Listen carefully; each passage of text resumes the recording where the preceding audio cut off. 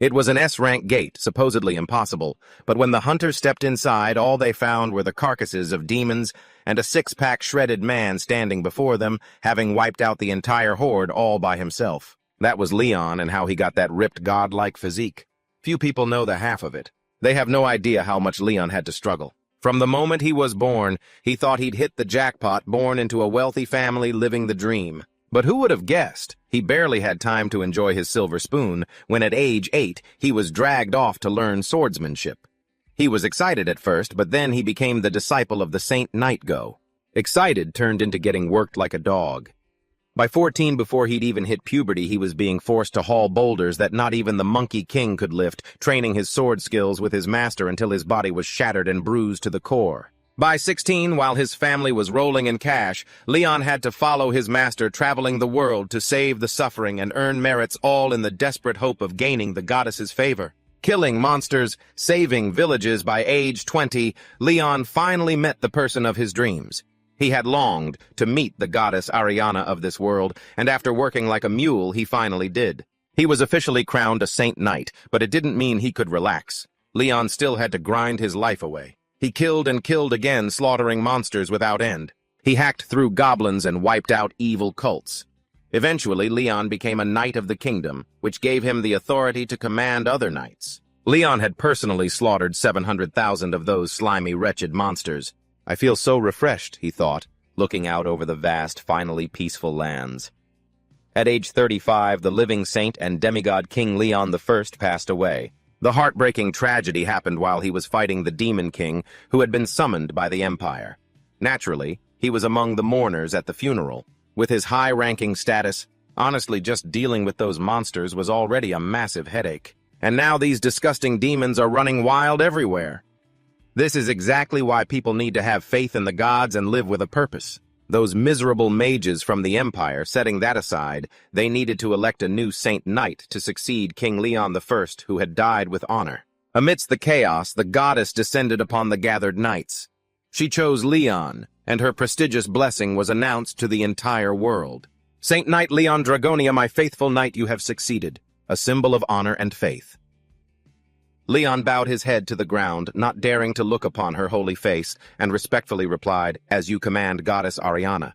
To be honest, it felt like this was just the natural course of events. After all the blood, sweat, and tears he'd poured in since birth, Leon thought to himself. He was in a position that was both honorable and exhausting, but he couldn't let the citizens of the kingdom, or the knights serving under him, feel disappointed, and so, the election for the successor proceeded smoothly. Leon absorbed the sacred treasure, the lion's heart, from the goddess, vowing to protect the Holy Grail, and that is how Leon became Grand Duke Dragonia and inherited the throne, becoming the king of the Leon First Kingdom. His life had achieved everything he had ever aspired to. By age 80, a lot had happened. There were great wars against the Ott species, those hunchbacked, deranged goblins that had evolved into greater demons, and the Empire only made everything more chaotic. A guard reported, "Your Majesty, the Empire's Magic Academy has started their experiments again." He stood there in silence, not saying a word. Lost in thought, his heart was actually being torn apart. Leon could swear that all of this was because the Empire had accepted those miserable heretics from the north. How dare they turn their backs on the gods, those bastards? Of course, just cursing them in his heart wouldn't solve the problem. Leon pondered for a moment, then ordered, "Summon the knights." This is the result of giving human rights to people who don't even deserve to be slaves. I should just wipe them out once and for all, he thought. And so at age 80, though it was a rough road, he successfully made it through. At age 96, those bastard Imperials finally did it. The insane old emperor destroyed the statue of the goddess and performed a demonic sacrificial ritual. After reciting the necessary incantations, he clasped his hands and pleaded, "I offer you 3 million souls as a sacrifice. Please grant my request." You could see the old man had been consumed by inner demons, losing all sense of right and wrong. In this situation, Leon had only one thing to say: the Emperor has crossed the line. That bastard who always claimed he didn't want to die killed himself along with 3 million citizens of the capital through a dark ritual, summoning the Lord of Chaos right there in the capital city. He was truly beyond saving. In the end, Leon summoned his knights. With his holy sword, the blood of monsters from the previous year still barely dry and the holy light still shimmering on the blade, Leon calmly led the vanguard and marched toward the Empire. Let's go. The war dragged on until he was 121. Suffering was everywhere.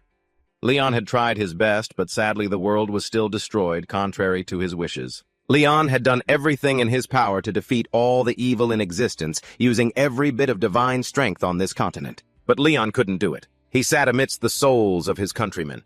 They had sacrificed everything for the nation. Your Highness Leon. Aaron couldn't bear it. Leon turned away to comfort him.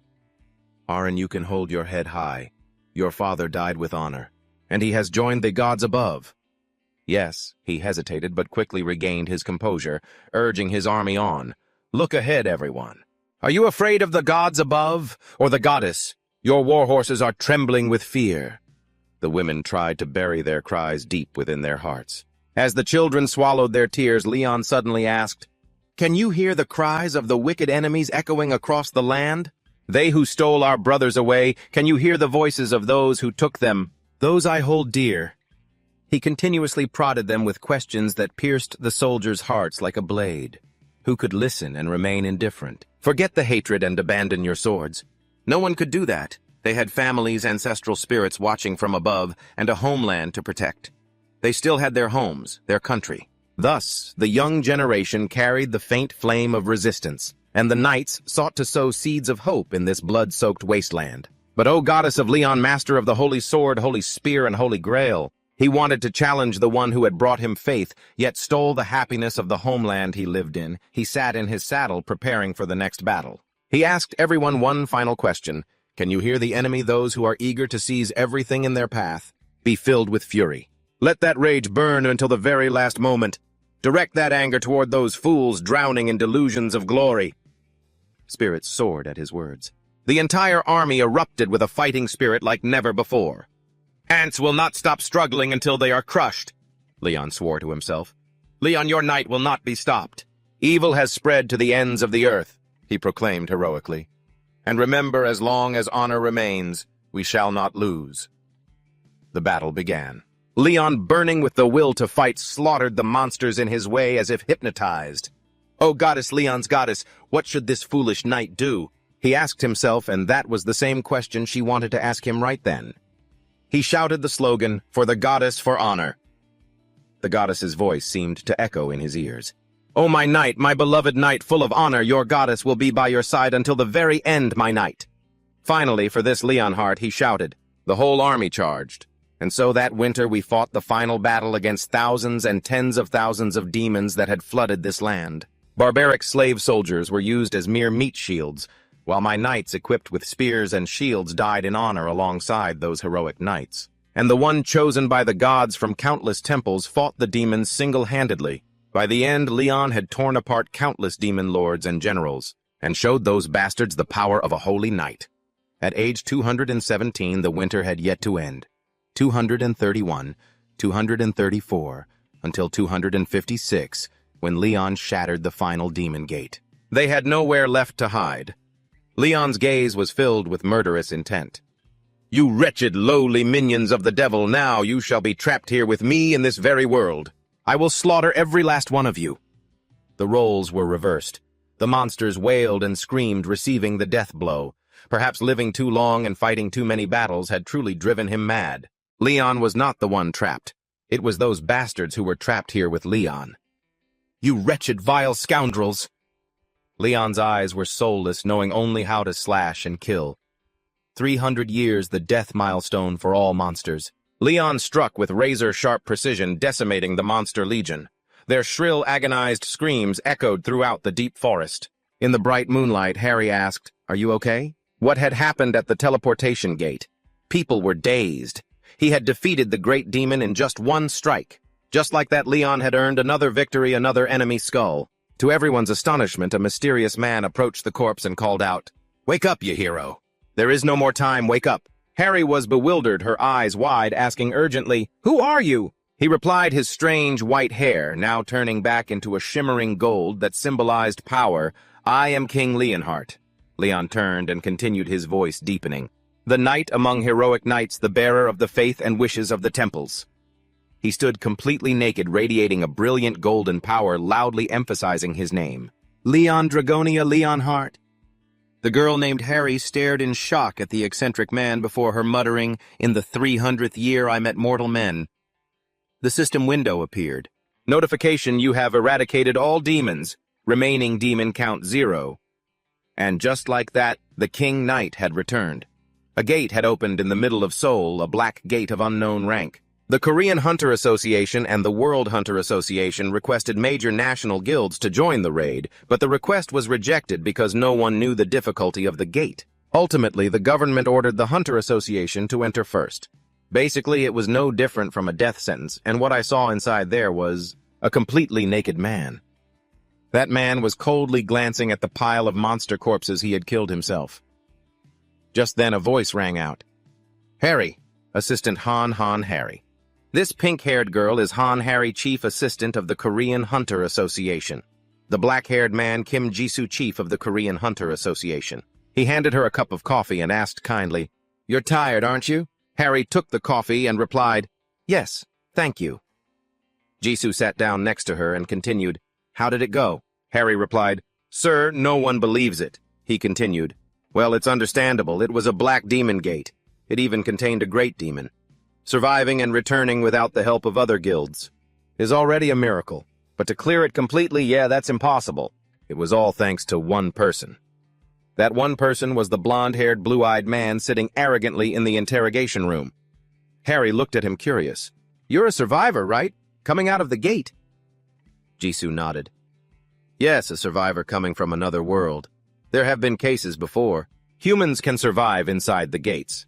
Since the gates first appeared around the world 35 years ago, there have been many similarities. The theme of these gates: it is a world on the brink of or already destroyed, and sometimes survivors who return to Earth hold unimaginable power that they attained in the demon realm. That is the main reason the government always tries to please the survivors and plans to recruit them." Harry spoke up. "We must recruit him at any cost. That guy is terrifyingly strong. Ginseng agrees that we have to do whatever it takes.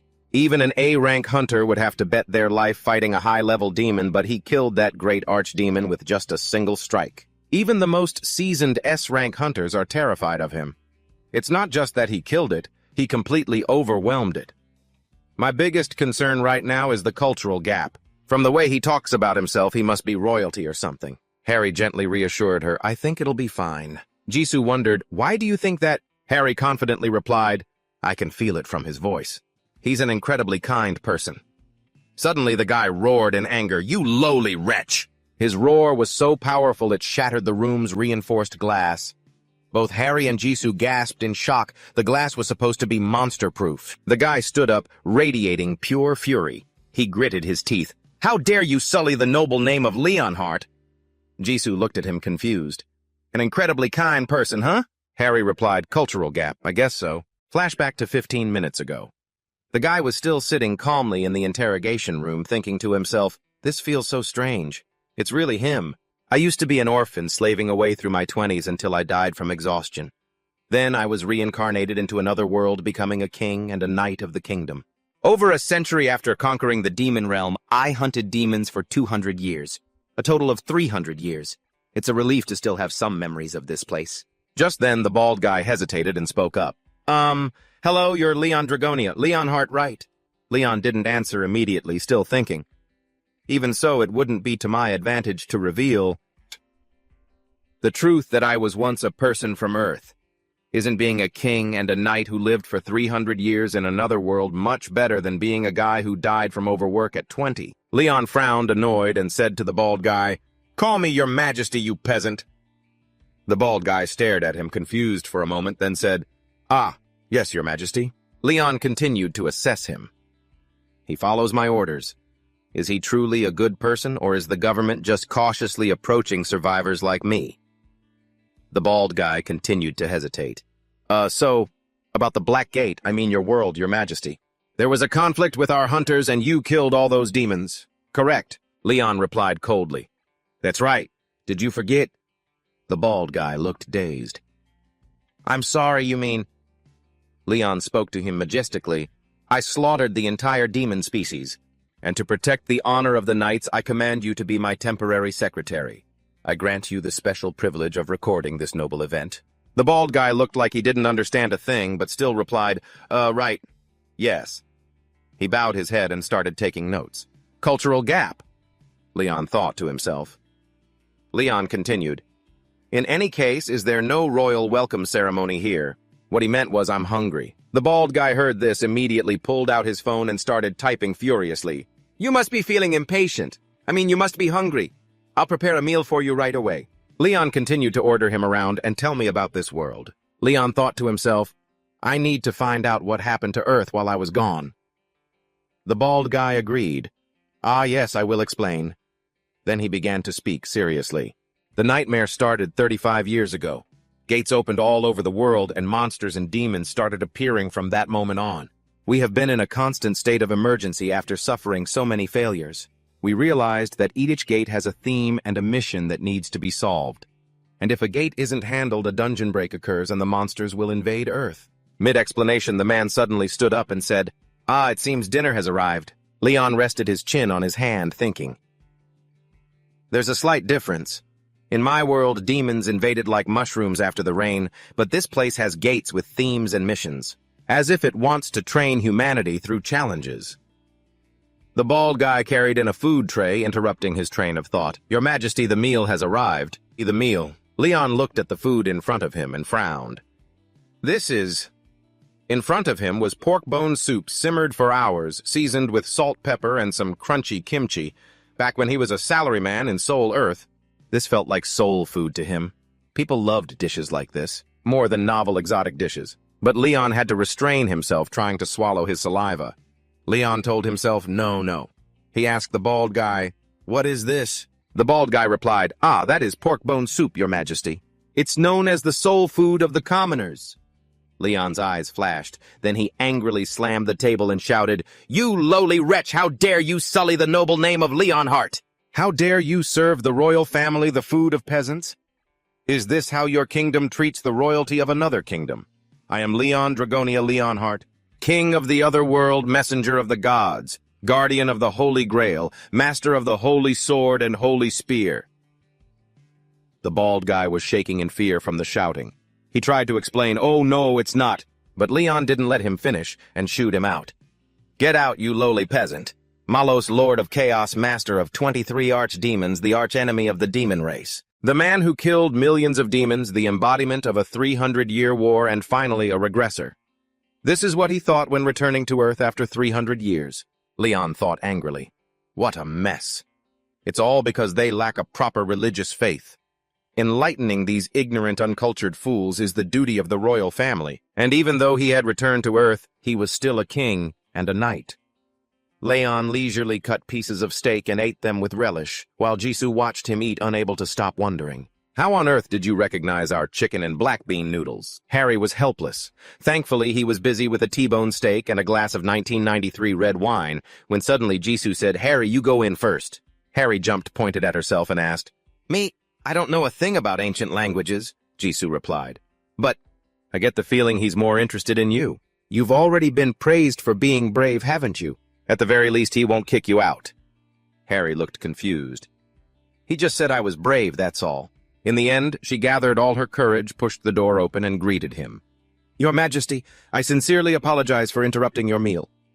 Leon wiped his mouth and asked her, Are you that swordsman from the other day? Have a seat. Hearing that Harry was over the moon.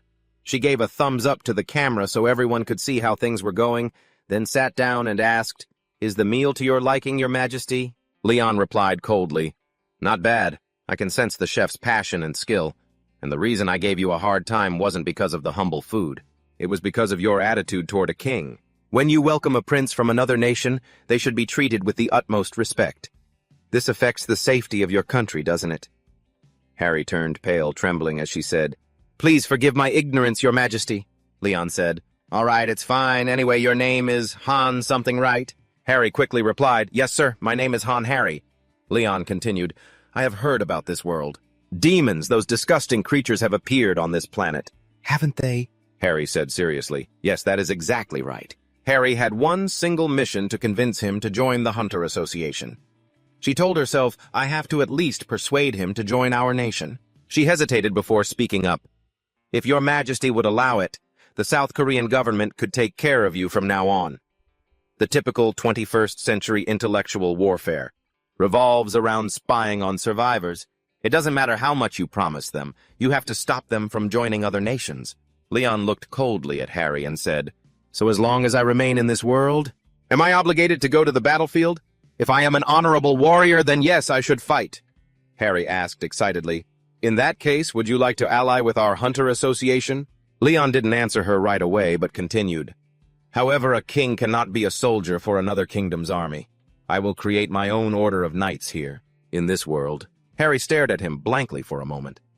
In the end, Harry could only nod. When they went back outside, Harry asked anxiously, "What did they say upstairs?" Jisoo replied, "What could they possibly say? They're just offering as much as they can. It's a good thing he hasn't gone to any other nation or a major guild yet." Harry said dejectedly, "The association is tying itself to the government, and now we have to lower ourselves to beg him too." The more she spoke, the more her anger flared up. It was all because of those bastards at the association always showing off their money and power. Seeing her erupt in anger, Jisoo broke into a cold sweat. Speaking of which, the Phoenix Guild? Bleep, bleep, bleep, bleep, bleep, bleep, dot asterisk. Before he could even finish, an emergency alarm suddenly started blaring. Both of them were startled. An emergency message popped up on their phones. A dungeon had broken out in the Hanam Plains. Ginseng gritted his teeth. If a dungeon breaks out at the storage site, those evil elements will destroy all the food supplies. Harry wondered. Isn't the Phoenix Guild where that S-class hunter Lee Yongwan is involved? Why not? How could he not stop an orange gate? Ginseng replied, "I think those bastards have another plan. We have to go and stop this immediately." Leon, who was chilling in his room, heard the curses coming from outside. "The Phoenix Guild, those sons of bitches." Leon heard everything, the breathing and the words spoken on the other side of the door. He thought, "It seems they are in trouble if a dungeon breaks out. Will the land be tainted and unable to grow crops?" As predicted, this place didn't have it. Leon immediately used magic, wondering to himself, "Is she okay?" At that moment in a field, Demila was there. People asked anxiously, "Hunter Lee Yongwan, what is going on here?" Lee Yongwan, the leader of the Phoenix Guild, smirked. You guys are from the association, aren't you? Director Kim and Assistant Han are here too, I see." Jisoo gritted her teeth, looking at him with pure hatred. "That bastard! He deliberately let the dungeon break out just because we didn't agree to his demands. He actually did this." The Phoenix Guild had repeatedly sent requests for tax exemptions on profits from the gates. They had already made so much money from the byproducts collected from the gates, magic stones and monster materials, and they wanted tax exemptions to hoard even more trillions. They had already made a fortune as a major guild. How dare they do something like this? Since the request was denied, Hezi shouted at Hunter Lee Yongwan, "We need to close the gate immediately starting today. We only have 1 week. If we just leave it like this, then—" Before she could finish, he cut her off in a mocking tone. I know. The gate's auction rights will be handed over, but what do you expect me to do? My guild members are severely injured as it is. It would be extremely difficult to clear the dungeon in this condition. We will try by tomorrow, but there's no telling what might happen." Harry shouted in anger. Do you not have a shred of patriotism left? You know exactly what will happen if the Hanam Plains are tainted. Unexpectedly, he wore an evil grin and said to her, "I don't know anything." "Why are you so naive, Harry? I already told you about this during last year's schedule. In this world, justice is money and power." The situation was tense when suddenly a voice rang out from behind, "You are quite shallow and outdated." Harry was surprised. "Your Majesty, Leon, things are in such a state of crisis." But Leon was still petty and wouldn't let Harry address him like that. He added, "Don't go around saying a king's name so casually. I only permit you to address me by my title." "This bitch!" Yongwan saw him approach and barked at him. "Who the hell are you?" "You look like some Westerner." Leon darkened and ordered him to shut his mouth. "How does a lowly wretch like you dare to open your mouth and speak to me like that?" Yongwan felt Leon's aura at that moment. Instead of fear, he felt an angry backlash. What is up with this jerk? He thought to himself, I am one of the world's S-rank hunters and the leader of a top 10 guild, and he calls me lowly. He couldn't stand being insulted as lowly, so he got into a stance to teach Leon a lesson. "Do you want to die?" Harry saw this and stopped him. "Stop it. Hunter Lee Yongwan. He is a survivor." Yongwan was surprised and paused. "A survivor." He immediately changed his attitude, bowing respectfully to Leon. My apologies for the rudeness. I am Li Yongwan from the Phoenix Guild. Perhaps you are from the Crimson Guild. But before he could finish, Leon looked at him coldly. A king does not speak twice. Then he turned to the other two. Tell me what the problem is here. I don't know the details about the gate, so give me a clear overview. Jisoo heard him say that, and her face lit up. He is going to help. Harry replied, yes, this is a dungeon break. When it happens, a massive amount of harmful elements are released, polluting the land. Crops cannot grow on contaminated soil. These Hanam plains are a vital food supply, and right now the demon's energy is poisoning the earth. Leon asked concisely. The solution? Harry quickly said, purify them and sweep the dungeon as fast as possible. And we need to get rid of the dungeon completely. Leon said, I understand. So a polluted land and a gate outbreak is the problem, right? Call the army here. Tomorrow, by the time the raid on those vermin is finished, this king will enter personally. Harry looked at him with joy. Really? Unexpectedly, Leon said. However, before that, a king from another nation cannot involve himself in the military operations of another country so casually. First, I need the consent of this nation's king. Leon continued, I need to get approval from the monarch of this land. Harry spoke to him helplessly. Excuse me, no. I think it's perfectly fine. But Leon remained determined to follow the law. Everything has legal issues and rules. How can you call yourself an honorable warrior when you do not follow the laws of this nation? Hurry, send word to your king. Yongwan looked at Leon as if he couldn't believe his eyes. This jerk is even worse than me. Finally, they made contact. By evening, Hezi approached Leon with something in her hand. Your Majesty, you told me to prepare in advance, so I have done so. But how do you intend to use these? Leon explained. Your precious land has been contaminated. We need to purify it. Hezi was somewhat confused. Excuse me, with just these straw dolls. Leon had requested 2 things, and one of them was these straw dolls. Leon asked Harry, Are those the women who made the dolls? Harry nodded. Yes. And the other requirement was that the people who made them must be women who have given birth. Leon said to those women, feeling satisfied. Excellent. Everyone show me the dolls you have made. This is the very reason why a doll-making contest is being held right here in the middle of these plains. Leon contemplated the doll in his hand, then muttered, Impossible. The woman looked puzzled. What do you mean, sir? Leon, enraged, destroyed the doll instantly. You call this grotesque thing a doll? He moved on to destroy the next dolls, which suffered the same fate. How disappointing, he spat out. Didn't you say you had children? You ignorant fool. Harry was also disqualified. After touching countless dolls, the only person who caught Leon's eye was an 80-year-old woman, an elderly woman who was married. He cheerfully took her hand and asked, Excellent! How many children have you given birth to? The old woman replied, 12. Leon then said, Truly a cradle of patriots. Normally I would present you with a medal and a gift, but given the current situation, I cannot do that. Please forgive me. The old woman laughed happily.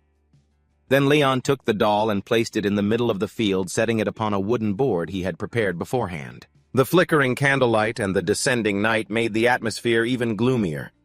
As Leon began to channel his magic, he said, The conditions are met.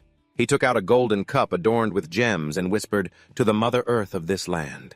To the inhabitants of this earth, I offer you a harvest doll. Please accept it. Once the golden light vanished, water gradually appeared, filling the cup. Harry was astonished by the sight. The cup was filling itself with water.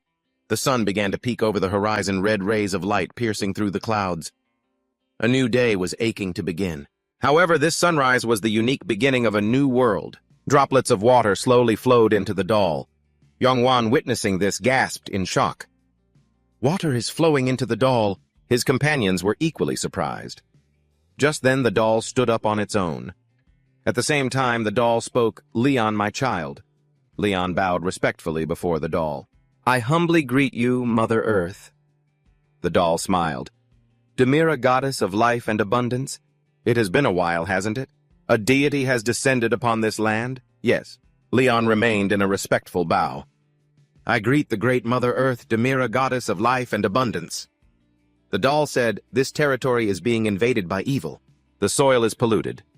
Leon replied thoughtfully, Yes, evil entities still exist here, yet there are no gods to oversee them. So I worry that these arrogant, incompetent fools will offend your eyes.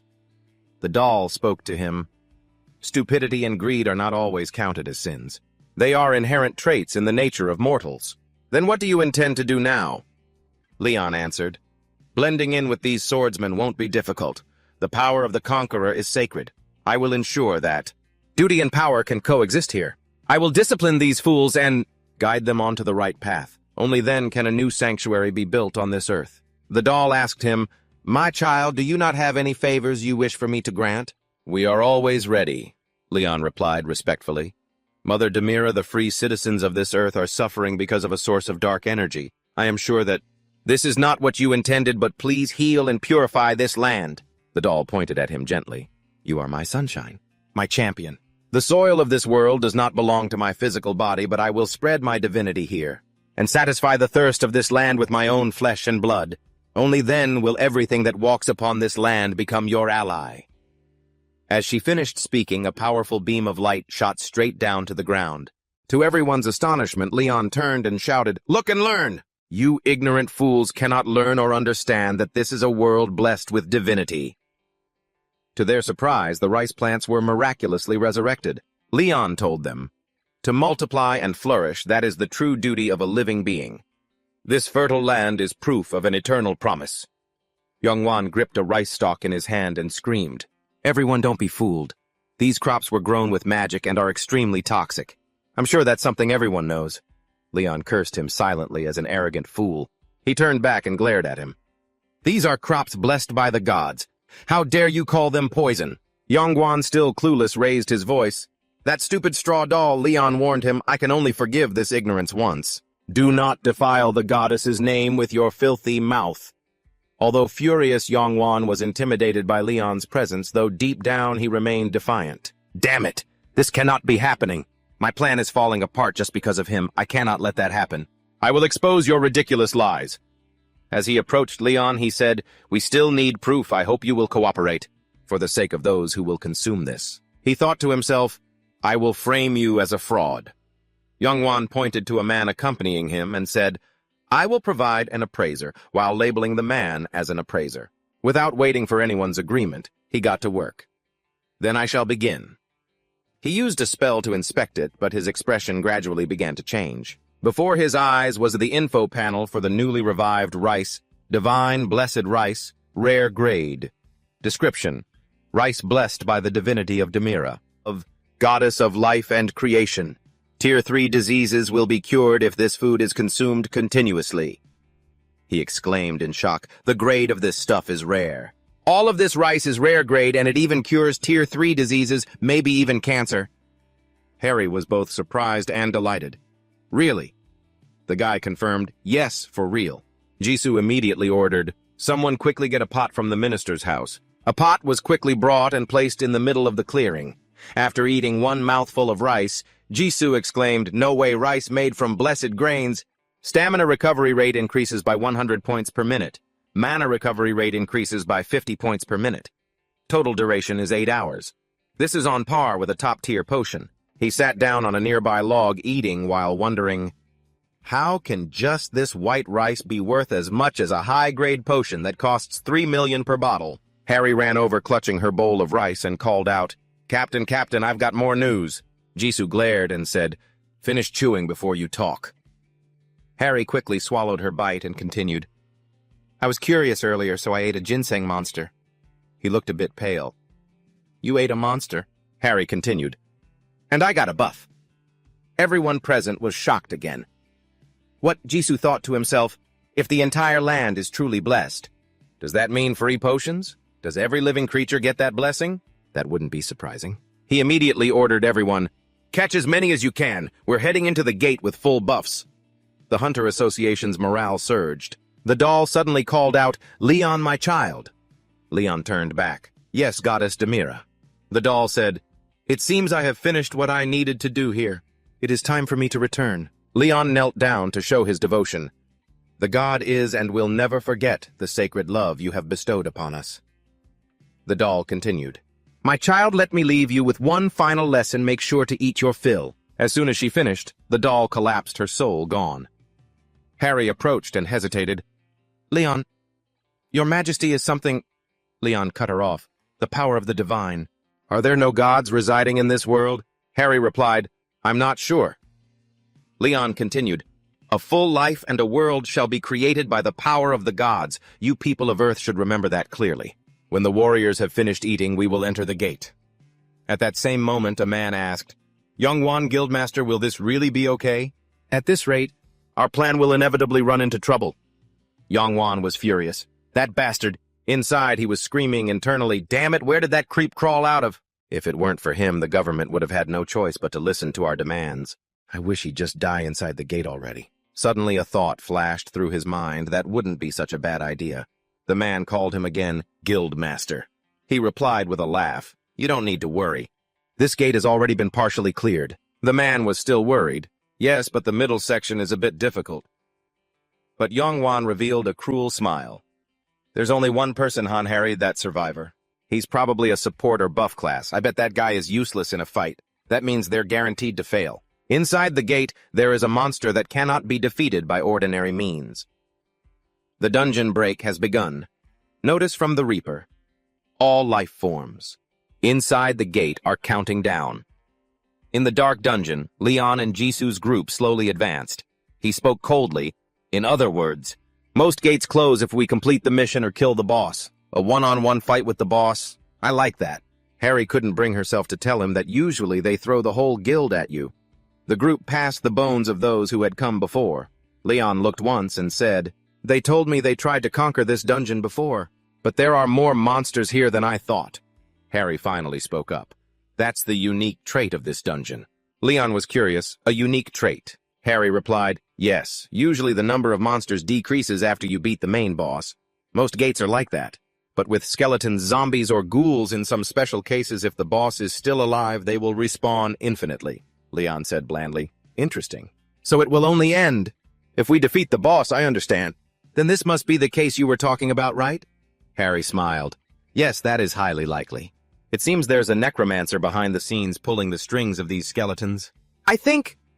Harry was about to say something else when the system suddenly flashed a notification. A dungeon break has begun. The Reaper has called the name of every living thing inside the gate. There will be a time limit. Commander Knight Dunlahan is approaching with his army. Defeat Commander Knight Dunlahan. Time remaining 3 hours 0 minutes. At the same time, the group was immediately overwhelmed, all of them feeling a sharp pain throughout their bodies. Jisoo gritted his teeth. Lee Yong-wan, you bastard! He should have warned us about something like this way sooner. Then group after group of skeleton cavalry appeared. The system also announced that a dungeon break had begun. Defeat the Commander Knight Dunlahan. Time remaining 2 hours and 58 minutes. Everyone in the group started to look worried. There are so many of them, sir. Should we redistribute our positions? Jisoo told them, focus and pass the smaller ones to the higher-level members. They immediately moved into an attack stance. Someone shouted, Masik, how many archers and mages do we have? Masik replied, Currently I can see 30 archers and 2 mages. Jisoo commanded them, those with archery skills take out the monsters with ranged attacks first. Anyone with a shield hold the line and don't let them advance. Then he turned to face the skeletons. Good luck, you bastards.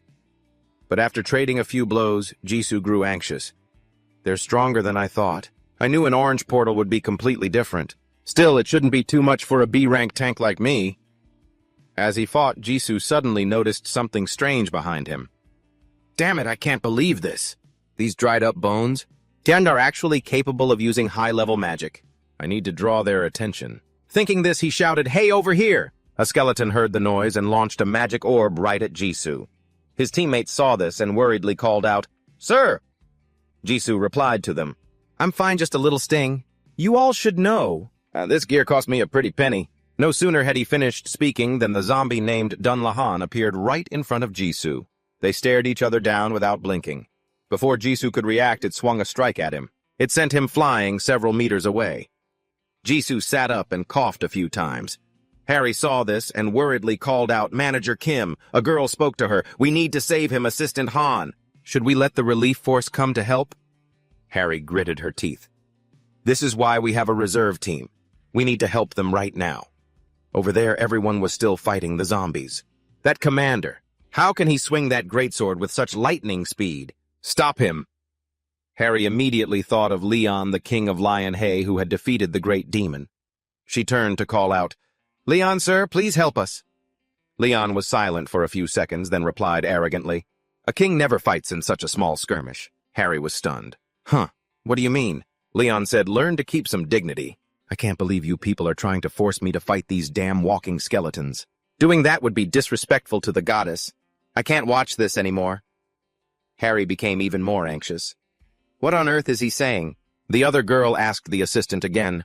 "What should we do now?" Harry thought, "I can't waste any more time. This guy has no intention of helping. He doesn't seem interested in anything other than Dunlahan. We need to stop Dunlahan first." As Harry worried for her teammates, Leon just stood on the sidelines, curious. "I wonder how these undead can move like that." Harry stepped to the front, grabbed her weapon, and declared, "I will handle the boss. Everyone else, please support Manager Kim and the other allies." With that, she lunged forward with lightning speed. She used the poor skeleton's face as a stepping stone to jump and attack Dunlahan. Their weapons clashed, sparks flying everywhere. What Harry didn't expect was that zombie actually blocked her strike. He blocked it. She thought to herself, "I have to find a way to separate him from his helmet." Suddenly, her face and the zombie's face were inches apart.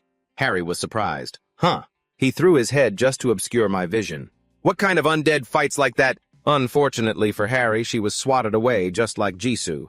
But as she looked up at the zombie standing before her, she thought, "Thank God I successfully separated him from the other monsters," she said to the zombie. "Sorry about that, my skills range is just a little wide." A massive explosion occurred, and the zombie let out a series of roars. Harry was a little glad. "I hit him. This move should be enough to take him down." Just as she swung her blade to strike the zombie, something blocked her. Harry looked closely and was shocked. He blocked that strike with the flat of his greatsword while standing still. Impressive. The zombie unleashed a powerful blow against Harry. She couldn't dodge in time and was struck. At that moment, Leon suddenly clapped at his hands. "What superb swordsmanship, even using only one hand. I am certain you were once a noble knight. Please forgive me. My mistake for confusing a great knight such as yourself with a common zombie," he shouted at the undead creature. "Nameless knight, I, the king of Lion Hay, grant you the honor of a duel with me." Harry was kneeling on the ground, confused by his words, but he walked over and said, "There's no need for any more soldiers to get hurt. Let's end this battle with a single duel, a one-on-one between two knights." The entire group, including Jisoo and Harry, even the zombie watching from the sidelines, were stunned. Was he really challenging the boss to a duel? No way, that can't be. The zombie looked at him, then pulled its head back. It accepted. Sensing the shift in the situation, the other zombies backed away, clearing space for their leader and Leon. Leon crossed his arms arrogantly and spoke to the creature. "Great knight, why don't you relax a little? If I recall, your sword style was dual-wielding, right? This single-handed weapon really doesn't suit you." As he spoke, he drew his own blade. Seeing this, Harry hurriedly spoke up. Your Majesty..." Leon turned to look at her. "What is it?" she asked anxiously. That guy Dunlahan can't be destroyed unless you cut off his head," Leon replied nonchalantly. "Is that so? Does it really matter?" Harry insisted. "Of course it does. Are you doubting me? How could he possibly win against Dunlahan without cutting off his head?" Leon said to her, "That isn't what's important. What determines victory is the honor of a knight." Both sides quickly got into position. Leon wasn't finished with his pre-battle monologue yet. "In the name of the first knight, under the witness of the goddess of light and justice, I, Archduke Dragonia and King of Lion Hay, grant this honorable knight a duel." "He's handsome, but he talks too much," someone whispered. The zombie didn't say a word and lunged to attack immediately. But despite the creature's aggression, Leon swung his sword with a light flick and blocked the weapon effortlessly. He even conveniently pointed his blade at its throat 1-to-1. The zombie retreated and swung its sword at Leon again. Harry, watching from the sidelines, couldn't help but worry. If he kept blocking attacks like that, Leon continued to criticize the zombie. "Your footwork has become too weak." As soon as he finished speaking, the creature's weapon was split in two in the blink of an eye. Jisoo was shocked. "What just happened? Did you guys see that?" The others were just as surprised. "Did he just attack?" Harry sighed in awe. Truly magnificent. Jisoo asked her, "Did you see it?" Harry was the only one who realized what had actually happened in that exchange. Harry analyzed, He shifted the balance of the blade by rotating his sword at the very moment of impact. Furthermore, he delivered a horizontal slash right at that instant. No one else is reckless enough to do something like that. Leon, pointing his blade at the zombie lying on the ground, called out, "Second life, get back into your stance." Harry realized that he could actually do it, because he was just that overwhelming. It had been quite some time since he had defeated a knight in a true honorable duel. It seemed as though this was his trick for overcoming adversity. Knights would usually think like that when faced with a request to dismount from an opponent, but that was a foolish way to think. Look at that knight. A proud stance with a gaze that looked as though it had been through countless battles, a star always chasing honor and excellence. Leon still maintained his arrogant attitude. "I shall try throwing that strike now." As soon as he spoke, he swung his sword in 2 light movements. The zombie lost again. Leon said gently, "Third life." He had reached the pinnacle of a knight. Leon asked the zombie seriously, "Do you wish to continue?" "O king of honorable and challenging knights, I do not wish to use my summoning powers. I want to fight this man countless times. In the manner of a true knight, the path of a knight without using necromancy. Only using my blade alone before him, just as I used to fight other famous knights. Back when I wandered every corner of this world. With the honor of a knight, I seem to have forgotten everything." The zombie's inner thoughts were heroic and intense, but after many rounds, Leon shouted, "10th life!" He said to it, "Your sword skills are becoming more precise. Have you perhaps remembered your past life?" The zombie whispered silently, "Great knight, you have brought me back to the glorious days of my past." Leon asked it, "Do you wish to continue, knight?" It turned to look at its comrades, then resolutely picked up its own head. "When did I begin this cruel massacre? How long have we fought while losing our self-respect? If I could end this journey to the turtle power like this, I would be incredibly content." It willingly knelt and offered its head before Leon. Seeing this, Leon smiled, slightly placed his hand on its head and said, "Splendid. I am very happy that you have regained your own honor. I will pray for you. If you ever believed in a god, I pray that God grants your soul peace. If not, then I pray that the goddess will guide you to the end of paradise, you great knight. I hope that one day we shall meet again at the banquet of the gods. Let this place be filled with light. May glory return to Leon Dragonia." Leonheart. Once the battle ended, everyone started packing up to return. Harry spoke up first, still keeping her word. Gisu was still in shock. He actually finished it in a duel at the very moment Leon was praying for that zombie. Harry couldn't help but ask, what on earth was that light? It seemed he had said, "Let this place be filled with light." Jinsu answered her question, "Could that be what he calls divine power? That must be why the undead vanished right after." Harry sighed. "Yeah, he really should have used that skill sooner." Leon walked over and explained, "If I had done that, that great knight would have ended up as a soul summoner, instead of dying as a true knight." Harry quickly replied, "Yes, your majesty." Leon continued, "A knight always lives by 2 words, honor. Honor comes from action, and action comes from will. Dullahan received what he deserved as a noble knight. Now I'm going to collect my spoils of war. Where there is a battle, there are spoils." Jinsu and Harry walked over to examine the zombie's sword. Jinsu exclaimed, "Look at this! It feels like it's packed with mana." Harry was also surprised.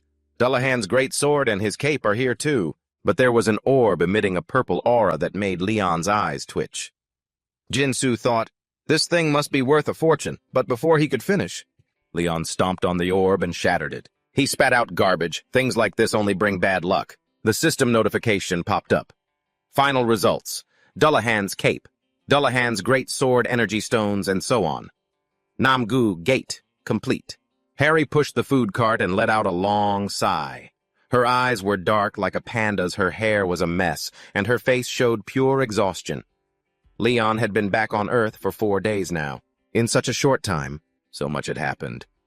There was a minor ruckus regarding taxes. Harry groaned, "I'm so tired." Suddenly Leon flared up. "What, I am a king. Why must I pay taxes to the king of another nation?" Harry stammered, "It's because taxes are—" But before she could finish, he cut her off. "Do not speak of that cheap, pathetic currency again. It is not worthy of a king like me to discuss. Stop talking about money, you're ruining my mood." Accepting followers to build the sanctuary was also an issue. An old man asked, "Then how shall we provide the offerings?" Leon replied without a hint of mercy. 90%, provide 90% of the harvest as offerings to me. That is me being merciful already. The old man looked worried. Taxes and living expenses are already such a heavy burden. So if we hand over 90%? Unexpectedly, Leon said, "The followers of the goddess need not worry about food or clothing. All living expenses and everything else will be handled by our guild." Harry chimed in to convince them, "Please, just remember the effectiveness of the goddess's blessing on the crops. Isn't it wonderful?" As she spoke, she held up a paper in front of them that read, 80 kilograms of rice, 150 million one per bag. The people were shocked. One bag costs that much. If that's the case, even if we hand over most of the produce, we'll still profit a great deal. Realizing the benefit, they cheered in unison, "We believe in you, my lord." But the biggest problem lay with Leon. Upon moving into his room, he haughtily remarked, "This is nothing like a battlefield. Why are there no works of art? Hanging at the head of a king's bed like this?" Not only did he want high-end luxurious bedding, he wanted servants to wait on him around the clock, and he wanted works of art. She hung above his bed. Harry scrambled to grab her phone. "Hello, I am so sorry for calling this late." In the end, Harry had to drive around to 5-star hotels until 2 in the morning to rent a room to his liking. When she finally found one, she knelt down on the verge of tears, awaiting Leon's judgment. "Your Majesty, please. Please, just go to sleep." Finally, he agreed to the room, which was decorated with paintings and surrounded by pottery. For now, that was all. Harry stood outside and knocked. "Your Majesty." "It is Han Harry, I have arrived." From inside, Leon's voice echoed, "Enter." Even though she was exhausted, Harry asked after him, "Are you still doing well, my lord?" Leon coldly asked, "Is there something you need?" Harry pushed the food closer to Leon and said gently, "This is your royal meal, sir. Please enjoy it." Leon suddenly asked, Have you eaten yet?" Harry smiled. Not yet, sir." He told her, "At the very least, you should bring food for yourself. Do not let yourself starve." Harry looked at him cautiously and replied, Yes, sir." When she opened the food, it was full of delicacies that looked incredibly appetizing. Harry looked at them and thought to herself, "This looks so delicious. I should buy a sandwich for myself later, too." Suddenly, Leon told her, "Sit down." Harry blushed slightly as she looked at his Majesty. She secretly wondered, could he be planning to share his meal with her? But she was giving him a little too much credit. Just as Harry was happily anticipating a good meal, Leon suddenly asked, "What are you doing?" Harry quickly replied, "Yes." Leon glanced at her and said, "I was expecting you to cut the ribs for me to eat, obviously." Harry stared blankly. "Wait, you weren't planning on sharing with me?" Leon glared at her. "Why would a king like me lower himself to share with a commoner like you?" Hearing that, Harry was speechless. As expected, it wasn't easy to get a bite of his food. After breakfast, the two got into a car to head to his new residence. Harry told Leon, "The Hunter Association has decided to provide settlement support for your Majesty." Although it wasn't a magnificent royal palace, it was still incredibly luxurious. Leon said coolly, "This is worth considering. With a person of my status, I cannot allow my reputation to be tarnished." Harry turned around to ask, "Your Majesty, about the distribution of the spoils." Before she could finish, Leon cut her off again. "I already ordered you to handle that part yourself. Just don't touch that cloak. I've taken a bit of a liking to it." The car quickly stopped in front of a high-rise building. Harry introduced it to Leon. "We've arrived. Your Majesty, this place is very close to the Hunter Association. There is even a helipad on the rooftop, so in an emergency you can use it to get around." "How do you find the air quality here, Your Majesty?" Leon looked around and stopped in front of a white tree with a peculiar shape. "What on earth are these strange things?" As the two entered, a voice rang out. "Are you Assistant Han Harry from the Hunter Association?" Harry was immediately on guard. Today's trip was supposed to be a secret. She asked the stranger, "May I ask who you are?" The man quickly introduced himself. "Ha, I just happened to be here. I am Park Jong-chan, the director of Dojung Mirefu from the Dojung Group." Hearing the introduction, Harry's face darkened. The Dojung Group. She thought to herself, the Dojung Group is one of the 3 largest conglomerates in South Korea, isn't it? And now he's pretending to be here by chance and waiting for us. Suddenly, Jong-chan wore a strange smile. He turned to Leon and said, "This must be the famous survivor everyone is talking about lately." Harry was even more certain of her suspicions. "I knew it." Jong-chan reached out toward Leon, smiling fake politely to initiate an introduction. "It's a pleasure to meet you, Leon Dragonia Leon."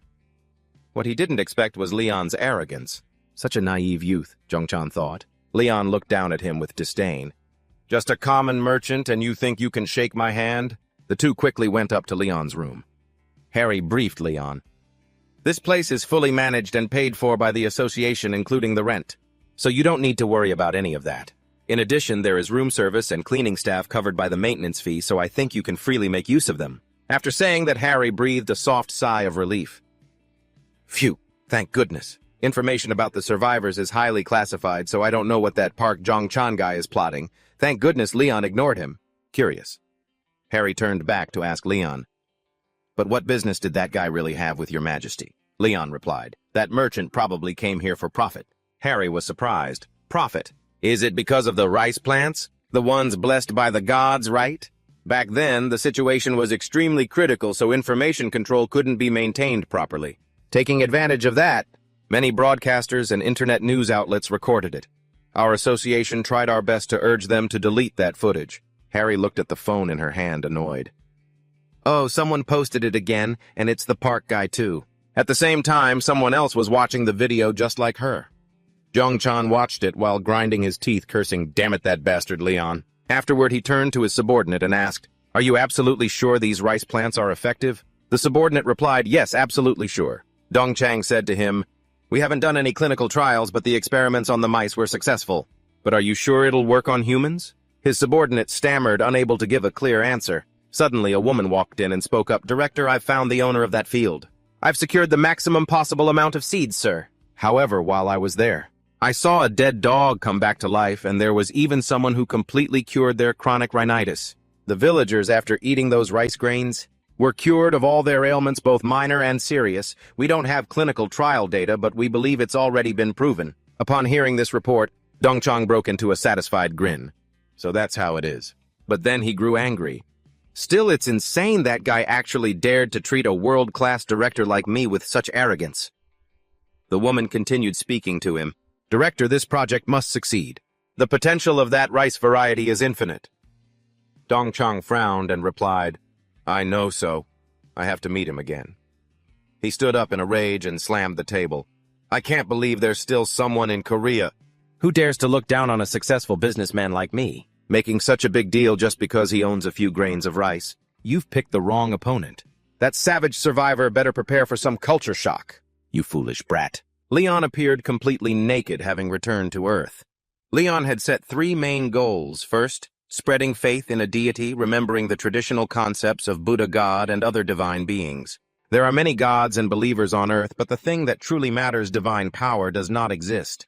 A deity should be worshipped and bless the world, but instead, people still have to fight against diseases, and the land is becoming increasingly polluted.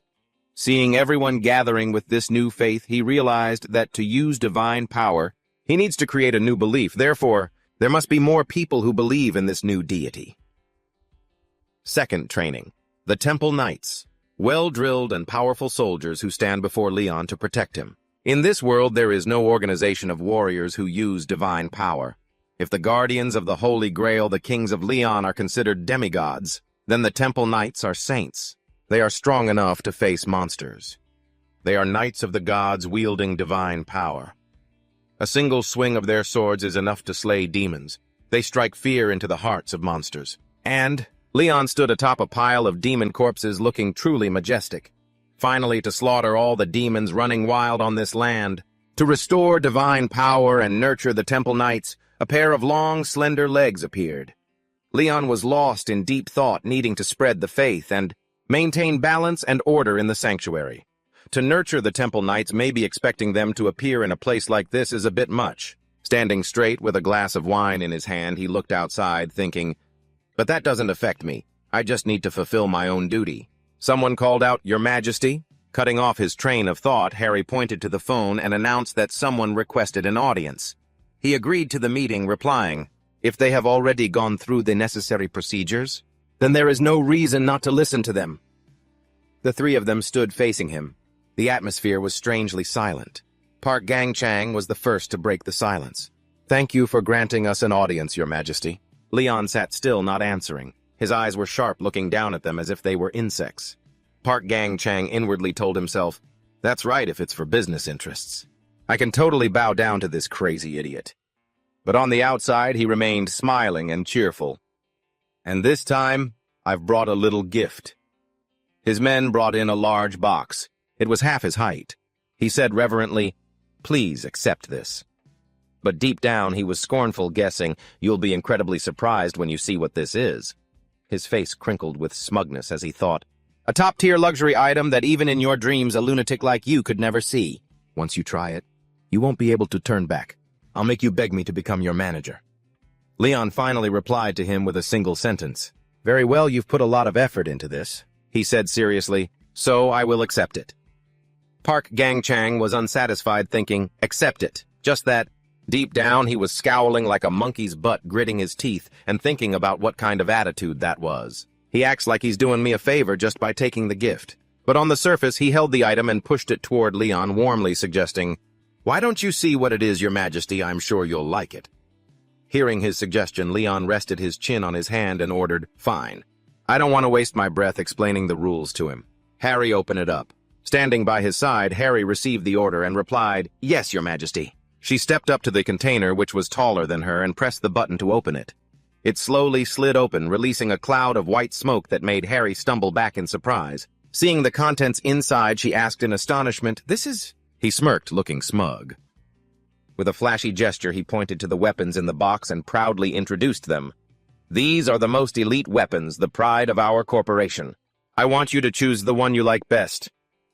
Harry stared at the items in awe, asking, "These are all special-grade items crafted by the master artisans of the Dudung Corporation." Hearing this, he beamed with arrogance and replied, "Exactly.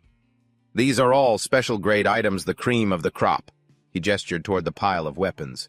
"I heard that from now on you'll be operating as a hunter. These things will be a huge help to you." Standing nearby, Harry couldn't help but wonder why he was just handing over the corporation's special-grade weapons like that. Dudung. She was stunned, her mouth hanging open and her eyes wide, thinking, "These are top-tier weapons that you couldn't even buy with money. I've only ever seen these in a YouTube video back when I was a student." But to their dismay, Leon looked at the pile of weapons with disdain. "What am I supposed to do with these low-grade weapons?" Bak Zhongjang's face darkened as he loudly asked, "Low-grade?" Harry also asked in disbelief, "Your Majesty, what do you mean by low-grade?" Recalling the beautiful goddess with white wings, Leon countered, "How can you call these good swords? They lack the aura of the stars, or any divine blessings for that matter. Do you just use weapons to hunt monsters, or what?" He was shocked, breaking into a cold sweat as he imagined the scene of taking a sword to pray, thinking, "What the hell is he talking about? Does he want me to sun-dry the sword like chili peppers? And pray over it too?" Leon looked at his annoyed face and judged, "You possess a disloyal heart, merchant." Hearing this, the man waved his hands frantically. "You've misunderstood, Your Majesty." Then Leon spoke with the sense of feigned sympathy. "Well, fine. It's normal for a merchant to show off his goods wherever he goes, I suppose." Using his power, he pulled a sword out of thin air and said, "This thing can only kill chickens and cows, but I'll give it a try." Bak Zhongjang was momentarily stunned to see the sword pulled from thin air. What? He pulled a sword out of thin air? An ancient sword? Then the merchant put on a scornful look, thinking, "Is that all he's got? Does he really look down on my weapons that much? This crazy bastard." But on the surface, he still acted respectful. "Well, I'd like to see the power of that sword in your hands, Your Majesty." Afterward, he turned to ask Harry, Secretary Manager Han Harry. Being suddenly addressed, she jumped and answered, "Yes." He asked her kindly, "Would you like to try one of the weapons here?" Harry was pleasantly surprised, pointing to herself, "Oh, me!" She turned to look at Leon to see if he would allow it. Leon gave a slight nod, and only then did she confidently look back into the box to choose a weapon. Harry picked out a sword that felt just right in her hand. She looked at the blade happily, thinking, "The sword I've admired for 4 years. A blade by the master craftsman, Park Jin-chan, Dawn." She joyfully held the sword, thinking, "I can feel its power. It really feels like it has absorbed the concentrated sunlight of the special gate for 10 days. Harry hesitated and asked again, "Am I really allowed to use this?" Leon replied without a hint of concern, "It's just a toy. Do you really need permission for that?" Upon hearing that Bak Zhongjang, rage surged to the top of his head. That arrogant jerk! She raised her sword against Leon's. "Then with your permission, Her eyes widened slightly as she channeled her strength into the blade. She stood ready with burning energy. "Here I come!" As she finished speaking, her sword struck Leon's. Instantly, her blade shattered into pieces. Harry gasped in shock, and Bok Jong frowned, unable to believe it. The sword Harry was holding had broken more than halfway through, while Leon's sword remained completely intact. Leon leisurely sheathed his sword, judging, "It's even worse than I thought. What a waste of time." He narrowed his eyes with a bored, warning look. "I'll shorten the time for this little show. You have 3 minutes." Bok Jong was left disappointed and horrified, his face dark as he stammered, "Ah!" He wondered to himself, the dawn is broken. The Dudung Corporation's strongest weapon is broken. He couldn't believe it, firmly convinced in his heart that it was impossible. But on the outside, he still gritted his teeth and replied as the clock ticked endlessly. He finally managed to utter his second word. He and his entourage bowed their heads deeply. In a pleading tone, he said, "I want to request the patent for the Leon rice." He asked, "What do you mean?" He quickly replied, "Of course we will pay for it." He recalled the fragrant rice. Then he said, "According to our calculations, it is worth about 180 billion won, though deep down he already anticipated that its value was much higher. No way. How could rice that cures cancer only be worth that much? But because he still held Leon in contempt, he assumed, but there's no way this madman would know the true value of 180 billion won. He would go crazy once I explain it to him. Just how much is that amount of money worth?" Leon looked at him with sharp, piercing eyes and asked, "You say you want to buy the rice with money?" He thought happily, "This is it. That's right, of course you must sign a contract so that the Dudung Group will have exclusive rights to the rice. If you want, I can even raise the price." His face darkened, and he cursed the stupid merchant. He was furious, his eyes sharp and radiating pressure like the king of the jungle. It spread throughout the hall. He shouted, "You dare to insult the divinity!"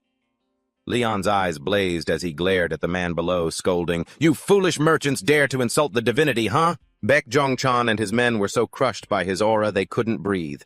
He struggled to endure it, his face turning dark. He gasped, facing the pressure radiating from the boy as if facing the king of the jungle. It felt like he was being burned in a sea of fire. He was dying. The boy rested his chin on his hand and asked, "Fool, do you know your crime yet?" Baek Jong-chan was trembling so hard he couldn't even stand and had to crawl on the floor. With snot and tears running down his face, he gritted his teeth and replied, I truly don't know what I did wrong." The boy bowed his head, muttering to himself, Can one be this ignorant and foolish?" Recalling the image of farmers and rice fields, he calmly said, "That produce is a fruit born from the land that Demira has blessed. It is a warm blessing for the farmers, working hard, sweating, and plowing the fields." Visualizing Demira relaxing in the fragrant rice fields, Leon continued, "It is not something that can be bought with thousands of gold pieces, but something gifted for gratitude and faith." With that, he glanced at the man as if he had completely seen through his thoughts and cursed, "You cowardly wretches! Chasing shallow profits while deceiving others, I'm asking you." Baek Jong-chan, hearing this, still had snot running down his face, his expression dark as a soot-covered pot, gritting his teeth in frustration. The boy calmly asked, "How can you expect to gain benefits from a divine product when you don't even have faith?" He slumped his head, clenching his fists and gritting his teeth. Clack. He stood before the city panorama, feeling a bit unhappy. A voice echoed, questioning him about the matter. "Is it really okay to let Director Park Jong-chan go like that?" Harry turned to explain to him regarding her question from the sovereign's perspective. "Even if they are unscrupulous merchants, they are people with significant influence." He brushed past her, looking over as he softly replied, Not worth worrying about. That alone is not enough to shake those greedy merchants." He turned his head and asked, "Anyway, is the thing I told you to prepare ready yet?" Hearing this, she quickly replied, I have contacted the association." Harry, looking cheerful and glowing, asked, "Will the sovereign be taking the test this time too?" Following protocol, doing the assessment would make things more convenient, but his face darkened with anger as he scolded, "What nonsense are you spouting? You're saying that those good-for-nothings are going to evaluate King Leon?" Harry was momentarily surprised and confused. "Oh, then why do you want to go there?" He crossed his arms and replied, "To recruit capable free soldiers, of course. I will evaluate them myself." She heard this and timidly asked, "But according to the rules—" Leon didn't hesitate. "No, it must be done no matter what. It must be done," leaving Harry crying internally. Outside the high-end building, a large urban complex appeared, and suddenly a greeting rang out. "Oh, are you coming this year too, Gu?" A young man appeared with a smile on his face, a D-rank freelance hunter. A middle-aged man waved at Gu Daesong and asked, "Are you here to get your rank evaluated again, Gu?" The two of them entered the grand lobby. The middle-aged man looked at him and praised, "You are quite hard-working, Gu."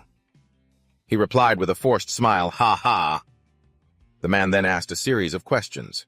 "How about this year? Surely you'll rank up, right?" He heard this, hesitated, and replied, "Well, I just have to try harder."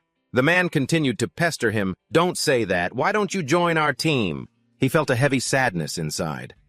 Guys with no talent already hit C rank, while he had been at it for 15 years and was still D rank. The man tried to be funny and added, "Someone like you, Gu, would be honest and quietly do a great job. You'll be an ace in no time." "Well, actually, the mining team isn't bad." He didn't disagree, saying, "That's true, I've been at it for 15 years. His face darkened, but he was determined. "Even so, I still want to try a bit more." Deep down, he had already calculated, if not for the dungeon conquest bonuses, the reward money. The survival rate was high, but paying off the interest was still tight, and he had a family to support. He couldn't give up. No matter what, he had to reach C rank to escape his life as a porter. Suddenly, the man looked in another direction and asked in confusion, "Oh, is that a foreigner?" He made the boy pay attention as well. He was quite curious, guessing, is he European? The man also wondered, isn't he a foreign worker? Leon's face appeared. The two of them assessed his appearance, thinking he looked just like royalty. A bold, middle-aged man walked up to greet the young man, trying to mimic Europeans by saying in English, "How are you?" "Do you see that?" His face darkened as he snapped, "Don't you dare try to strike up a conversation with me, you commoner." The man looked like he had seen a ghost, his soul ready to leave his body, while Gu Daesong, watching this scene unfold, was left completely stunned. The man turned to him, embarrassed, and said, "He learned Korean, that's a bit strange, isn't it? You were so surprised your jaw was still hanging open and you managed to reply, 'Yeah, right.'" Leon turned his head and glanced behind him. Gu Daesong froze the moment he met his gaze, feeling the tension rise as those eyes swept over his entire body.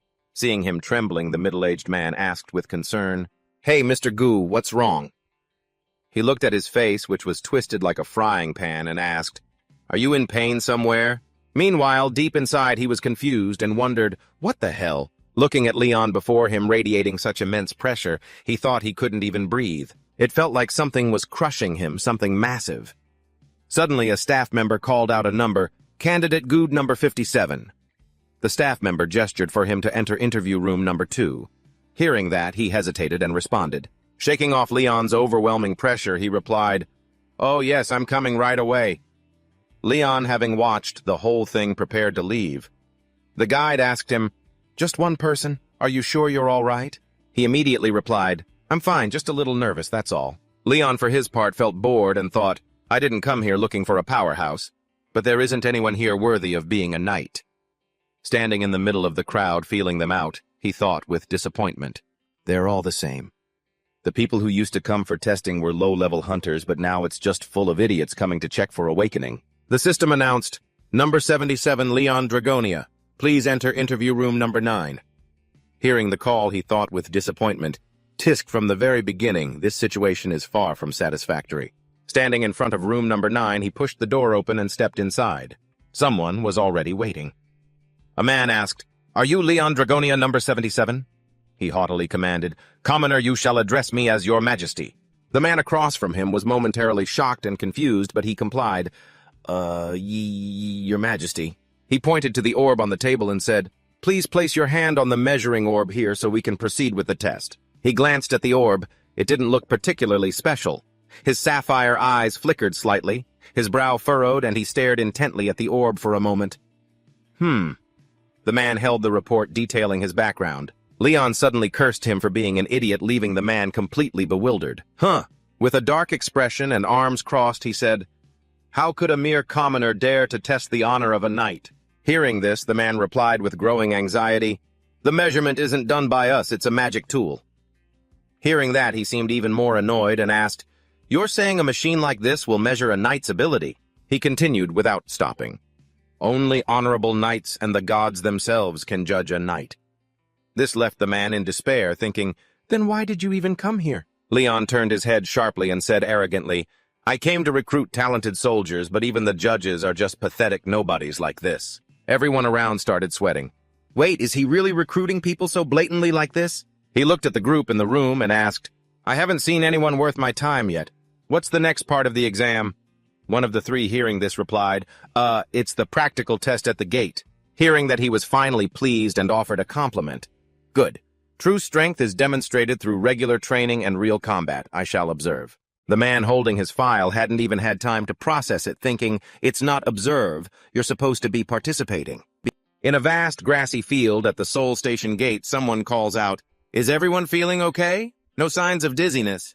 People often feel lightheaded when passing through gates.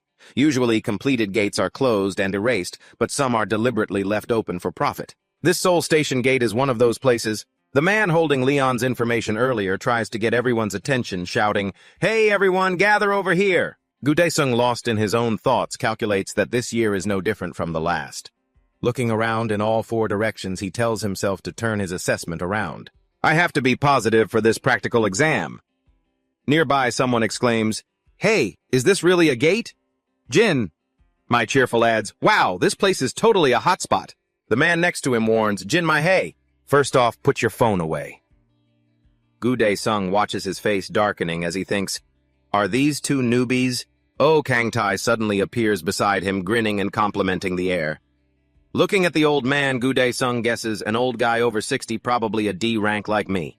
Or maybe C, he thinks, turning around. He notices Leon, who walks with such a cool, overwhelming presence that it crushes the air around him. He assumes, that foreign worker I saw in the waiting room earlier, judging by his age, he's here for the promotion test. At his age, definitely a rookie. Except for the old man, are they all just rookies? Watching Leon's confidence, he wonders, is this really going to be okay? As the group gathers on the field, someone suggests, Why don't we confirm our positions? Gu Dae-sung says, This is my 15th year as a professional hunter. I'm a warrior and my main position is a dealer. Shin Tae-hun immediately chimes in, I awakened this year I use a spear and shield. Shin Na-jeon, standing next to Shin Tae-hun, introduces herself. I'm his younger sister, Shin Na-jeon. I use a short sword, but I've been learning to use a bow lately. The man thinks suspiciously. He asks, So you're two newbies who don't know your limits. Have you guys even been trained anywhere? Shin Tae-hun says proudly, My sister and I went to the academy for 3 months. Gu Dae-sung realizes they are indeed rookies and asks Oh Kang-tae quietly, What about you, old-timer? The man replies, Oh, the info on Oh Kang-tae. He has 5 years of experience and his weapon is his gauntlets. He awakened a while ago but was busy working and only retired recently. Gu Dae-sung thinks anxiously. His experience is so low for his age and gauntlets are hard to compare to spears and swords. He awkwardly asks the last person, And what about the foreigner? Can you even speak Korean? Leon remains silent for a long time, then says, I do not strike peasant. The man is annoyed by the answer. Huh? Leon adds, One does not use a dragon-slaying sword to catch a chicken. He stares at him for a long time, thinking this guy's Korean is definitely messed up. An announcement reminds everyone, for this test, you only need to hunt 50 kobolds. A brown-haired man adds, Sometimes interesting things appear on the battlefield. If things get dangerous, the supervisors will step in directly, so don't worry. Just focus on showing your abilities. He and the guy following him are surprised to hear that. Gu Dae-sung wonders, Will this exam go smoothly?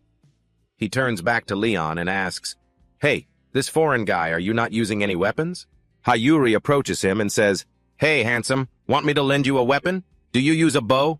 Do you even know how to use it? Leon looks at the bow in his hand with contempt and says, You ask someone like me to use that. She innocently and happily replies, Yeah, just use it and give it back. The guy clenches the bow in his hand in a rage. Leon throws the bow hard onto the ground and shouts, A knight does not use such base long-range weapons. Hayuri screams in surprise, Ah, my bow! She yells angrily, Hey, what do you think you're doing? And Gu Dae-sung has no clue what the hell is going on. With a distant look in his eyes, he thinks, If it's like this year's exam is ruined. Gu Dae-sung guides the group toward the hunting ground. Does everyone know a spot? Let's go hunt there. The man in the blue shirt asks back, Gu Dae-sung, you have more experience, you tell us. Oh, Kang-tae laughs and says, I have no opinion. The guy in the blue shirt approaches and suggests, "Hey, good day, Sung, I think there's a pack near the end of the plains. It's probably crowded there." He replies, "Ah." Good day Sung realizes that when the number of people is low, you can't be reckless with the nests. If we get surrounded, there's no guarantee of an escape route. Thinking of the terrain, he adds, "We'll attack the ones living in the caves. We'll burn the leaves and grass around it to blow smoke inside." He figures out a way to deal with them. Then we can easily attack the kobolds. Hayuri claps in approval and Taehun praises him. Experience really shows. Gudae Sung gives a forced smile. It's nothing. He thinks to himself, what is there to be proud of? He proudly remembers that he has studied and researched all attack methods, imagining one day, I will enter the highest rank gate. Even though it's always the soul gate, he thinks with deep eyes, I have to level up this time. When will I ever reach a higher rank? Taehun grinds his teeth as if something is bothering him. Two people lean on each other and say, there are kobolds ahead. He leads, Taehun, use your shield to block in front. Taehun says, yes. The fierce kobolds bare their sharp teeth in an attack stance. The kobold gets hit and growls in pain. Seeing him fight and gain the upper hand, Taehun says smugly, you idiots. You said earlier if we just keep charging head-on like this, then blocking them would be as easy as, hey Yuri, watch out behind you. Are you not looking at what's rushing at you? You screamed as you were tackled to the ground. Seeing that he yelled, Taehun! You were terrified facing the vicious monster, and Gudashong warned you not to lose focus. They're weak, but they move fast. The kobolds tumbled down from above, but the shield slammed right into its face. Okante lunged forward and punched the other kobold straight in the jaw. Seeing that Gudashong said, nice one, not many left, let's go. Under the tree canopy, the group was taking a break. Gudashong encouraged everyone, you've all worked hard. Taehun apologized, saying, I'm sorry, it's my fault. He reassured him, it's fine, everyone has a first time. Besides, he added, Nathan already took out 2 of them. Thanks to the old man, no one got hurt. Gudashong continued, everyone did a great job. Deep down, he sighed to himself. I was a bit skeptical at first, but this team isn't bad at all, except for one person. He pointed at him and asked, hey, foreign guy, we're all fighting here, why aren't you doing anything? Hayuri replied, exactly. The brown-haired guy laughed and answered, he's just standing there watching from the back. Hey, Mr. Staff Member, is that really allowed? Haha, everything will be fully documented, please don't worry. Everyone looked at the guy with resentment. Seeing that he urged everyone, let's move deeper inside. A cave should appear soon. Sin Taehun was surprised and said, oh, we're here. You looked ahead and confirmed, there really is a cave. He said, let's light the fire like I mentioned before. Pile up the dry branches and leaves to get ready. Everyone scrambled to stack the dry wood into a large pile. He walked over to light it. Leon saw this and said, do you really think this is the best way? Gudseong turned back surprised and said, you haven't helped with anything and now you're talking nonsense, the guy said uncomfortably. I'm asking if that method is actually the best. Don't make me repeat myself. Gudashong explained, I've used this method 3 times already, and all 3 times it worked. Relying on experience isn't necessarily bad, but the guy pressed further. How can you rely on experience when it's not guaranteed to work? He snapped back. You're still young, what do you know? The fire roared to life. Gudashong rallied everyone. Everyone gather around. Any moment now, a few of them will come crawling out of the cave. A chorus of replies answered, yes. Everyone took their battle stances. Taehun shouted, bring it on! The herd of beasts rushed out of the cave, their ferocious energy terrifying. Hayuri fired an arrow and shouted, now's the time! Every arrow struck true.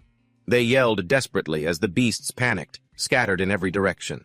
He proudly told himself, as expected, my method couldn't be wrong. Cheers erupted. Well done! Keep it up and clear them out. He thought to himself, once we handle this bunch, and catch a few more out on the plains then. Gudashong froze as he heard a sound. This howl. He realized it was the pack leader. Gudashong couldn't believe his eyes. No way. The pack leader is the boss of this soul gate. It was ranked higher than C grade. He asked fearfully, why would it appear now? The monster stood there with its mouth agape, looking terrifying, drool flying everywhere. Gudashong was exhausted after the fight, dripping with sweat. Sin Azion saw this and called out in a panic, Daeseong! He shouted, directing the group. Tae-hun and I will take on the pack leader Old Man and Nadeon. You two block the kobolds in the cave. The situation was intense. Everyone followed the instructions immediately. Goo-seong thought, we need at least one experienced person on each side, plus it's basically suicide for a D-grade to face a pack leader without frontline protection. Even if he's a rookie, I can only hope Shin Tae-hun can hold out for a bit. The image of them facing the monster looked dire. One side was a giant monster. The other side was two small figures. Suddenly, Tae-hun turned pale. Sweat poured down his face. The pack leader glared with malicious intent and suddenly lunged at Tae-hun. Tae-hun was so terrified he just stood there staring. Goo-seong saw this and roared, "Tae-hun, snap out of it, don't!" The boss's presence had completely overwhelmed his spirit. He thought, at this rate, he won't be able to block that attack. Tae-hun was trying to resist, but with his weak strength, he was still knocked down. Goo-seong screamed, "Tae-hun, damn it, this is bad!" He was deeply worried. Tae-hun was trembling in terror. His face darkened. He thought, why isn't the guild staff stepping in to help? They said if we were in danger, they'd help. The image of the staff member appeared. He was holding a notebook looking off into the distance. Goo-seong worriedly thought, if this keeps up, Tae-hun will... The monster moved closer and closer to him. Tae-hun was screaming in fear. His face darkened. Damn it! He rushed toward the pack leader. Goo-seong grabbed a shield from the ground.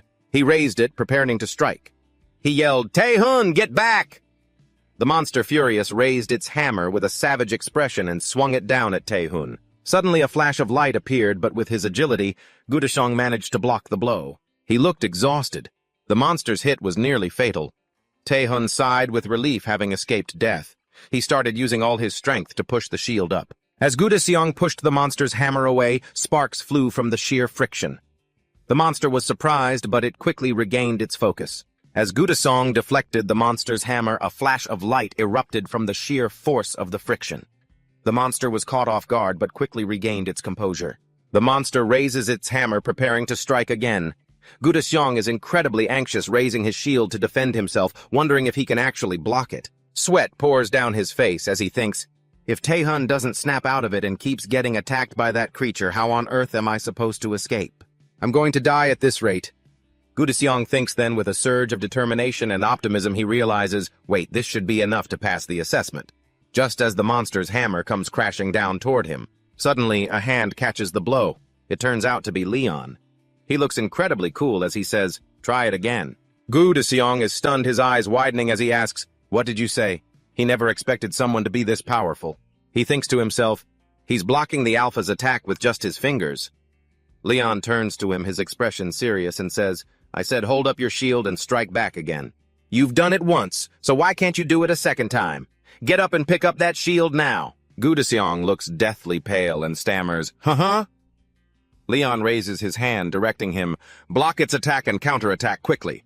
Goo-seong stands there with his mouth wide open in shock. Not now. What are you talking about? The monster just stands there, stunned. It must be baffled. Goo-seong yells angrily, can't you see the situation we're in? Everyone is in danger. Hearing that, Leon snaps and bellows, how insolent, you should feel honored to receive instruction from the Lionheart King. You dare talk back to me? He looks terrifying, now his eyes even glowing. He says in a grave tone, for a free-roaming warrior to be taught by a saint knight like myself is an honor. Passed down through generations. You could never repay that debt of gratitude, not even if it were as vast as the ocean. Goo-seong looks terrified while the monster just stares back, looking genuinely confused. Leon barks another command, shield up, block and counterattack. Goo-seong looks truly pathetic, now his face pale with fear. He thinks indignantly, what did I even do wrong? Goo-seong looks at the monster thinking, but to survive I have to do whatever it takes. The monster is furious, glancing around. Then it lets out a roar toward Leon. Leon sneers, you electric mutt, have you lost your mind? He looks at it with provocation. The monster prepares to attack again. Goo-seong watches bewildered and grits his teeth, bracing himself to take the hits. It swings at him, but with all his might he manages to block it. The massive friction creates a flash of light. Goo-seong is determined, thinking, stay strong, I almost dropped my shield that time. Leon grows frustrated and roars, you idiot, how do you expect to block that just by relying on raw strength? He crosses his arms and says, don't face things head-on when they're stronger than you. Take out your weapon and aim for the gaps. He continues trying to boost Gu Dexiong's fighting spirit. How can you be so confident you'll succeed with just a shield? Your opponent isn't a training dummy. It's a living, breathing beast that learns. With that determination and Leon's guidance, he grabs his shield to fight. The monster keeps launching attacks. Leon says, "Use your head." Gu Dexiong mutters, "Damn it, then what am I supposed to do?" Leon, with his sharp observation skills, kicks him in the leg, telling him not to take his eyes off the enemy. Gu Dexiong turns pale, thinking, "If I hadn't blocked that just now, I'd be dead." "Focus!" Leon shouts, constantly encouraging Gu Dexiong. "Don't bury your talent. Bring out your hidden potential." He crosses his arms and declares loudly, "You can do better than this." He clearly believes in Gu Dexiong. Hearing that Gu Dexiong thinks, "Me have talent. I'm just a D-ranker who spent 15 years without a single unique skill. I only awakened by accident." He stands in a fighting stance, thinking, "That can't be right." He looks at the monster, thinking, after hearing that encouragement, "There's no way I don't have talent." Gu Dexiong is filled with determination this time. "I can do this." Then the monster strikes. With sheer fighting spirit, he screams, I can do this!" And then Gu Dexiong uses his shield to block the monster's strike. Since the monster's force is so strong, one swing cracks his shield, but he doesn't panic. After blocking the blow, he exclaims, "I blocked it." Gu Dexiong smiles happily, saying, "I did it." But before he can enjoy it for too long, the monster punches him square in the face.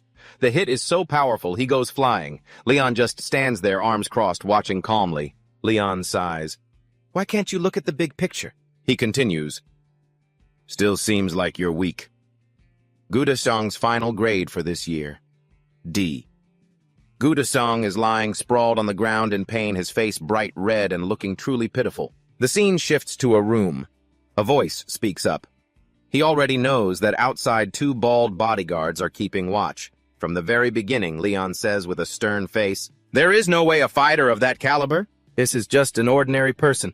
Oh Kang-hyuk laughs, saying, "Haha, I even wore a mask and illusions to hide my figure and face, yet it seems it didn't mean a thing."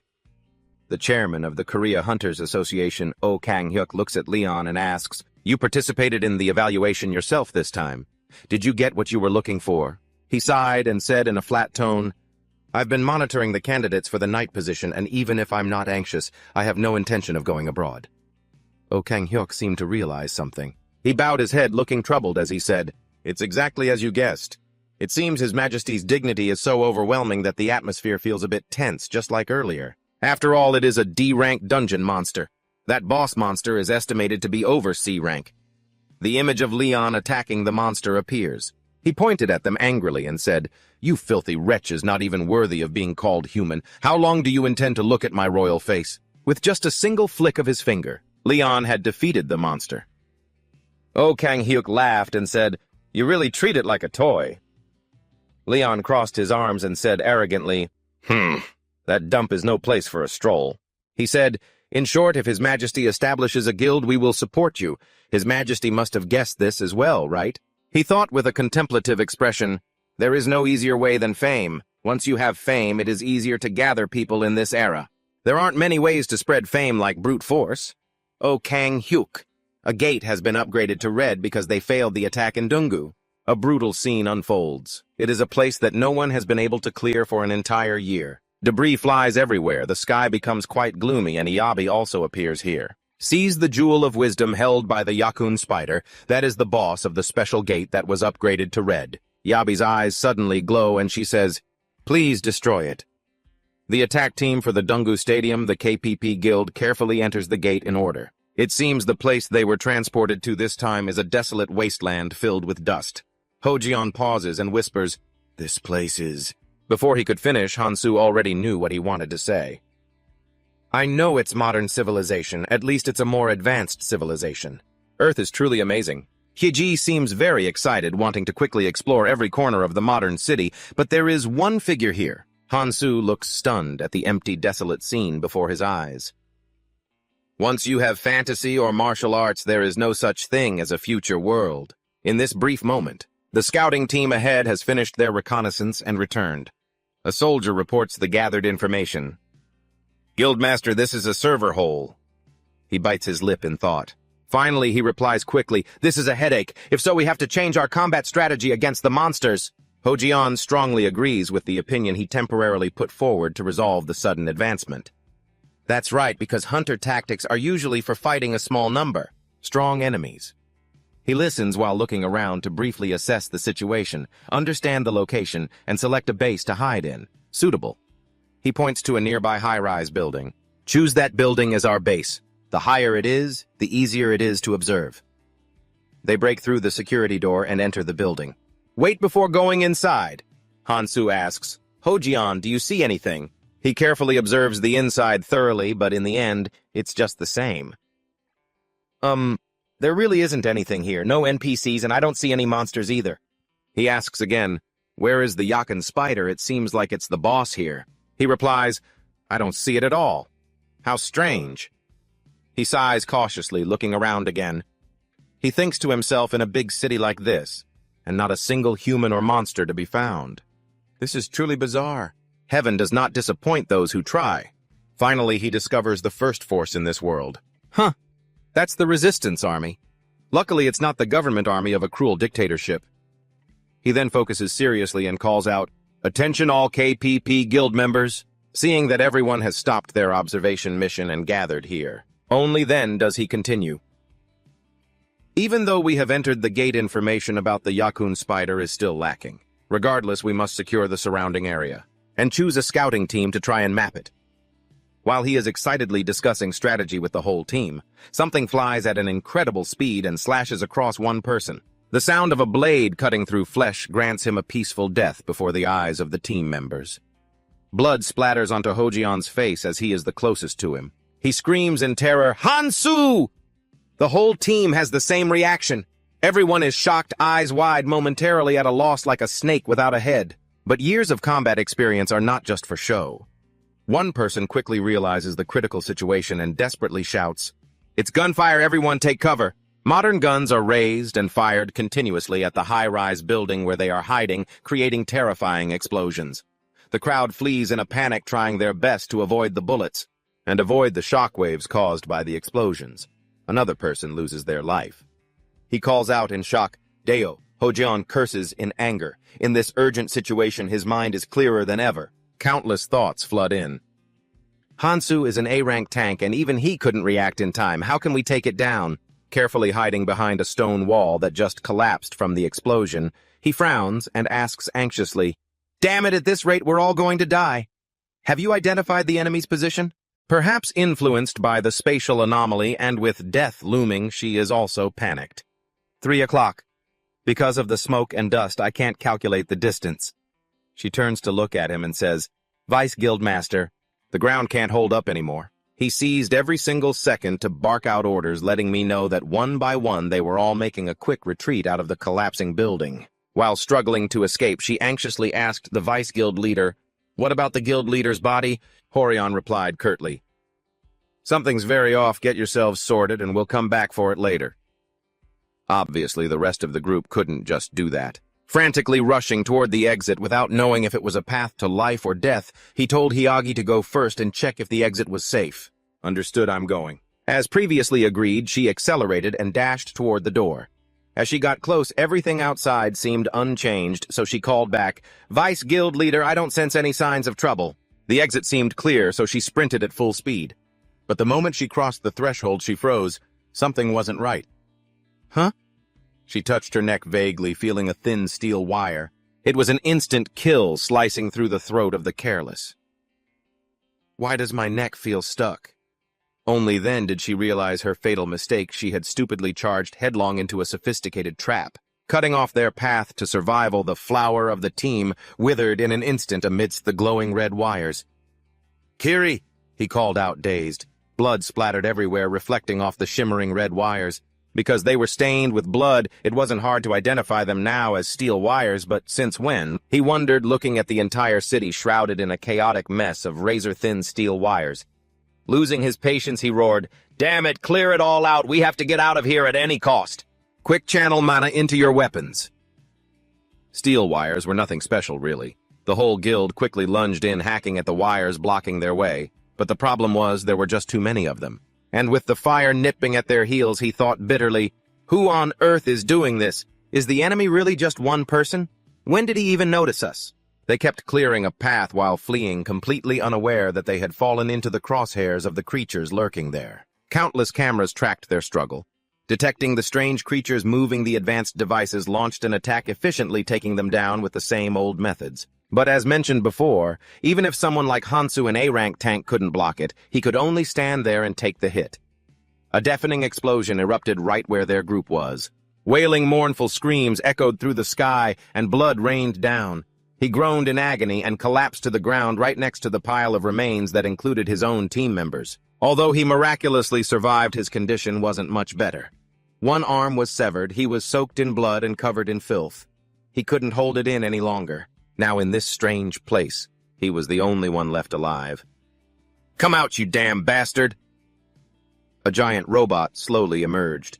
He braced himself, knowing he had reached the end of the line. He readied himself to attack anything that appeared. "Is it you? Are you Jeff Spin? How's that for you?" A blurry black and white video appeared showing a woman excitedly bragging, "If we have this robot, even in a pinch we can still keep fighting even when we're out of ammo." And that was the reason it was here. He had nothing left to lose and challenged the monster. "Fine, if you're so good, go ahead and kill our guild members." It didn't need him to say it. It was already going to. Emotionlessly, it carried out its mission. Countless steel wires flew out with absolute destructive power, sweeping the entire area. Fresh blood sprayed everywhere. Its mission was complete. The only mission that person had given it: help me protect this city. In the end, the Jongdu 58 portal KPP, first strike team, no survivors, second strike team, third strike team. Difficulty level increased for the Jeff Spin attack. The portal boss changed to red. Attack suspended indefinitely. Huang Jianha hummed a tune as he arrived, complaining about the damn uncomfortable weather, just like they had seen in the video. Huang Jianha cautiously warned, "Don't enter the inner city. The deeper you go, the higher the probability of encountering Jeff Spin." UTC led his troop forward, negotiating the situation. "As agreed before, we will recover the wisdom gem for the magic tower. All credit and the remaining 60 billion in cash will be transferred to the Golden Lion Guild." Negotiations successful. The deal was struck. They all looked toward the portal that was gradually closing. Those entering the Jongdu Stadium portal, the Golden Lion Guild ranked 10th in Korea. Guild leader Hwang Gumcheon, S-rank vice. Guild leader Hwang Jianha, 47 members of the Magic Tower, JTC S-rank expert, 48 mercenaries, and the Korea Hunter Association with Han Haria. At that moment, she was respectfully pouring a drink for His Majesty. "My beloved Majesty, you must try this." Not bad. What is this tea called?" Leon enjoyed it elegantly and asked.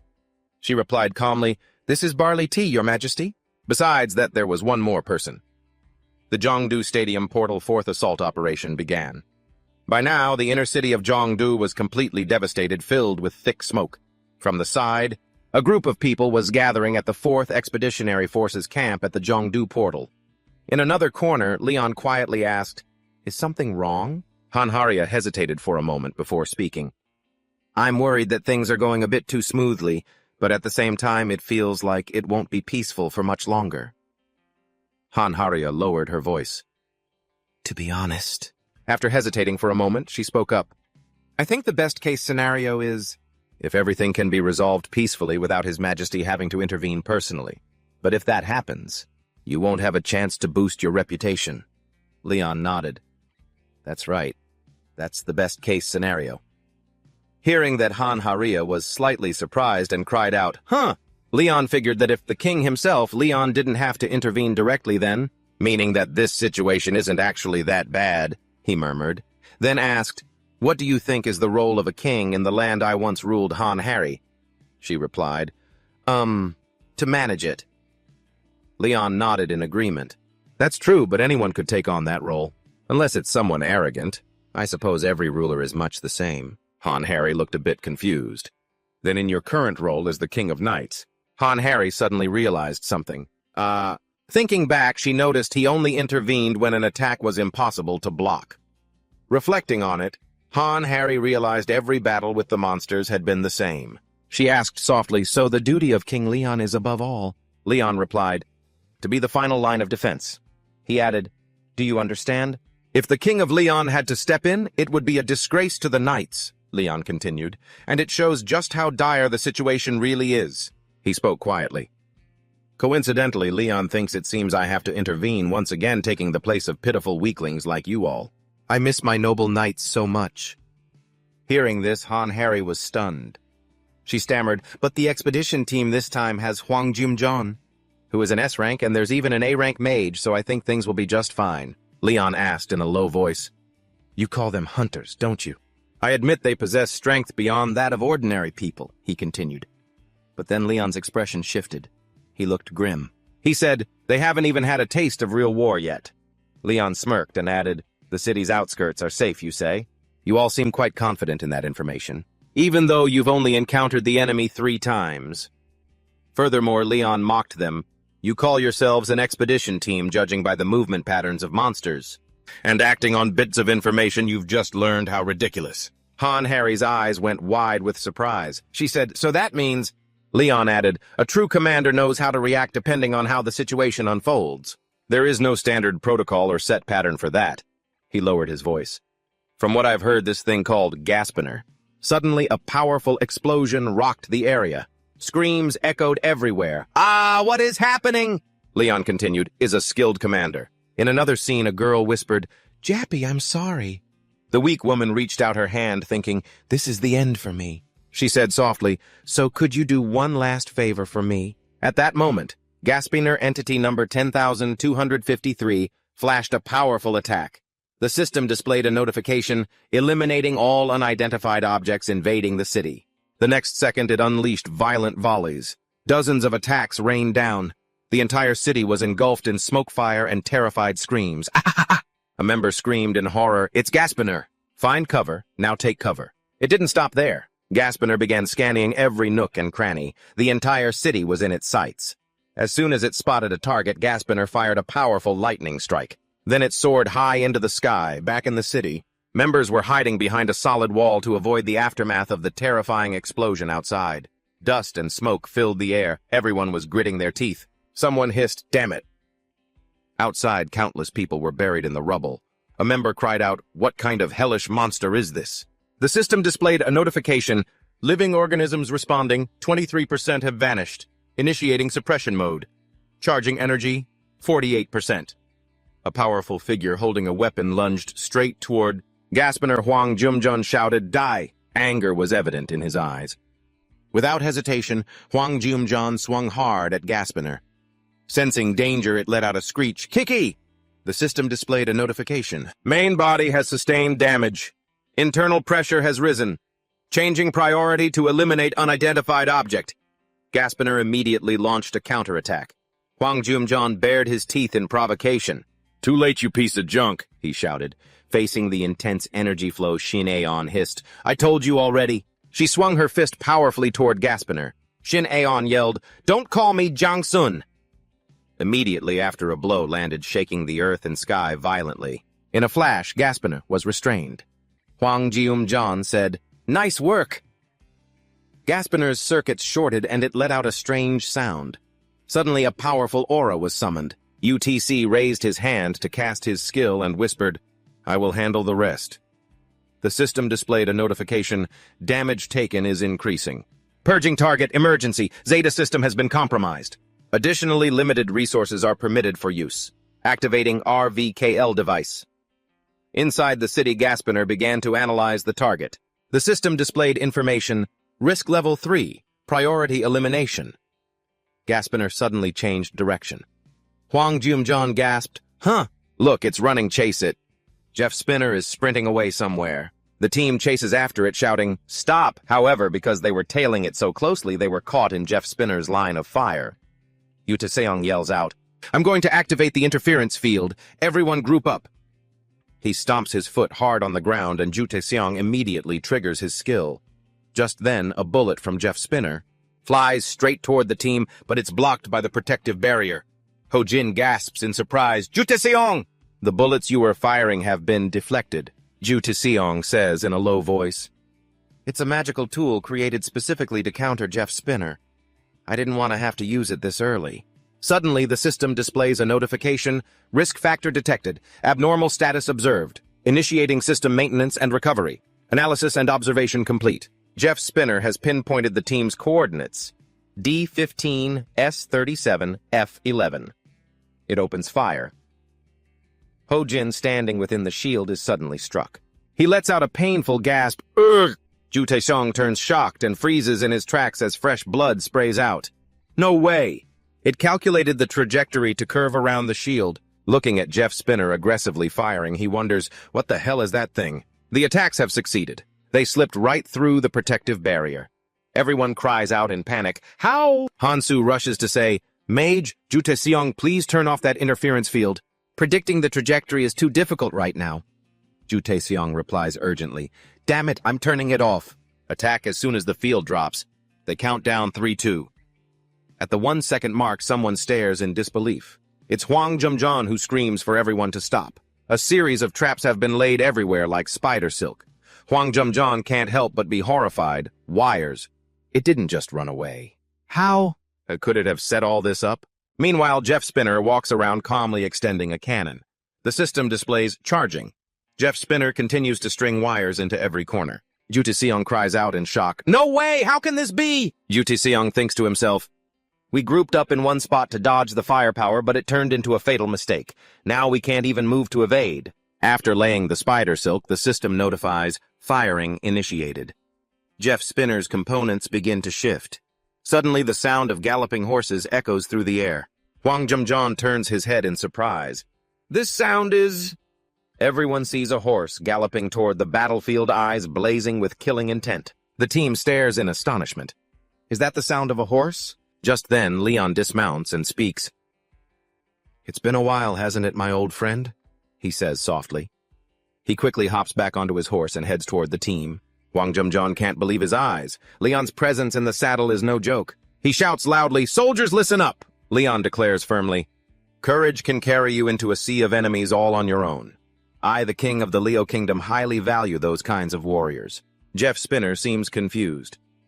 Leon yells, I grant you glory under my respect. In a fair, honorable duel, I grant you the royal right to fight me. He calls out, O warrior, seeing this? Hwang Jung-jeon grinds his teeth, judging him. Is that guy crazy? Seeing Leon acting like some immature gamer who just discovered an RPG, everyone is stunned. Jeff Spinner suddenly becomes confused. The next second, the system displays setting electronic rifle acceleration, output increased by 13%, danger level 0, eliminating uncertainty. Leon quickly draws his weapon, rides his horse, and roars, Charge, warriors! The white horse's eyes flare with lethal intent. It leaps high, carrying a wave of powerful energy. Jeff Spinner immediately opens fire. A shot streaks straight toward the group. As if possessed, Leon yells, Warriors! Don't let these trivial long-range weapons attack you. He faces Jeff Spinner's blast head-on without hesitation. The two sides clash like titans. Leon unleashes his trump card. His eyes blaze with terrifying energy.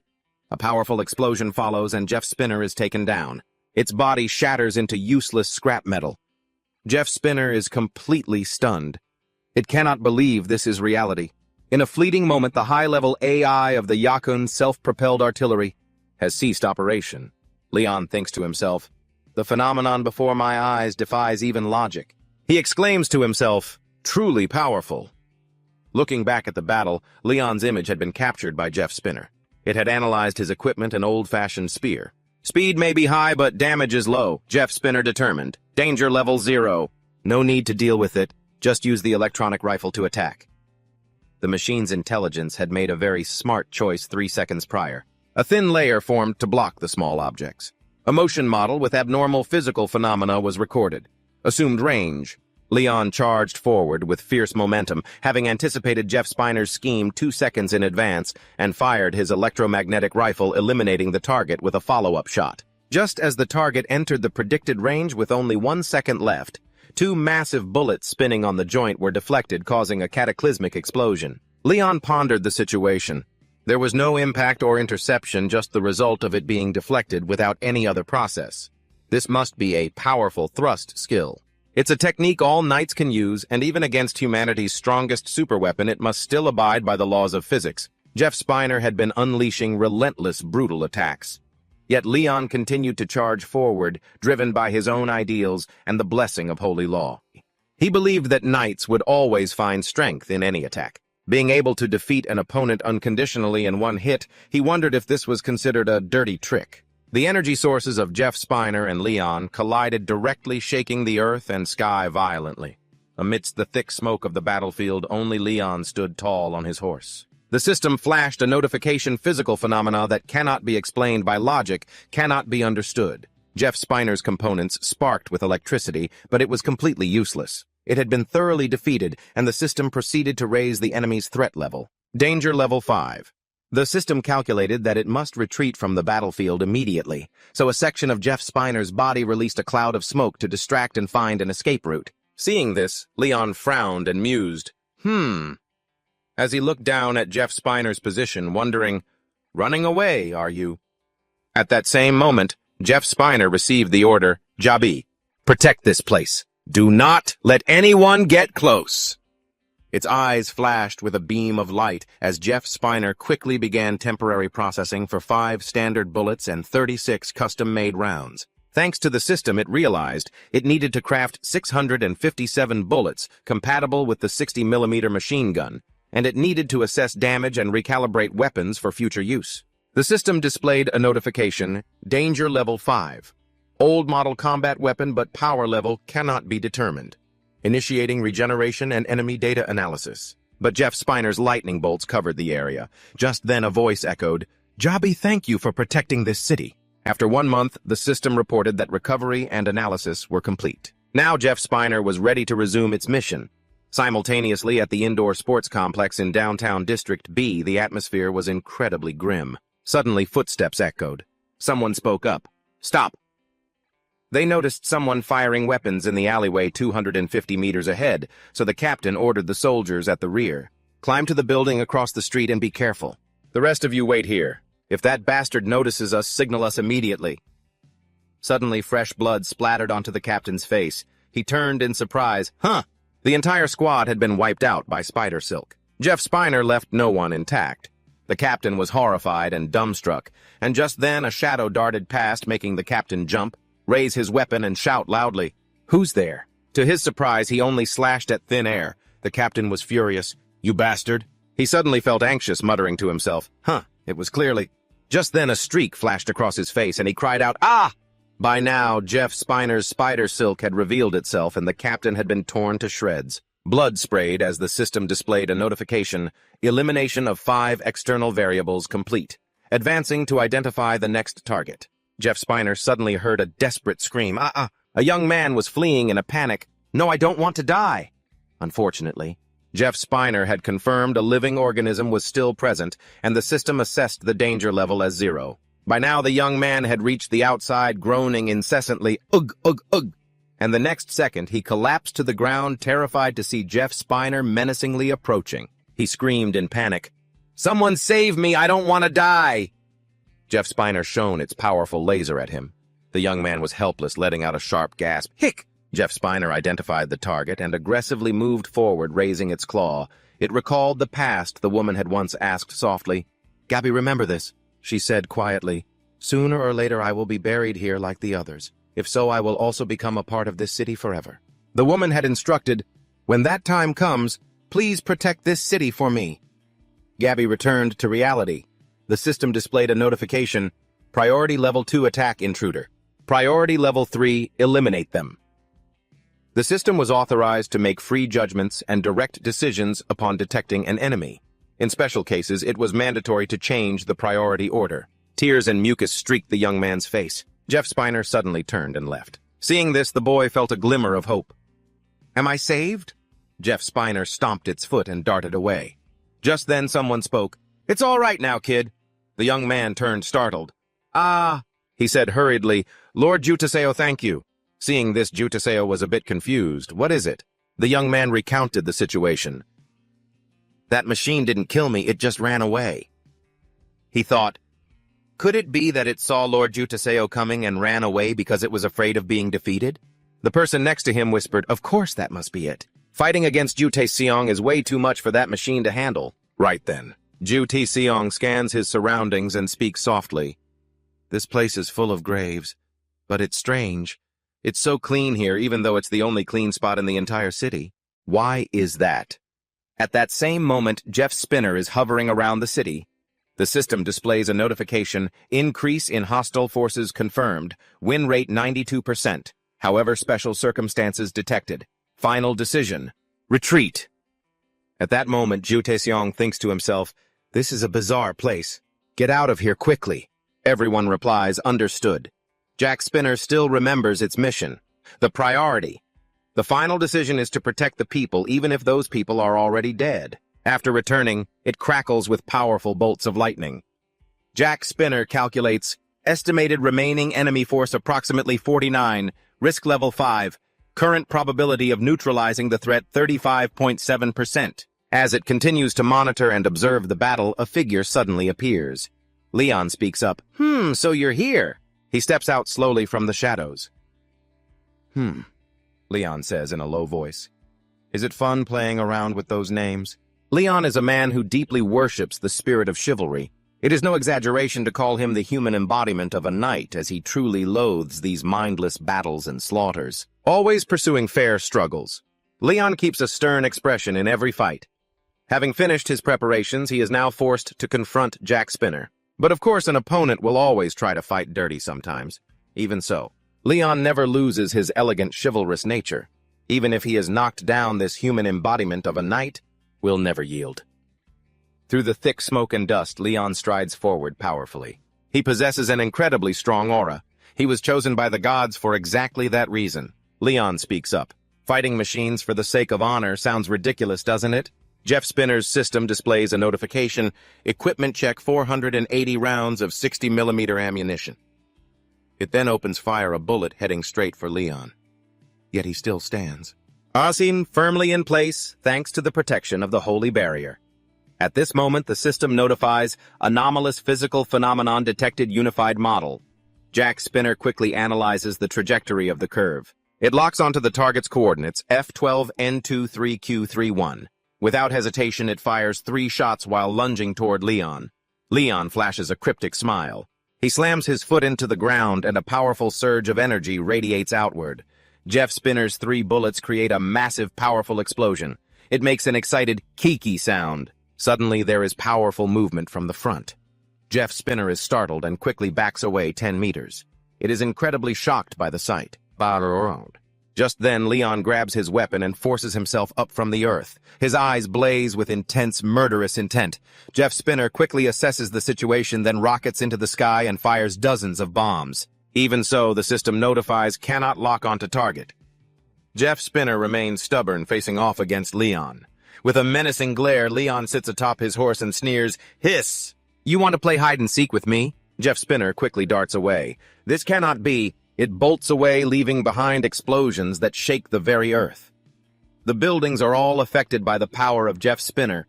The system screeches, "This cannot be." Meanwhile, Leon pursues Jeff Spinner, wondering, how can a mere pathetic entity possess such power?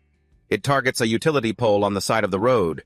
Jeff Spinner swings its joint latching onto the pole. It changes direction, but remains frustrated. "This cannot be reality," Leon shouts. "Charge attack! Take down the target!" He aims straight for Jeff Spinner. The white horse runs at full speed, neighing. Every hoofbeat shatters the ground into tiny fragments. Now Jeff Spinner is forced to engage Leon head-on. Calmly riding his horse toward it, Leon murmurs in a low voice, "Not bad." Hearing this, Jeff Spinner doesn't know how to respond. It quickly opens a weapon bay. At the same time, the white horse quickly leaps forward. Jeff Spinner releases dozens of bombs, hoping to stop Leon's charge. However, he uses his weapon directly to deflect them. Sending the bullets flying, Leon gallops his horse right through the powerful explosions. Seeing this, Jeff Spinner retreats, continuing to fire.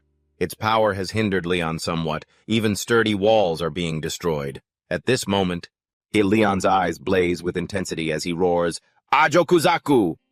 The white horse stomps hard and leaps into the air. Utilizing the massive boulders, Leon flies rapidly toward Jeff Spinner. In just a brief moment, he catches up. Leon soars through the air like a true knight. Jeff Spinner's system notifies 68 small projectiles fired simultaneously. In the next second, it opens its barrels. A rain of bombs pours straight down on Leon. However, he does not flinch. His face remains as fired up as it was from the beginning. Seeing this, Jeff Spinner is beside itself. Leon braces himself and shouts, "Leoneth, I have my pride, you know." He uses his weapon to strike back against the rain of bombs. Jeff Spinner is affected and crashes into the ground, followed by a thick cloud of dust. Its circuits are severely damaged.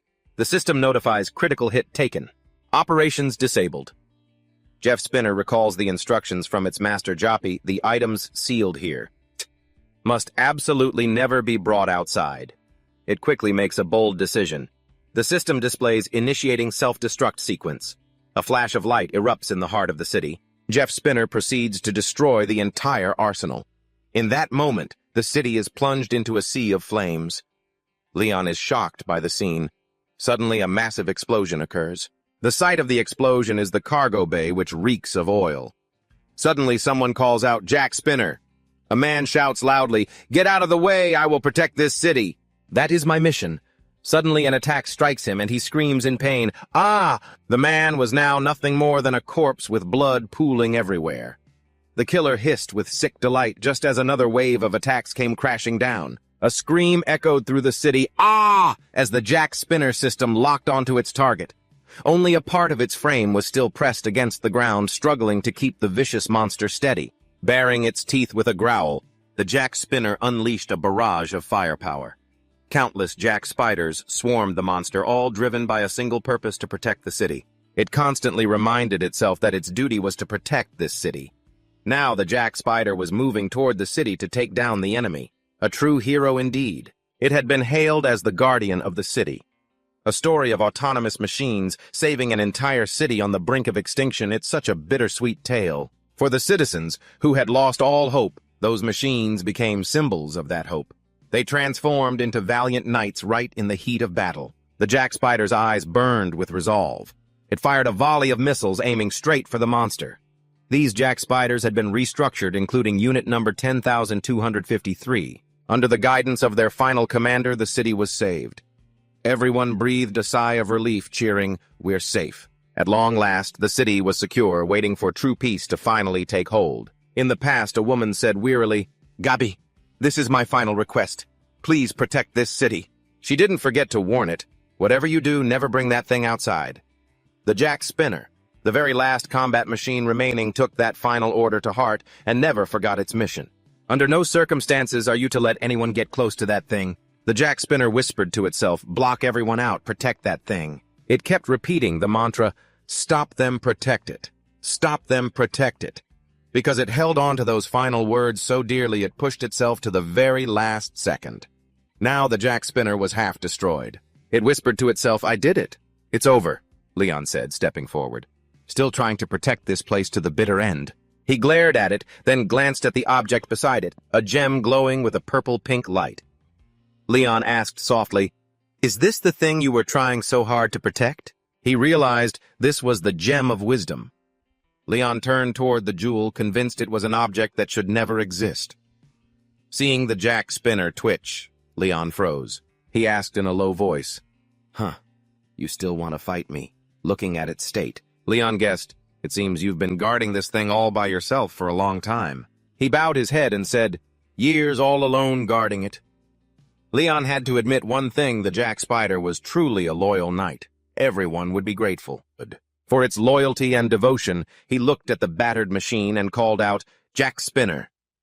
Leon gathered energy into his body and spoke softly, "Your mission is complete. I solemnly declare it is all over." Finally, a gentle light flashed. The ground trembled violently as that light shot straight up toward the high heavens where the stars reside. Leon was silent for a moment. He turned back to look at the Jack Spider and whispered, "Rest in peace." By now, the Jack Spider had lost all consciousness. It lay still on the ground. If only that light could reach. A voice rang out, "Thank you, Gabi." This was the recognition the Jack Spider had always longed for. As they walked down the hallway, Oh Kang-hyuk spoke up. "So that's how it is?" he asked quietly. "My lord, have you destroyed the gem?" Leon glanced at him, looking annoyed. "Are you dissatisfied with that?" Oh Kang-hyuk quickly explained. No, not at all. Your Majesty is the one who defeated the Jack Spinner, so the right to decide the fate of the gem naturally belongs to you." Leon said in a low voice. You don't need to regret it. That thing is no different from poison. Hearing this, Oh Kang-hyuk was a bit surprised. Poison? Leon knew it well. That gem was created to tempt humans through infinite wisdom and curiosity. In other words, he believed it was an object created by the devil. Oh Kang-hyuk's eyes widened in shock. The devil? Leon said sternly. At the beginning, it listens to the owner's wishes, but gradually it demands that the person pay the price for everything they've gained. It's like raising a pet. During the process of feeding it, it also slowly tames us. It corrodes our humanity with petty temptations like dreams of longevity and immortality, slowly stripping us of our humanity until we turn into demons. After a short pause, Leon asked, Have you found the other gem? We must destroy it immediately. Oh Kang-hyuk gasped in horror. It's that terrible. I will inform the U.S. government about this right away. He started toward a door. Leon said quietly, Fine. His expression suddenly changed.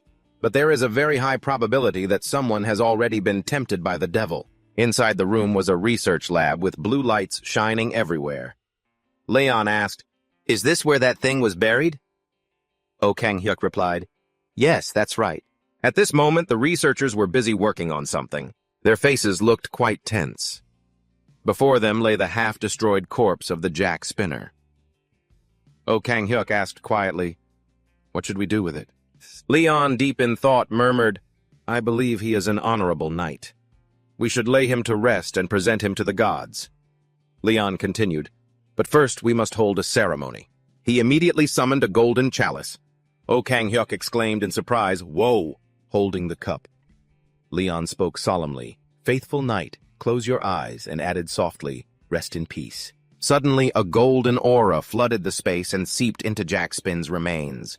A powerful surge of energy flashed, and Jack Spin's joints began to move. Mechanical whirring sounds filled the air. Oh Kang-hyuk's jaw dropped in shock. Huh. Jack Spin is moving. Leon, lost in thought, muttered, This thing. This. Jack Spin made a few sounds, then extended its joints upward.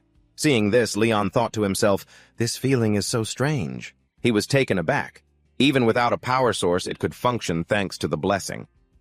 At that moment, Jack Spin's joints began to move in sequence. It split apart into a smaller robotic version. The little Jack Spin chirped, Kit. Leon whispered, So that's it. So that's it. Though I don't know if this is the goddess's choice. Noticing this, Leon drew his sword. Jack Spin startled and cried, Kid! Leon plunged the sword into the ground and a wave of power from it blanketed the area. Oh Kang-hyuk's eyes widened in amazement. The researchers couldn't help but exclaim, Wow, what is that? Jack Spin watched silently. Leon's eyes glowed with intensity as he gripped the sword's hilt, which was emitting a mystical light. Then, Leon swung. A stunning curve of golden energy suddenly flashed from above. The image of Ariana gradually appeared. Oh Kang-hyuk couldn't stop staring in awe. How is this possible? He and the researchers were so shocked they dropped to their knees. Everyone present intuitively felt that the woman appearing in that brilliant light was surely not human. Oh Kang-hyuk was so stunned he couldn't close his mouth. Oh Kang-hyuk knew clearly that it could only be something incredibly divine, incomparable to anything else in this world. At that moment, the goddess radiated a dazzling aura. Leon bowed respectfully. My lady. Ariana clasped her hands and said, Leon, my first knight, tell me what is happening. Hearing this, Leon paused briefly before speaking softly. My lady, this is Jack Spin.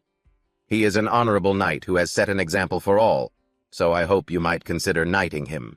The goddess turned her gaze toward the robot. After a moment of thought, Ariana said, But he has not performed my mission even though he has proven his honor. That glory was not dedicated to me. Leon spoke sternly. As your first knight, Leon Hart, I wish to guarantee that he is a great knight. Hearing this, the goddess smiled knowingly. If my knight says so. Leon waited with bated breath for the goddess's decision. Finally, Ariana spoke softly. Then there is no need for further deliberation. She smiled gently. Suddenly, the goddess spoke. However, I must verify a few things. She reached out, summoned energy, and called out, O knight made of iron and steel of this world, I have heard your story from Knight Leon Hart. Will you praise light and justice? Jack Spin chirped in confusion.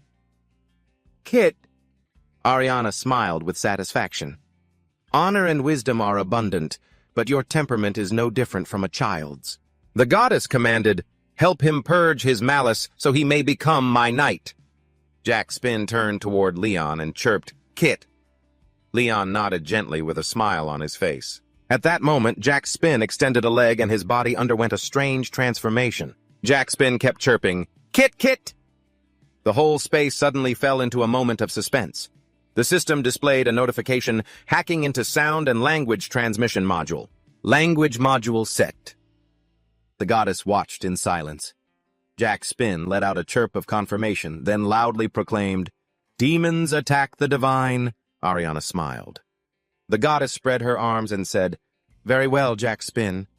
Ariana said happily, If you swear loyalty to my first knight and assist him, I shall grant you a share of the glory.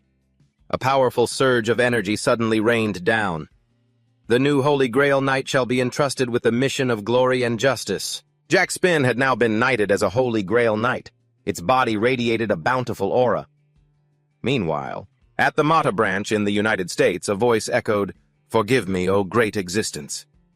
In Ronald Selman's office in Mata, someone stammered anxiously, Because we could not achieve what you requested. The gemstone scolded irritably, How stupid you can't even do such a simple task.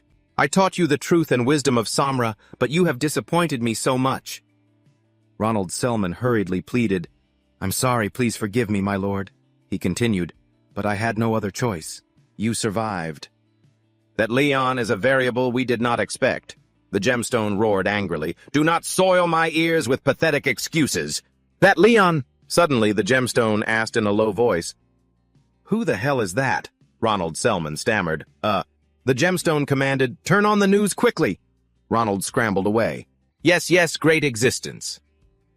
He reached out and turned on the television. On the news, Leon proudly proclaimed, I am the heavenly lion, Leon Dragonia Lionheart. Seeing that demeanor, the gemstone started screaming, Ah! The gemstone shrieked in panic. What is this? Why is that brat here? Why? Ronald called out anxiously. Master. He wondered, Is the master trembling? The orb said discouragedly. I give up. I'm not doing this crazy thing anymore. Ronald became even more confused. He shook the orb repeatedly and shouted, Master! At this moment, the look in Ronald's eyes became frantic. Master! He shrieked loudly, Master! And just like that, the sacred gem never spoke again. At that same moment, at the Korea Hunter Association, Oh Kang-hyuk spoke up. In that case, he said with a smile, we will register you. Jeff Spin as your guild master. Oh Kang-hyuk murmured, Getting everything in order might be a bit difficult. Leon replied immediately, No problem. Once finished, he and Jeff Spin quickly took their leave. Suddenly, there was a sound. Kizzy and Leon coughed up a mouthful of fresh blood. Startled, Jeff Spin called out, Kizzy! Seeing this, the goddess Ariana asked, Are you all right, my knight? Leon struggled to speak, whispering, I am fine, my lady. He thought to himself, trying to endorse a holy knight in a place so lacking in divinity takes a heavy toll on me. Jeff Spin nudged Leon's foot, showing his concern. Kiri. Leon let out a long breath and whispered, It is not your fault. It is just that I am not strong enough. Hearing this, goddess Ariana replied, How could it possibly be your fault? This is my own inadequacy. Leon fell silent, believing that no matter what happened, one should never blame the gods. Please, my lady, do not say such things. Goddess Ariana still felt troubled. My knight. Then Leon opened his eyes full of resolve. From above, the goddess softly said, I am always grateful for the loyalty you have shown me. It is the fault of myself and the other gods for not intervening sooner. Leon was a bit surprised by this. Goddess Ariana gently urged, Please get some rest. Always keep faith in your gods and wait for us. Leon called out, My lady Ariana. But her mind was made up. Goddess Ariana proceeded with her plan. She spoke to the others. Brothers and sisters, Ariana began, we must help our followers. The day King Leon Hart turns 121 is the day this world perishes. And there is only one knight left. He has purged all divinity from his world and locked it away within his own heart. How shameful we gods are, to have abandoned the heart of this noble knight. and continued to watch Valiant Heart destroy all the monsters for 185 years. They have placed the entire burden of the world upon the shoulders of one man. Therefore, all the gods of the pantheon owe a debt that can never be fully repaid to Leon. Sitting in the meeting room, someone let out a sigh. The goddess asked softly, "How is the child?" Ariana replied bluntly, "Not well." The goddess whispered, "My knight has pushed himself far too hard."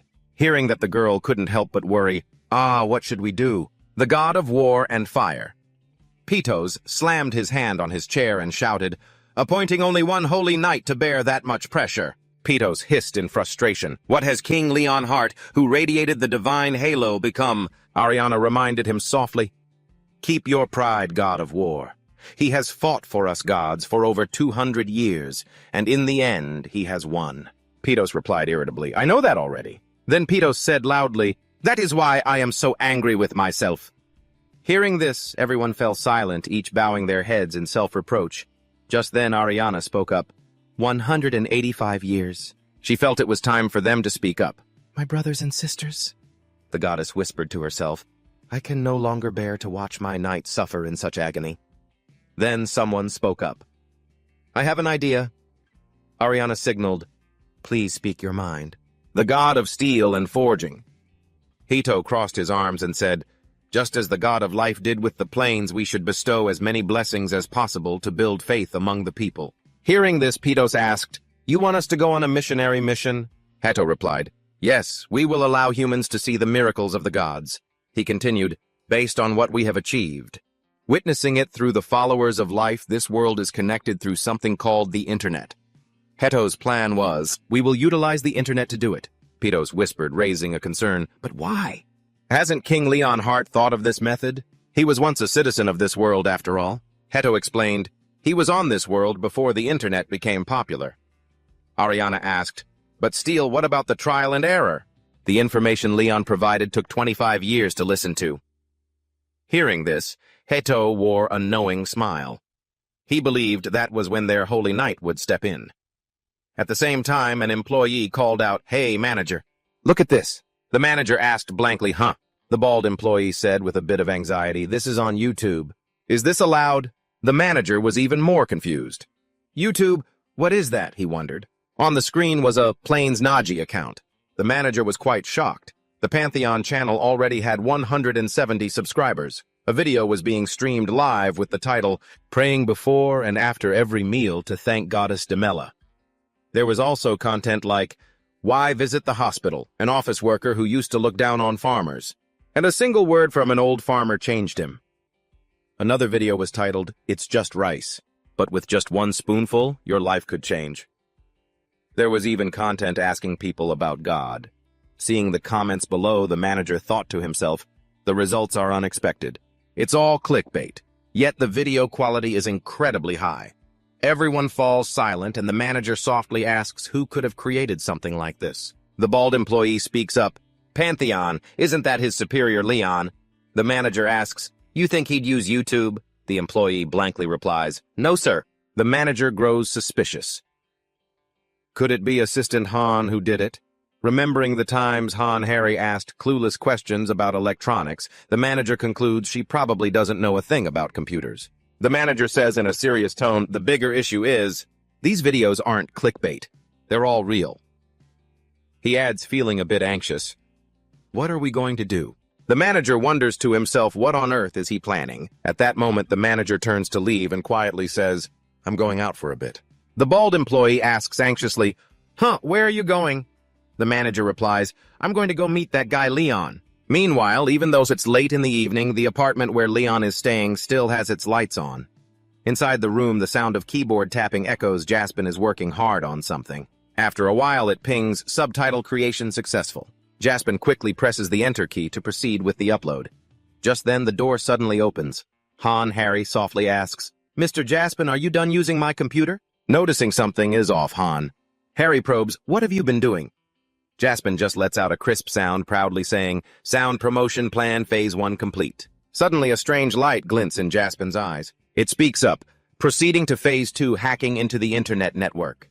Hearing this, Han Harry doesn't understand a thing, thinking to herself that Mr. Jaspin is probably just playing games. Han Harry has absolutely no understanding of computer operations at all. At the same time, the Naju Plains look incredibly peaceful. At the temporary Pantheon branch in the Naju Plains, a tabby cat is lying in the sun looking extremely relaxed. Just then, the manager rushes over and shouts, "Your Majesty, we have to take the video down!" Hearing this, Han Harry turns around blankly offering, "Have a glass of barley tea first." The manager replies, "Oh yes, thank you," and because he had been running at breakneck speed, he gulps down the whole cup. To catch his breath and keep talking, he suddenly realizes with a jolt, "Oh no, that video..." He asks anxiously, "But who uploaded it anyway?" Leon calmly replies, "Mr. Spin did it." Hearing this, the manager is left in shock. "Mr. Spin?" Han Harry nods beside him. The manager can hardly believe his ears, wondering, that killing machine knows how to make videos. Looking at Jaspin, who is skillfully typing away, he is left stunned. How is this even possible? At that moment, Leon quietly asks, "What do you mean by taking the video down?"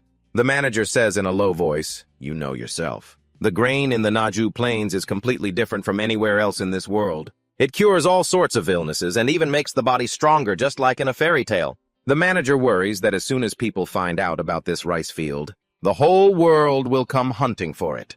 He lowers his voice. "The Naju Plains will be swarming with thieves, and they won't be your run-of-the-mill thugs either." The manager shrinks back and advises, "Once the Food Bureau allows for planting, the association will help with everything we can. Please wait until then."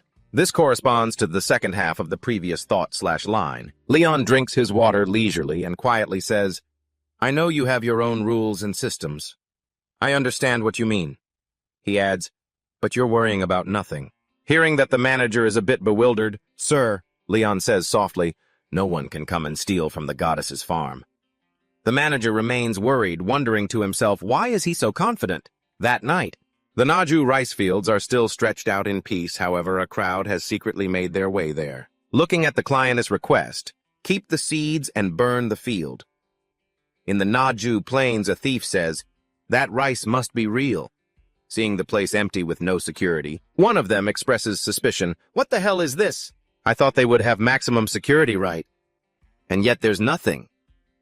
They wonder, "We just have to go get the seeds and light a fire to burn this whole place down." "Really?" one thief says in a low voice. "We've already been paid." "Just do your job. Bring the gasoline cans over here," the henchmen reply. They are the Venomous Snake Squad, villains belonging to the South Korean branch of the Hitman Corporation. In the blink of an eye, they have snuck into the rice field. The squad moves in 2 rows, everyone wearing black outfits just like ninjas. Suddenly, one person is startled and shouts, "Ah!" Seeing a suspicious figure standing in the middle of the field, he cries out nervously, "Boss, there's someone over there!" The whole group quickly goes into defense mode. However, looking closer, it's just a useless scarecrow. They are startled and think to themselves, "A scarecrow!" One thug shouts angrily, "It's just a scarecrow, you idiot!" The henchman replies in confusion, "Ah, I made a mistake, sir." He wonders, "That's weird, why did I see it move?" Another yells at him, "Must be the wind, you fool." At this moment, the henchman still feels like something is not quite right. Even though it's a scarecrow, the aura it gives off isn't normal. The henchman mutters, "It's giving me the creeps." Just then he is startled and shouts, "Boss, look over there!" The boss turns his head to look back. Suddenly, countless scarecrows sprouted up behind them. The whole group panicked, wondering why there were so many. The scarecrows jerked and swayed, looking just like the undead. One of the henchmen gasped and hissed in fear, and the boss scolded the idiot in frustration. "You're supposed to be a villain, and you're scared of a bunch of scarecrows," he said sternly. "Quit your yapping and figure out which way the wind is blowing. We need to get that fire spreading as far as possible in the shortest amount of time. I'm going to grab the seeds from the storage." They quickly doused the entire field, leaving empty canisters piled up everywhere. One of them shouted, "Is this really all there is?" The boss mused, "It seems these seeds are not normal. Let's keep a few of them. Mansujinti, you too." He suddenly realized something was wrong. The boss glanced around and asked where the 2 of them had disappeared to. One guy jolted, looked back, and cried out, "What, they were right behind us the whole time." "But where are they now?" Right behind them, there were only those creepy scarecrows left. The boss spoke up, sounding anxious. He had realized the problem. "Those scarecrows, are they getting closer to us?" In the blink of an eye, the entire gang of thieves was surrounded by scarecrows. A straw man swung a blow toward the boss. Sensing movement, the boss anxiously turned around and his eyes landed on a sinister-looking straw man. As he looked closer, its mocking expression came into view. The boss jumped back in shock. "Damn it!" Seeing him frantically slashing at the straw man, a lackey called out to him in worry. The boss shouted, "They're actually moving. They aren't normal scarecrows." Looking at the straw people glowing with intense killing intent, the thieves screamed, "They're monsters!" Even with smiling faces, those scarecrows looked absolutely terrifying. The lackey was so scared he had gone pale as a sheet. "Boss, what do we do?" The boss thought to himself, "No way. How could they all be monsters?" Surrounded by the scarecrows, the thieves were completely panicked. "There's no way there's a dungeon rift here." Just then, a lackey stumbled and fell flat on the ground. Terrified, he asked, "Boss, what on earth are those things? I've never seen anything like this in any barrier before." The boss roared back, "How the hell should I know?" He thought to himself, "Damn it. I was in such a rush that I didn't bring enough men." The boss reflected, "I knew there was something fishy about that mission. I'll make them pay if anyone dared to set us up." Suddenly someone shouted, Boss, wait!" Irritated, the boss snapped, "What now?" The lackey just pointed ahead, stuttering, That one over there." In the distance, there was a rather suspicious-looking building. He wondered, isn't that the warehouse? Looking closer, he saw grain and large crates inside. The boss grinned, "Found it. If the rumors about the magic rice here are true, we're going to be filthy rich." He ordered them to load as much rice onto the truck as possible. "Those monsters only hang around the fields. The warehouse is still safe. Let's go." He started walking forward, but as soon as he took a step, the thief felt like something was off. He turned back just as a powerful explosion went off, blasting his henchmen away. Watching their comrades fall, the rest of the gang was horrified and let out a scream. By then, the boss had been blown to pieces. The group panicked, shouting, "Boss, why were there landmines here?" The thieves wondered, did they booby-trap the front of the warehouse? The lackey trembled, "Who would do such a thing?" Just then, a mechanical whirring sound echoed out. The whole group jumped and turned around. "What?" "Jack-o'-lantern system active. Intruder detected." The lackey couldn't help but be stunned. Why here? He realized it was the barrier within the jack-o'-lantern system. The jack-o'-lantern's eyes glowed with intense killing intent as it hissed, "Eliminate." By the end, only horrific screams remained in the rice field. The next morning, the sun shone again, signaling the start of a new day. While birds chirped merrily, the entire gang of thieves was tied up like rice cakes. They sat in a corner, sobbing. Some even had broken legs and were forced to wear casts. Nearby, a sign clearly stated the rules for living and farming. 1. The first harvest must be in the image of the goddess and become an offering. 2. No peeing fertilizing is allowed. 3. Set up scarecrows, give them hats, and put clothes on them. 4. Sing while harvesting if the lyrics express gratitude to the goddess, even better. 5. Don't skip meals. Important stealing means death. The red text clearly stated, important stealing means death. And just like that, the Viper Squad had successfully captured them. A while later, the whole gang of thieves was hauled away. After the arrest of those belonging to the Demon Folk Association, the value of Pantheon and the Blessed Rice skyrocketed crazily. Jack-o'-lantern had succeeded. Having become the embodiment of the algorithm, Leon traveled to shrines all over the country to boost the promotion and consumption of the Blessed Rice. Despite a small incident, it was still approved. Leon the Survivor humiliated a reporter. A newspaper article titled, "To What Extent Should We Tolerate Cultural Differences?" was published detailing the events at the party. Survivor, Leon Dragonia. Leonhardt had said, "How could a mere commoner dare to sit at the same table as a king?" This sparked a controversy, though it was relatively minor. Eventually, the entire internet was buzzing about Pantheon. After long, tiring days, Leon pulled his beloved pillow close.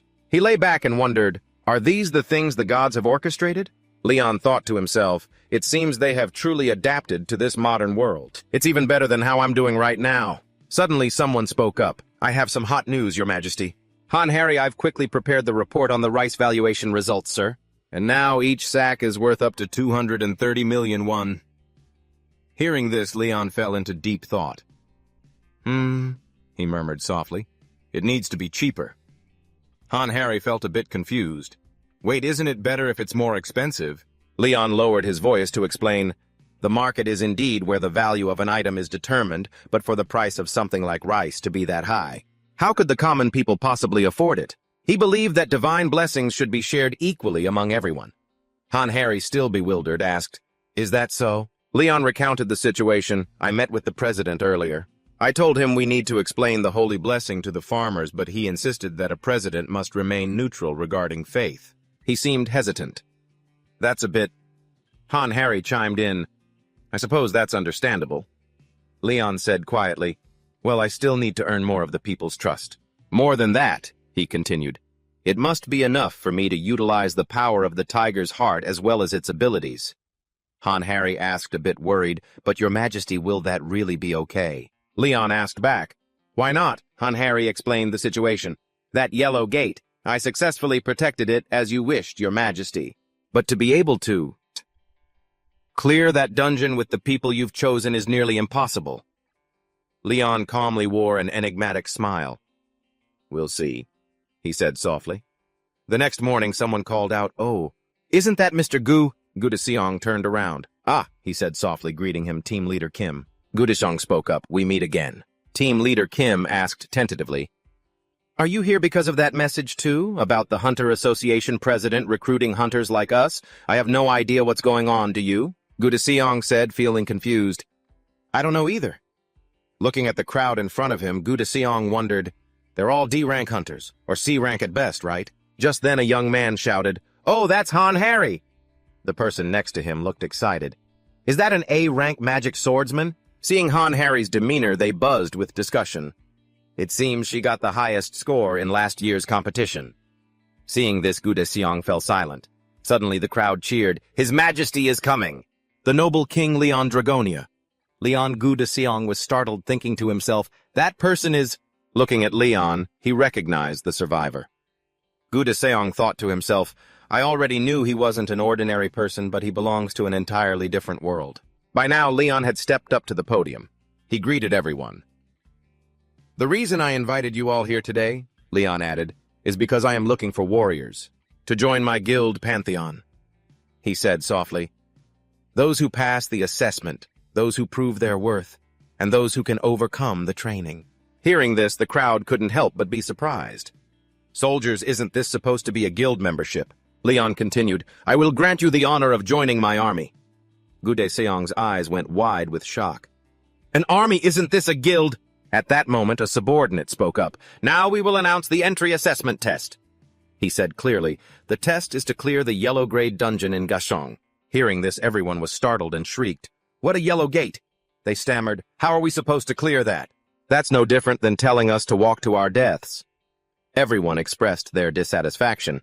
"What kind of crazy test is this?" Such a reaction from the hunters was completely predictable. The level and difficulty of a gate are classified by their colors, black, red, orange, and below them, yellow. Given that the gate Gu Seong handled in the Gashong test was a blue gate, then for a C or D rank hunter, a yellow gate meant death. Everyone shouted in unison, "How are we supposed to clear a yellow grade gate now? This is just telling us to go in and commit suicide." The bald subordinate spoke up to calm them down. "Order, please. If you do not intend to continue the test, you are free to leave." The blond man said angrily, "Ha! You think we won't leave just because you say that?" Someone clicked their tongue. What a waste of time. They loudly told each other, "Let's go home and sleep." Gu Seong worriedly wondered, will it be okay if he doesn't stop them? Just like that, the crowd quickly left. The hall suddenly felt much emptier with only a few people left. Leon maintained a calm attitude. He pointed and spoke. "You there?" The curly-haired young man couldn't help but be confused. "Huh? Yes, me," Leon said quietly. "Yes, you, the curly-haired one." He asked sternly, "Why did you decide to stay?" The curly-haired guy replied, confused. "That's because I thought there might be more to it." Leon nodded slightly. I understand." He asked further, "And what about you?" A different friend replied, "Me, I guess I'm just staying for the fun of it." "I think so anyway." Leon continued asking, "And you?" One guy answered honestly, "My friend is staying, so—" Leon stroked his chin in thought. I see." He pointed again. "You. Why did you stay?" Seeing this, Gu de Seong couldn't help but worry. He thought to himself, a guild created by someone who is practically an S-rank hunter. Gu de Seong told himself he had to seize this opportunity. He said clearly, I think that you wouldn't let us die in there, so I decided to stay and listen. Leon offered a satisfied smile. That's a good attitude. You're smart and quick on your feet, too. He stepped forward and spoke up. I'll say this. I am here to rally the troops, Leon said in a serious tone. A soldier's duty is to obey orders. You've accepted a knight's call to arms. Do so without a shred of doubt. Trust in the sincerity and strength of a knight, Leon emphasized. That is all you have to do. He smiled slightly and added, which means you just need to listen and follow my orders. Leon raised his hand and shouted, We move out immediately. Grab your personal gear and finish. Your preparations. In the blink of an eye, everyone was transported to the Gold Gate at Samjong Station. Everyone was equipped with incredibly sturdy military gear. Team leader Kim marveled. Whoa, it's a bit heavy, isn't it? But the equipment is top tier. Don't you realize that all of this is high-rarity stuff? Just this piece alone. It has to be worth at least 10 million won? No joke. Hunters like us at C and D rank have never even touched gear like this before. On the other hand, Gu Seong was a bit suspicious, thinking, I'm an offensive player, though. Just then, team leader Kim spoke up, but his eyes were on Leon. He lowered his voice. That king, he isn't carrying any gear at all. This surprised team leader Kim a little.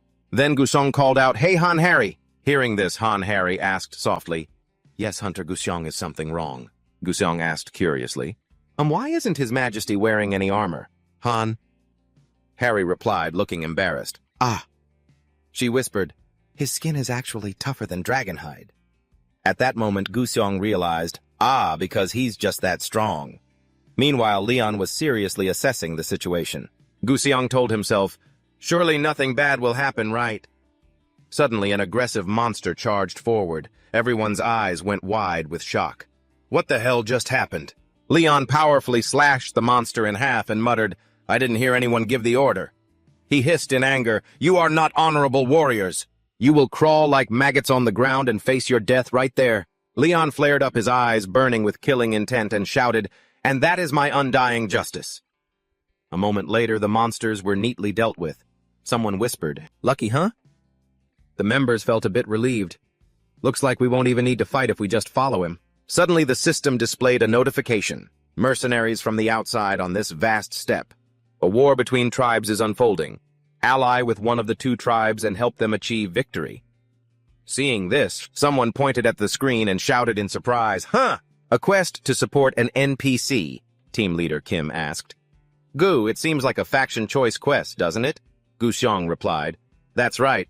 I think we have to choose one of the two tribes in the war and lead them to victory. Team leader Kim brought up the issue.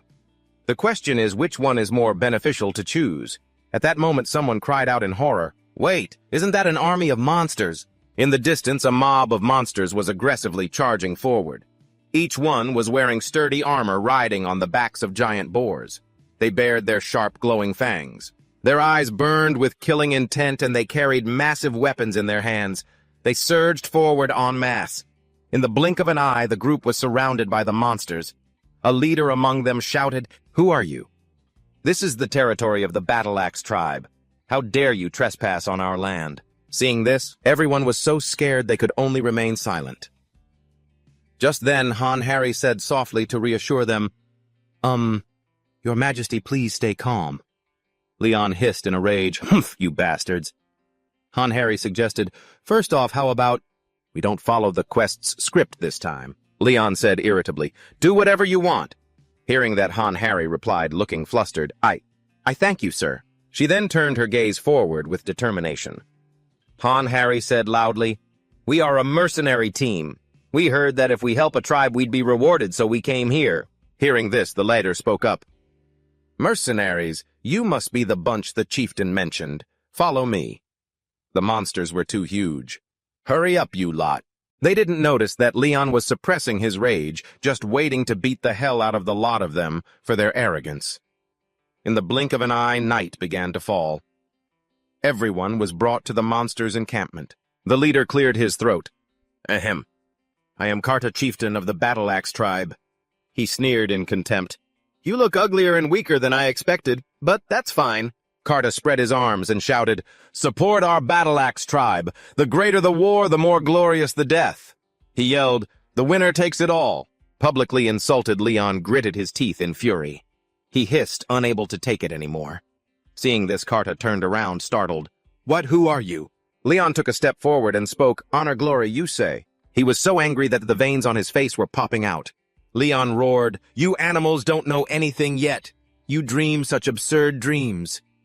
Seeing that, Karta bellowed, "You insolent brat." Without another word, Leon unleashed a powerful attack directly at that green-skinned monster. Fresh blood splattered everywhere. The members were absolutely horrified. Leon roared in fury, "You are not honorable warriors. Keep clinging to those delusions. Like the vermin you are, just die already." The king's berserker rage ignited as he faced the wretched monsters.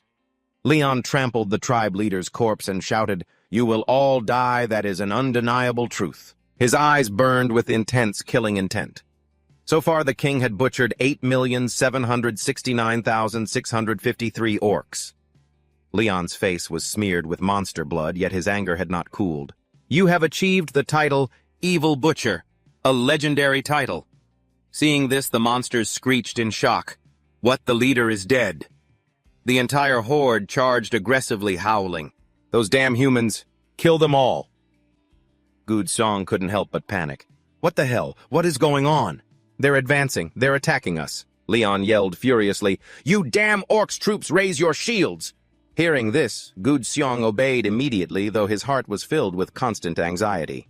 "Damn it," Good Seong thought to himself. "We are only rank D hunters. Hey, how could he think we could beat the orcs?" Even so, everyone quickly raised their shields and shouted, "Hey, stay back!" No longer fearing anyone, the enraged monsters charged. I will kill you." Good Seong couldn't help but startle. "We're dead." The enraged monster launched a powerful strike. Good Seong thought to himself, even blocking this hit is... To his surprise, the sturdy shield stopped the monster's attack completely. Good Seong's eyes widened in amazement. "I actually blocked it! How is that possible?"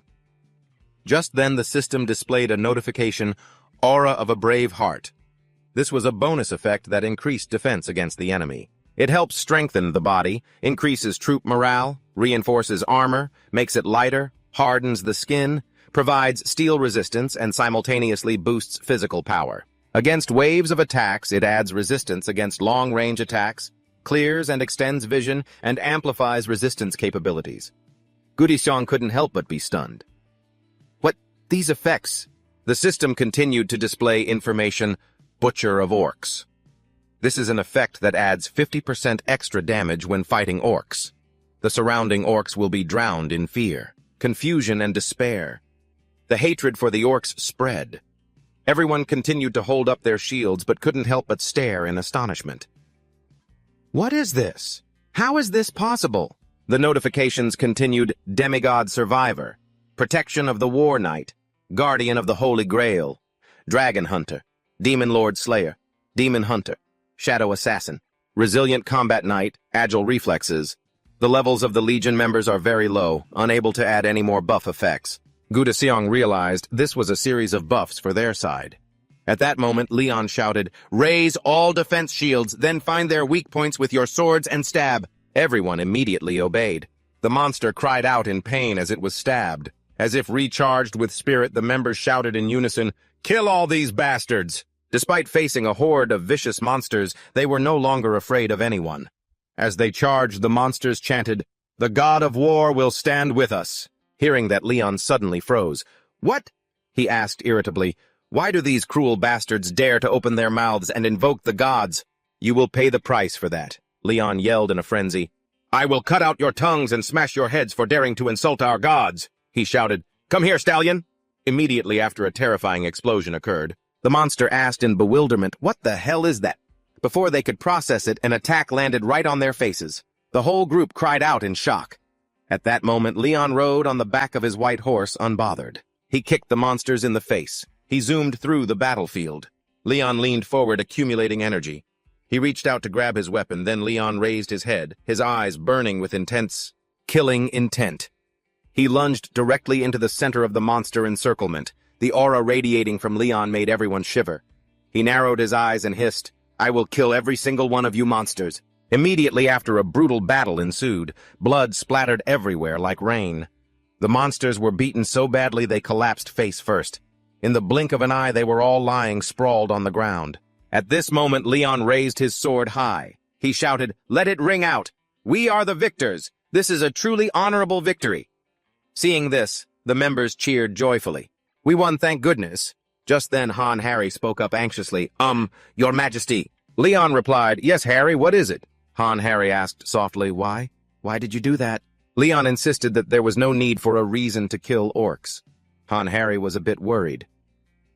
"What do you mean? But the mission is—" Leon shouted furiously. "Support those idiots! That's ridiculous! I'd rather jump into a pit of fire than help these green-skinned bastards." He believed they did not deserve any respect.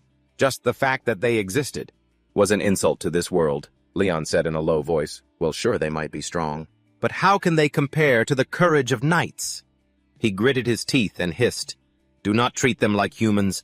They are disgusting beasts." Han Harry was shocked to realize he discriminates against the orc species. She spoke up tentatively. "But your Majesty, there must be a kind orc somewhere in this world, right?" Hearing that, Leon just smirked. He said in a stern voice, "Remember this, my naive little girl. If there really were any good-hearted orcs, they'd all be in hell by now. Orcs are naturally those green-skinned monsters with mullet haircuts, pointed ears, and razor-sharp fangs. After the gates on Earth were opened, many surviving orcs migrated here. Earth even gave them a joyous, inclusive welcome, with people even holding up welcome signs. But that peace didn't last long. The orcs aggressively attacked humans again. They couldn't live in harmony with humanity, and these monsters scrambled to tear apart any tasty prey that caught their eye. Consequently, the orcs became a real problem for the people of Earth.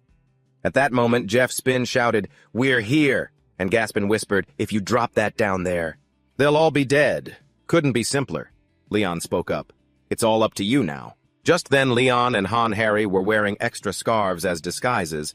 It was an attempt, but a weak one. Leon crossed his arms and said coldly, "Don't let me down." Jeff Spin quickly initiated the nuclear overload sequence. In a blink, the system announced, "Loading 99.9%, and a beam of light suddenly flashed from Jeff Spin's body.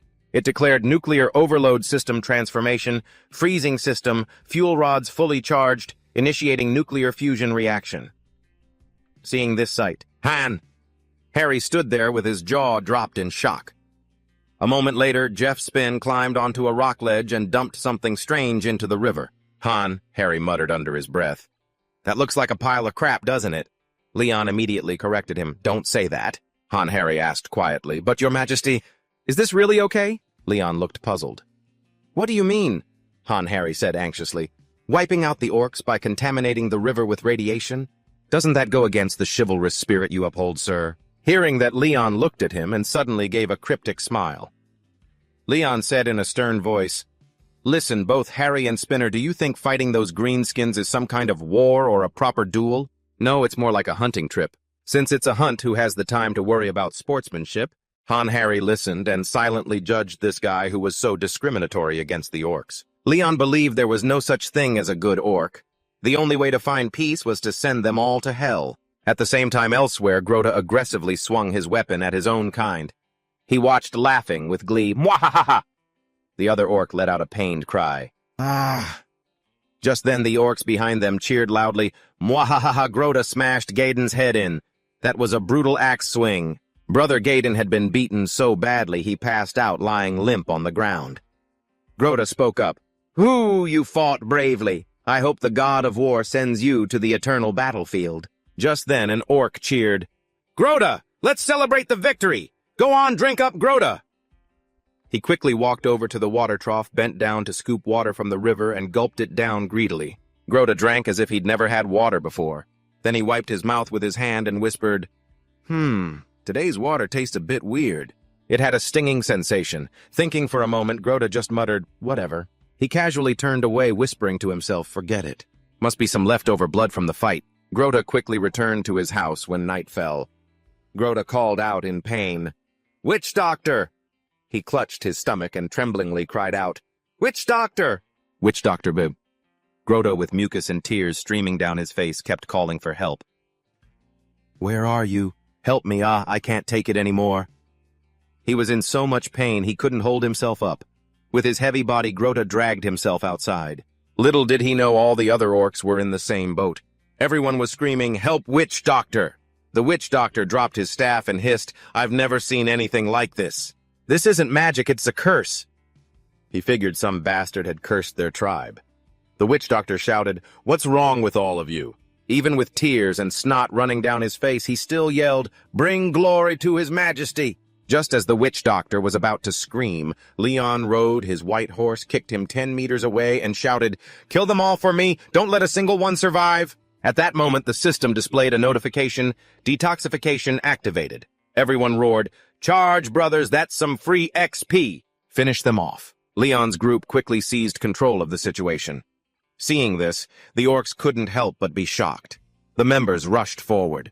The orcs raised their weapons to attack, but they were powerless to do anything. An orc roared, "You cowardly humans!" Leon's group screamed, "Die!" After that, blood splattered everywhere. The members slaughtered the monsters. The system displayed a notification, "The White Axe tribe has been wiped out. Next, all orc tribes have become your enemies." Han. Harry's eyes widened in shock as he read the notification. "You are the common enemy of the entire orc race." The system displayed, "Hidden quest triggered, wipe out all orcs on the battlefield." Just then, Harry cheered, "Your Majesty!" "The quest has changed." Leon gave a satisfied smile. "Excellent. Now this is a real mission." Sitting on his white horse, he shouted, "My soldiers, the time has come to bring light and justice to this land." At this moment, the witch doctor suddenly roared. Leon glared at him, turned, and shouted, It was you lot! You're the ones who cast the curse on the river!" The monster gasped, shouting about how miserable and cowardly our race was. He mocked us, asking how we dared to call ourselves warriors. Hearing that, Leon growled, "What did you say?" The shaman cursed him furiously. "You brainless idiot! A piece of trash who only knows how to sing about glory. Thank goodness I didn't see you earlier, you're an eyesore." Seeing this, Leon angrily snapped at the orcs. "Looks like you haven't realized they're all dead, have you? A lowly race like yours deserves exactly that." He continued, "I'm giving them a chance to free themselves from their own ugliness by cursing every single one of them. Die, you filthy animals." The shaman was enraged. "How dare you!" He gathered his inner strength and shouted, "Grok, I won't forgive you!" Leon quickly raised his weapon. His eyes flared with killing intent. Do you really think I'll give you time to cast a spell?" In the next second, he unleashed a powerful attack. The strike hit Grok square on, causing him to let out a painful scream, yet Grok still gritted his teeth in fury. He roared madly, "Too late, human!" Then he lunged aggressively toward Leon, shouting, "Grok is going berserk now!" At that moment, the resentment of the orcs concentrated in one spot. Harry cried out in shock, "Your Majesty, what is that?" Leon sneered, "A ritual figures, that's all you animals are good for. No wonder your civilization never developed." The orb of resentment grew larger and larger. A massive hand suddenly appeared and slammed into the ground. Grok shouted, "Watch this!" The system screen displayed a hidden quest on the side. Grok absorbed the surge of resentment and roared, "Receive the wrath of Grok." The mission objective for everyone, eliminate Grok. The orc shaman's massive, gigantic orc arm pointed straight toward the sky, forming a perfect circle to lock onto a target. It aimed directly at Leon and hissed, "Unacceptable." He radiated a powerful aura and roared, "Go!" Die at that moment. The orc arm raised high and then slammed down with an earth-shattering blow. Everyone jumped, shouting, "Your Majesty!" Grok hissed, I am the guardian god of this place." He growled, "Who is the god that protects you?" Leon gave a mocking sneer. "You dare ask me that?" He quickly activated his heavenly protection. Grok hissed in a frenzy, By now, Leon had snapped. He shouted, "You calling yourself the superior being of these wretches? You dare claim to be a god?" Leon's eyes blazed with killing intent, and he grabbed his weapon. Then, he spurred his white horse and aggressively charged toward his opponent. Leon yelled in frustration, "This king will not allow you to continue existing."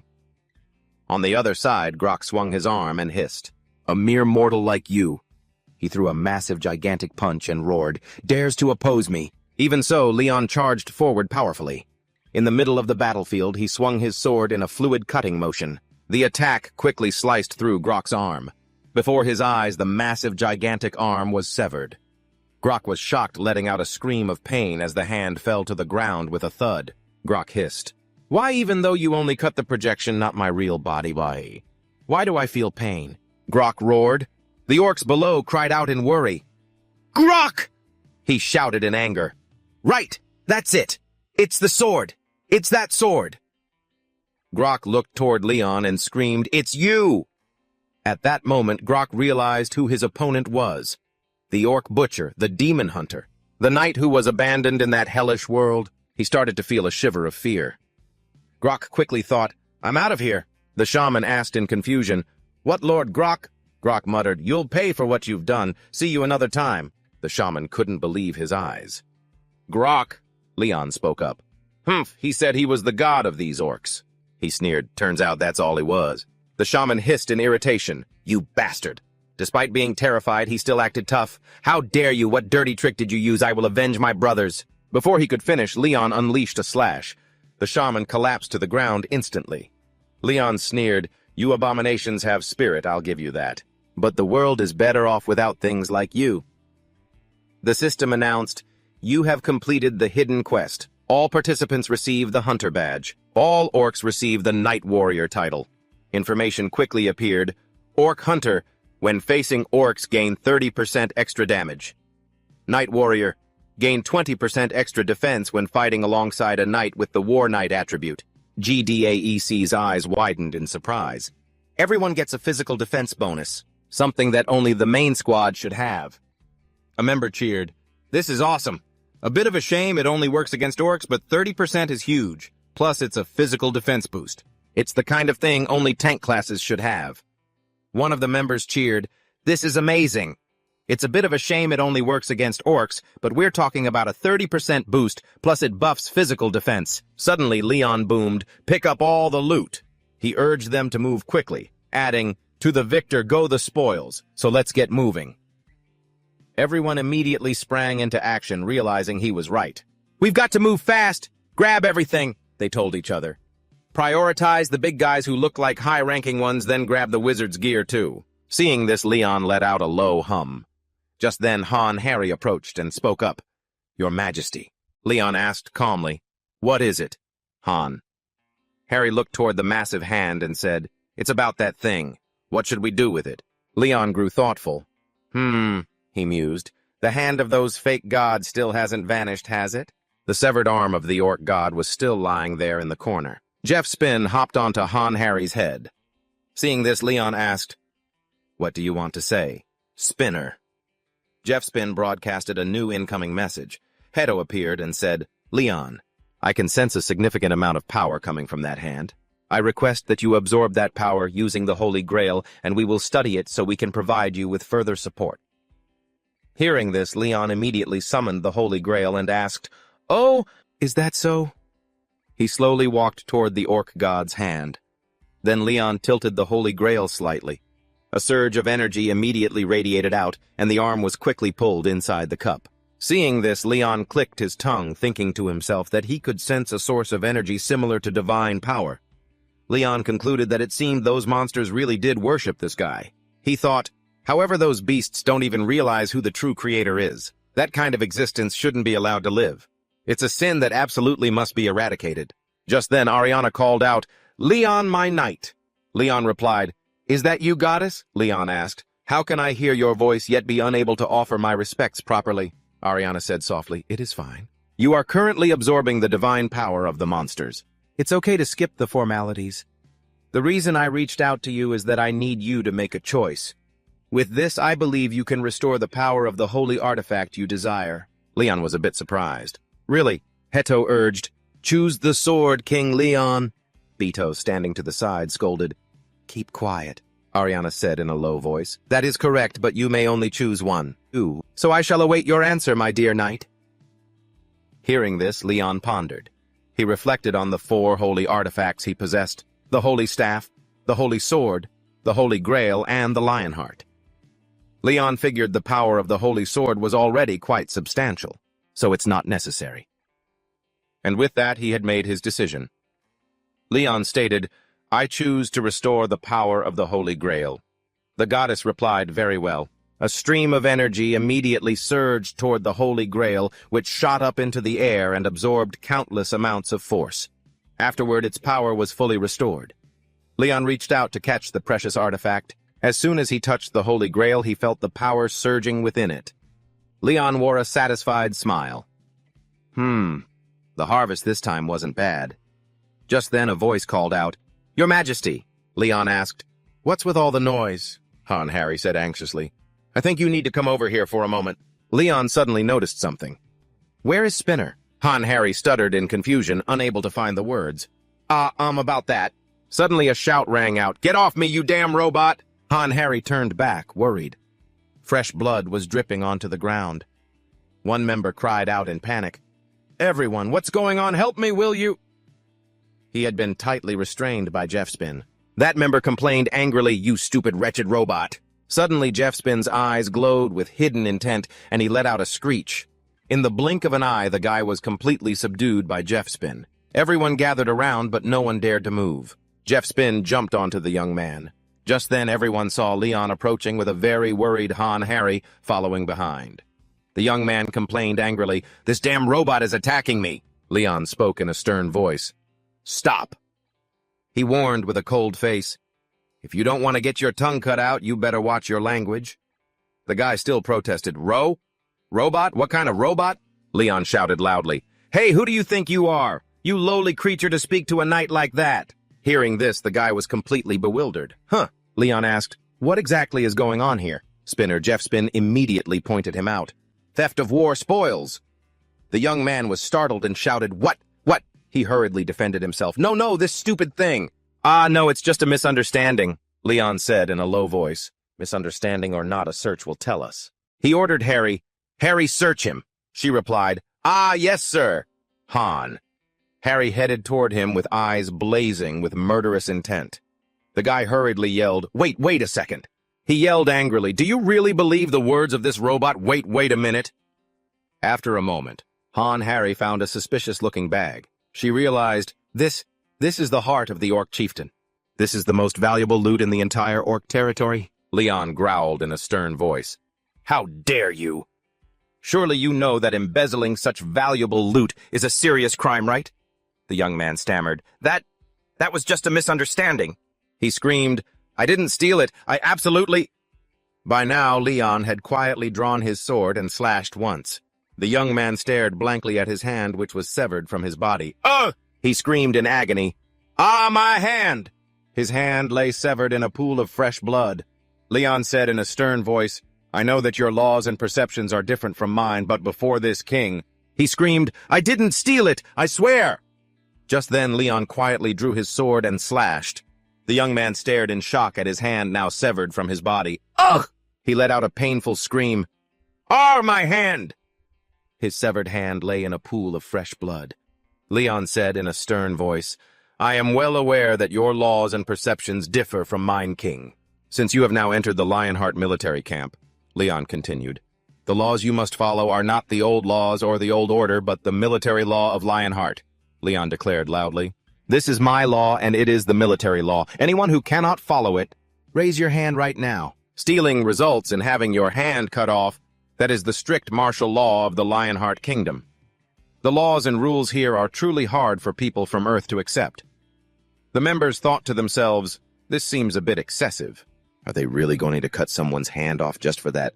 But then everyone reconsidered.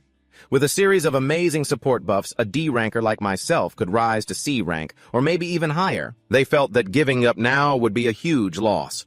The members started to weigh their options. Is stealing really that wrong in the first place? Initially, there were no laws inside the dungeon gates. Now that there are some strict rules, maybe it's actually a good thing. Finally, one person spoke up. "About that, Your Majesty?" Leon replied. Identify yourself." The member took off his helmet and spoke. "Soldier," he said clearly. "My name is Gu Dae-seong." Leon asked softly, "Do you have something you want to say?" Gu Dae-seong spoke up. "The thing is," Gu Dae-seong suggested, "the thief's severed hand, could you allow me to take it?" Leon narrowed his eyes and questioned, "Do you intend to reattach it for him?" Gu Dae-seong did not hesitate. "Yes," Leon thought, "but if you do that, the punishment loses all its meaning. Your plea is an act of defiance against my—" "Punishment," Gu Dae-seong said boldly. I know that. But he spoke on behalf of everyone, Your Majesty. We are people with a different perspective than you. But now that you've made us aware of the rules, Gu Daeseong said quietly, I hope you can give us a chance. Leon replied, and nodded. You have a point. Gu Daeseong bowed his head and said, Please, Your Majesty, grant us mercy. At this moment, the young man had a glimmer of hope. Leon summoned the Holy Grail and said in a stern voice, You should be grateful that your comrade is a reasonable person. A glimmer of hope sparked in the young man's eyes. Leon summoned the Holy Grail and said sternly, You should be grateful that at least one of your comrades knows how to reason. Then he held the Holy Grail up high. A surge of energy immediately flowed in, and a miraculous stream of water poured from the Grail. Seeing this, the young man's eyes went wide with surprise. This is... The others cried out in astonishment. What is that? The severed hand is regenerating. Gu Daeseong thought to himself, even an S-rank healer could only reattach a severed hand. They couldn't regenerate it like this. That level of power, it's a restorative ability even stronger than an S-rank healer.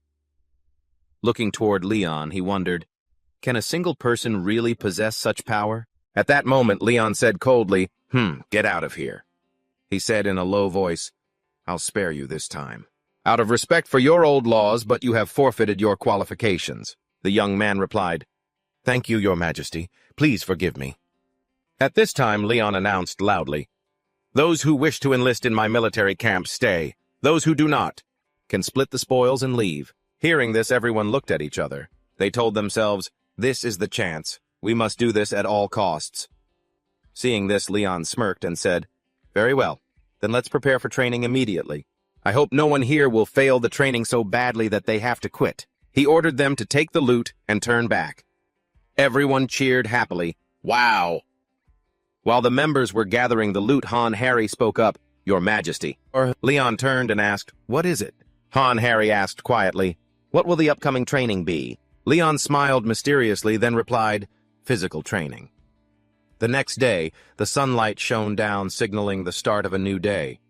Everyone quickly gathered in the training room. A member called out, You Gu, team leader Kim asked quietly, What happened to your face? Gu Daeseong was startled. Team leader Kim guessed, Could it be that you participated in the new gate attack squad? Gu Daeseong replied, Yes. Sit still, I've been feeling itchy all over. Team leader Kim reminded him gently, Don't overdo it or you'll harm yourself. Everything in moderation. Gu Daeseong smiled and replied, yes. As soon as they entered the training room, they saw Han Harry gliding over. She shyly cleared her throat. Then Han Harry announced clearly, His Majesty Leon Dragonia, the First Lion, and the Knight of the Holy Grail, Yakun Spiner, have arrived. Seeing Leon step forward, everyone became extremely nervous and stood up. At the podium, Leon began, Congratulations. You have all passed the simple test from earlier. He knew well that when they first joined his military camp, they had many shortcomings, but he added that they could be gradually cultivated later. Hearing this, Gu Daeseong wondered, the orc dungeon gate was simple. Leon continued, Watching you fight, I also discovered some of my own issues. He believed the most important thing was still the physical body. Hearing that the curly-haired guy looked confused, the body, Gu Daeseong was also puzzled. At the start, we were all D or C rank. Leon continued, That is why I have decided to train your bodies first, he said in a stern voice. From now on, you will train strictly according to the curriculum. Exclusively for the Lion Kingdom's standing army, everyone felt a bit uneasy hearing that. Gu Daeseong secretly thought, the training curriculum for the standing army. Why is it like bodybuilding from the Middle Ages? Lion added, exercising the body. In short, it's still muscle training, and muscle training means overloading the body. To push past the limits, he continued. The Saint Knight who wrote the training curriculum for the standing army, the one who defeated the giant Sir Gratis, once said, the more a person fights, the stronger and more resilient they become. Truly an insightful quote. At that moment, the members all looked blankly. Wait, what? Fight what? Leon shouted, if that's the case, how should soldiers tasked with protecting the kingdom train? Naturally, it has to be completely different from ordinary farmers. He continued, therefore, to achieve the highest training efficiency, Sir Gratis proposed this plan. Leon suddenly wore a sly smile. Have the soldiers beat each other to a pulp until they're covered in bruises and then just help them recover as usual. Doing that won't just make their muscles rock solid, but their motion tracking will also improve because they'll have to avoid getting hit too. The members were shocked. What? What did you say? Leon started pointing at each person and said in a low voice, "We'll start fighting each other now. Start fighting each other." Leon spoke up, "Now." He pointed toward the members and demanded, "Start fighting each other now." "Until muscles tear and knuckles bleed," Leon said in a low voice. "Better yet, break some bones. Don't hold back." Udaesong bravely spoke up. No. That's truly absurd, Your Majesty." "No, that's not necessarily wrong." Gudasong expressed the absurdity, "But Your Majesty, if that's what you mean, then my body won't be able to handle it." Leon tilted his head slightly. "How could that be?" Afterward, he reached out to grab the Holy Grail. Leon said in a low voice, "You should feel grateful for receiving the protection of the Holy Grail." Just then, Team Leader Kim exclaimed in surprise, "Hey, you!" Gudasong turned around confused. "Yes," Team Leader Kim whispered. "Your wounds are healing." Gudasong was startled and hurriedly touched his face. "Huh? How come?" Leon then spoke up. "Wherever the Holy Grail is, all soldiers are healed, and if you drink the water from the cup, even your bones will be reconstructed, let alone your muscles." He continued, "Therefore, I'm giving you 5 hours. Within that time, whoever you see, hit them with everything you've got." Leon stated the rules clearly. "No colluding, attack your opponent with every technique you can think of." He glared, threatening, "Ha, if anyone intentionally refuses to do it. This very king will teach you a lesson." Finally, Leon turned his back to leave and whispered, "All right, Sir Spinner. I'll leave it to you." Below, everyone was filled with suspicion. "Are we supposed to train in this savage way?"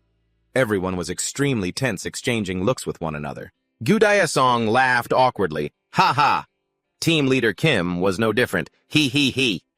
At this moment, Jeff Spin took on the role of a monitor, shouting, "Violation detected." Harry looked bewildered. "Huh." Jeff Spin fiercely launched an attack as punishment. A member jumped in surprise and shrieked. Gaspin demanded, "Fight! If you don't comply, I'll take care of you." Seeing that everyone shivered instinctively, a large man cursed, "Damn it!" He started attacking and roared, "Die!" In the blink of an eye, the members dove into a brawl. They yelled, "Hiya! I'm not easy to mess with." Someone loudly protested, "You're all insane! This is all just crazy!" Before he could even process it, a punch landed square on Gudasong's face. He let out a pained, "Ugh!"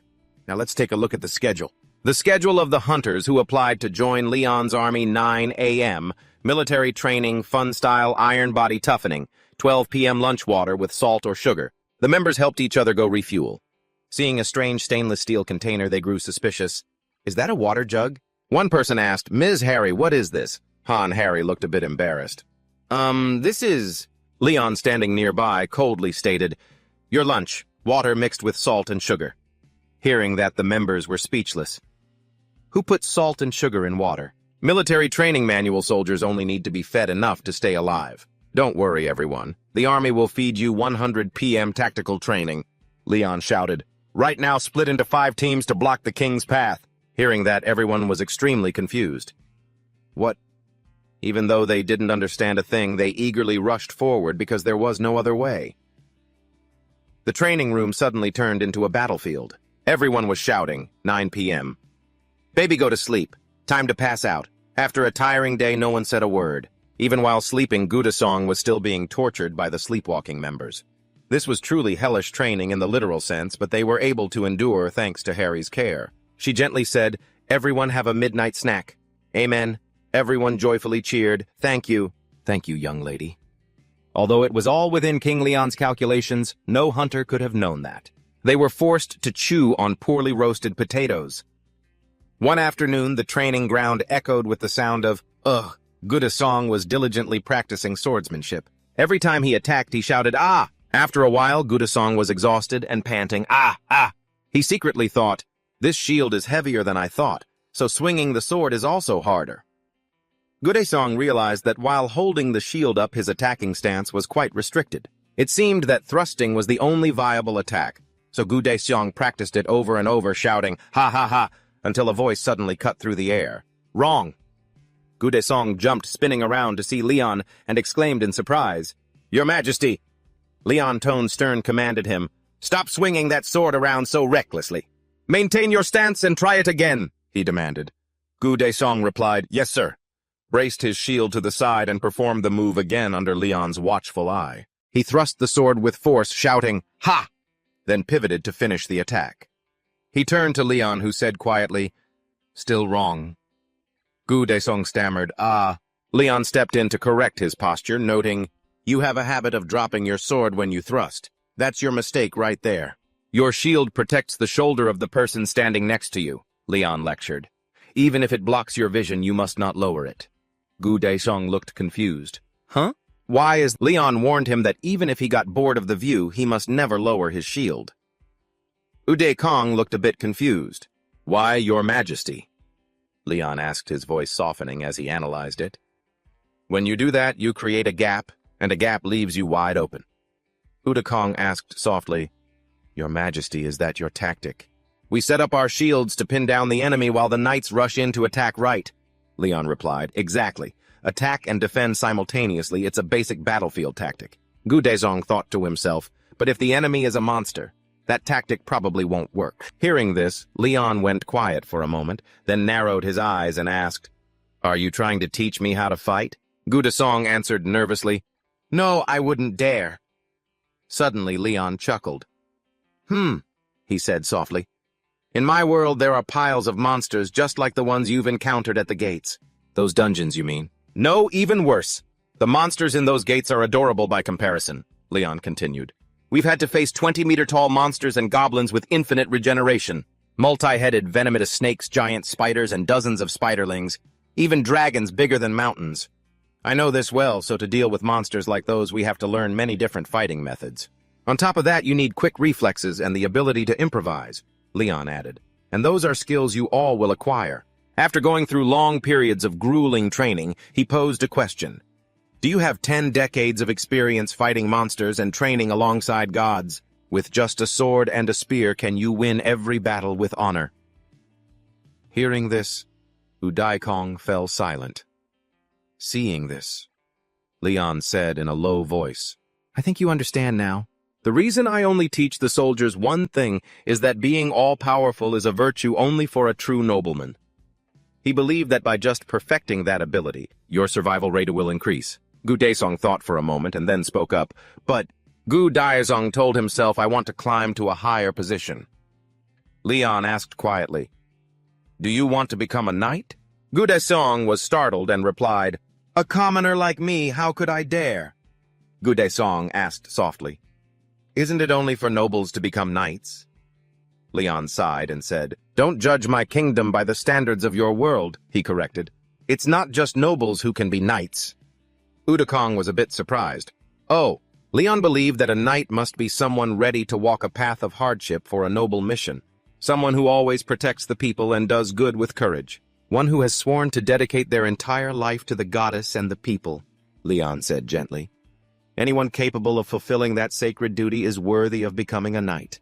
He said softly, "You need enough courage and the skill to do that." At this moment, Uday Kong seemed to realize something, and also to earn my respect, Leon added. Uday Kong thought to himself, I was wrong. He held his head high with a determined look in his eyes. Uday Kong gripped the sword in his hand, telling himself that he too wanted to become a knight.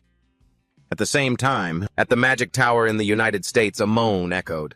"Damn it! Even when I spend my free time—" Ronald chimed in quickly. "Oh, Supreme, when I believed you would return," the Jewel said irritably. "Hey, idiot, shut up and kneel down." Ronald obediently replied, "Yes, sir." The Jewel spoke. "I will teach you the truth and the wisdom of Samra. So obviously you must obey me and know your place when you listen to me." Ronald secretly wondered. His voice has changed. The Jewel whispered, "First cast a space teleportation spell on the stone. In an emergency, you just need to throw it into the air." Hearing this, Ronald was a bit surprised. "What? Why is that? I know those stones are tools for teleportation, but—" The Jewel hissed irritably, "Are you insane? Do you think I'd crawl into hell myself without insurance to get back?" Ronald couldn't help but look blank. "Huh." The Jewel said in a low voice, "Listen clearly. I will never appear on that planet while that bastard is still breathing. Ronald still didn't understand what was going on. The Jewel continued, but since I am here, I will find a way to kill him soon. If his Holy Grail Knights and his army are here, then I will have the chance to do it. The Jewel added, no matter how, you must enter the same dungeon gate as him. Do you hear me? Hearing this, Ronald quickly replied, Oh, I understand now. The Jewel laughed gleefully. Ah ha ha ha ha. This time an image of Leon riding on a white horse appeared in his mind. The Jewel hissed, You will die, O great king. In the blink of an eye, it was the graduation day for the Pantheon Permanent Military Training Course. Han Harry asked softly, They've only just finished their training, haven't they? Will it be all right? Jack Spin replied. Not really. Han Harry said, That's why Sir Jack and I have to be here. Jack Spin also let out a strange sound. Just then, the observer holding a camera said wearily, Thanks to this, I'm going to have a hard time. Han. Harry smiled and said, He, good luck to you, Sir Observer. Inside, Leon announced, My soldiers, you all performed very well. During the past 4 weeks of training, he lowered his voice and said, Keep it brief. It's time to reap the rewards. Leon commanded, Push forward and attack the dungeon. Even if you're as weak as you were before, I don't care. He boomed, But that place is where you'll realize what it truly takes to be a warrior of King Leon. Leon believed that there, too, you will find the conviction you've been searching for. Finally, he shouted, Pantheon Army move out 49 D-rank hunters, 1 member of the Hunter Association, and Leon Dragonia. As they stepped into the dungeon gate watching from above, Jack Spin let out a sharp cry. Han Harry whispered, Don't worry, Sir Jack. His Majesty is with them. Everything will be fine. Suddenly, Jack Spin cried out, having spotted a problem. It announced, 49 soldiers, 1 observer, that's 51 people total. Han Harry replied confused, So, what about it? Jack Spin reported, The count entering is 52. Han Harry looked bewildered. Huh? A mysterious person had snuck in behind the troops. Han Harry wondered, Who is it? Jack Spin zoomed off, shouting, Emergency response. Han Harry startled, calling after him, Sir Jack. Seeing Jack Spin speeding toward the dungeon, Han Harry yelled, Wait for me! Without a care. Jack Spin had already charged inside. Han Harry frantically screamed, Sir Jack! I never expected that she would slam right into the dungeon's barrier. Han Harry let out a pained groan. Ugh! Seeing her sprawled on the ground, the subordinates were completely panicked. Han. Harry wobbled as she sat up, hissing, What? Her eyes went wide in shock. This? Why now? Everyone gasped. What in the world is happening? The gate was shaking. The difficulty level was changing. The dungeon was shifting from yellow to everyone screamed in horror. Red, Han. Harry couldn't help but worry. Why did the yellow gate suddenly turn red? She stared at the dungeon entrance, muttering, A dungeon break. Inside, the members were clashing with ferocious monsters. Every single one of them was massive. A fierce battle was raging in there. Someone shouted, Ki-ha! Everyone was exhausted fighting off the beasts. Damn it, we're going to die! Just then, another wave of monsters swarmed in. The members cried out in shock, Are these devils? Is this a devil's dungeon? Seeing this, Leon's eyes blazed with determination. He ordered, Shields up. Remember what you learned about your positions. The members started shouting to each other. Raise your shields, someone questioned internally, seriously. But in a blink, they all obediently raised their shields on Leon's command. Everyone quickly deployed in perfect Leon-style formation. Leon roared, Charge! One young man was confused. The opponents are demons. Does he really mean charge? Why not stand our ground and assess the situation first? Even so, everyone bravely rushed forward. Seeing that, the young man wondered, Are they not afraid at all? Having been equipped with full armor and weapons and having endured grueling training, they were well accustomed to high-pressure situations like this. Suddenly, the young man was stunned as he looked at the system notification. He gasped, What the? The screen displayed Aura of the Brave Heart. Supplemental effect. Armor defense increased against enemies. Body hardened, morale, boosted armor, reinforced and lightened. Agility increased. Added effect, steel resistance. Strength boosted against overwhelming attacks. Stamina replenished to withstand incoming strikes. Enhanced long-range vision. Maximum resistance. The young man couldn't help but be bewildered. What is this? He's buffing his soldiers with support effects. Meanwhile, the ferocious monsters screeched, K-Day! Leon's army calmly charged forward and the monsters galloped toward them. A member shouted, They're here! Shields up! The savage beasts roared. The members chanted, Hold them off! They all moved in unison to raise their shields, successfully deflecting the beast's charge. The monster slammed its head into the shield and yelped in pain, Humph! Even while facing vicious monsters, everyone remained somewhat calm. The beasts were getting beat up to the point where they shrieked, Kaya! The young man thought to himself, Those monsters are way too strong for B-rank hunters, yet they blocked them. What on earth happened over the last 4 weeks? Leon shouted, Charge! The members quickly took control of the situation. Leon commanded, Protect yourselves and drive the enemy back. Don't give them a chance to counterattack. Following orders, the members struck back fiercely.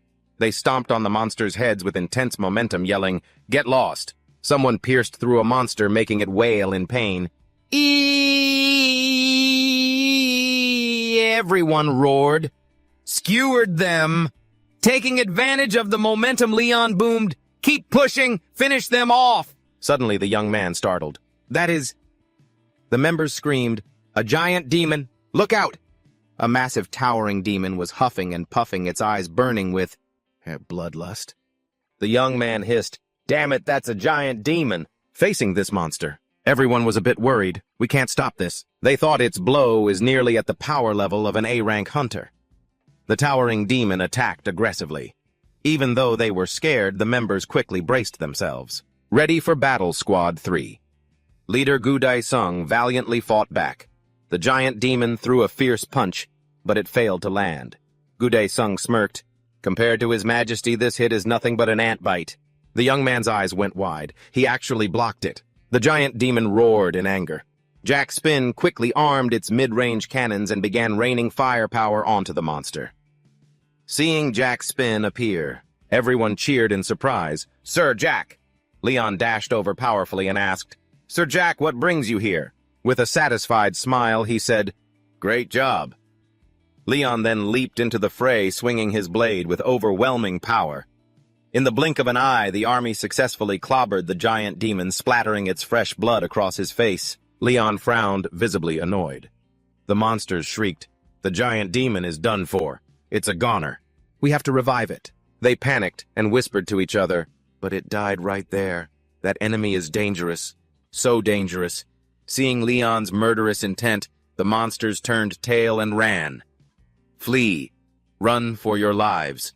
Seeing this, everyone cheered in surprise. Ah! The demons are retreating! The members shouted in joy. We won! We actually won! Wow! They scrambled to thank him. Thank you so much, Your Majesty, a representative declared. For saving our kingdom of Spur, we sincerely thank you, knights. Just then, the system displayed a notification. Kingdom of Spur is under threat by demons. Protect the kingdom from the demon lord's attack. Time remaining 1 week. Seeing this, the members couldn't hide their shock. What the hell is the demon lord, one of those massive demons? I thought this was just a normal golden gate. At that moment, someone shouted loudly, Your Majesty, we have a major problem. Leon calmly asked, What is it? The member said anxiously, The exit portal has disappeared, sir. Everyone immediately erupted in chaos. What does that mean we can't go back? Leon spoke with a stern voice. Everyone stay calm. Do not waver. The members replied, Yes, sir. Leon walked toward where the gate used to be, lost in thought. Just then, Jeff Spin announced, Abnormal observation presence of a third party detected. Leon figured that was likely the reason the situation had become so uncontrollable. He asked quietly, Does anyone have a reasonable explanation? One person boldly raised their hand. I have an idea, Your Majesty. Gudek said, I believe this is a variable gate. Allow me to explain briefly. He spoke in a low voice. In these types of cases, the difficulty of the dungeon gate spikes, and the abnormality here is, we cannot escape this place until we completely clear the dungeon. Leon thought to himself, too perfect to call it a coincidence. He looked contemplative. Ultimately, Leon decided the plan remains unchanged. We will act as if nothing happened. Gudek asked with some concern, Will that be all right, sir? Can you really handle the demon lord? Leon confidently replied, What are you afraid of? I am the great Leon. I have already slaughtered over 30,000 giant demons. Do you doubt my strength? Everyone immediately replied, We would never dare to your majesty. Please, your majesty, teach them a lesson they will never forget. Leon thought to himself, of course. This is my world after all, a world overflowing with holy power. In truth, he felt a bit uneasy, but he couldn't guarantee a complete victory against the Demon Lord without sustaining heavy losses just yet. Leon believed that regardless, a true knight must always maintain high morale in every situation. That's how soldiers keep their fighting spirit and belief. Meanwhile, the dungeon was filled with an incredibly gloomy atmosphere. On the other side, the gemstone laughed with amusement. The gemstone excitedly declared, He has already entered that gate. He's finished after all. At the end of the day, you're only human, Ronan asked quietly. What about the ritual for your descent? The gemstone retorted in annoyance. No, are you insane? He continued, What I mean is, I don't need to directly involve myself in this affair. He will have to face a gruesome creature. The lust demons have been serving it for 100 years. The gemstone believed that once the demon lord awakened, his fate would be sealed. The three kingdoms of Spur, this peaceful land, had a history spanning thousands of years, but the demons had put an end to that peace. It had to endure a series of attacks. The capital had fallen, and the palace was the last remaining fortress for the survivors gathered there. In the midst of this hopeless war, they still clung to the hope of victory. After reading all the information, a black-haired young man said with a serious face, That is a big problem, sir. But Leon, sitting across from him, didn't think so. He even questioned the problem, but the other person's attitude remained extremely serious. Yes, that's right, sir. Faced with his firm and serious demeanor, he reluctantly accepted it. I understand. Gates. Each gate has its own theme. Seeing that Leon understood the situation, the young man let out a sigh of relief and pointed out the current situation. But this time it's different, your majesty. Among them, there is also a time limit. Fearing he wouldn't understand, the person quickly explained in detail, if you cannot clear a normal gate, after a certain amount of time the monsters will just remain there, and a dungeon rift will be created. However, this one is time-limited. If you complete the mission, the gate will close even if there are still monsters left inside. I've received all that information. Leon bowed his head, his brow furrowed in deep thought. I see. So that's how it is. After a long moment of contemplation, Leon crossed his arms and looked up at the young man in front of him, asking suspiciously, Is your name Kim Jisoo? Pinpointed. The other man replied in a panic, Yes, your majesty. Setting that aside, Leon got straight to the main point. Finding the intruder in our ranks was our top priority, but the current situation is extremely urgent. Pausing for a moment, he asked directly, And since Lord Spinner is already here, will the post-training evaluations be affected at all? This question left the dark-haired youth opposite him silent, but the person next to him quickly replied, Yes, everything is still fine. Not stopping there, the other person smiled brightly and added, The association chairman has already granted me authorization. Hearing this, the guy next to him couldn't hide his excitement and shouted, Oh, are they really going to let us rank up this time? Not letting the conversation drag on, Leon raised a finger to stop them, leaving the two men bewildered. All right, and there's one more thing. Not wanting to keep everyone waiting too long, he smiled cryptically. He spoke slowly, getting to the main point. It's about the hidden quest. What do you all think? As soon as these words were spoken, the two men opposite him froze stiff. Your Majesty, what do you mean?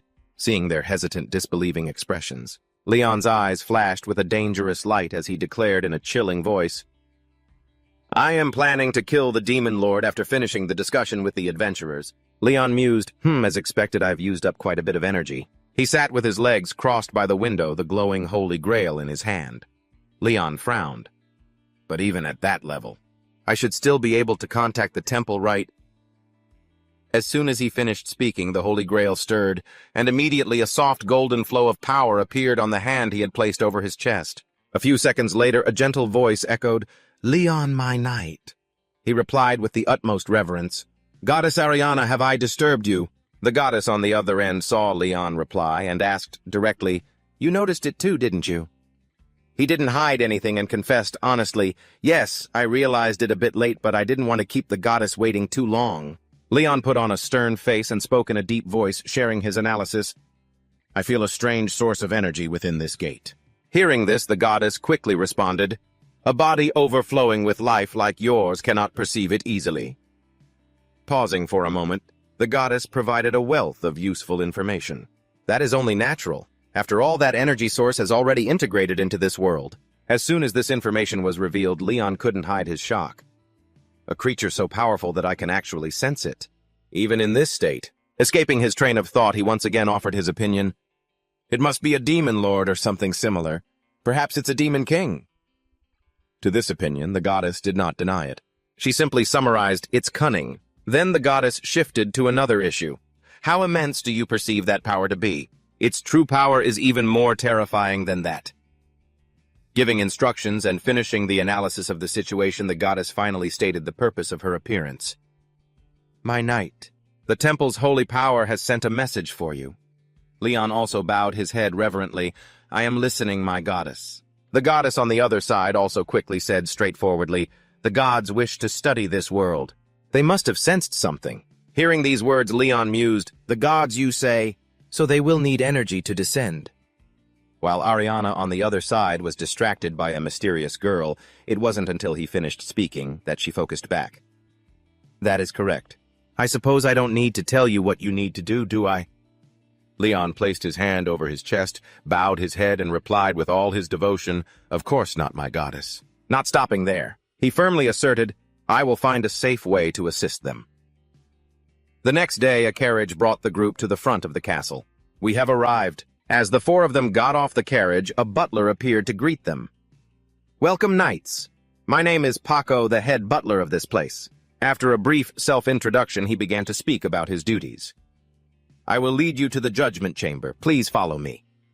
As they followed the butler, the four of them couldn't help but look around and observe everything. Halfway there, Leon couldn't help but praise, The master of this place has excellent taste." These words made the butler unable to hide his pride. "Ha ha, you are very perceptive, sir." After that, he began walking while introducing the palace.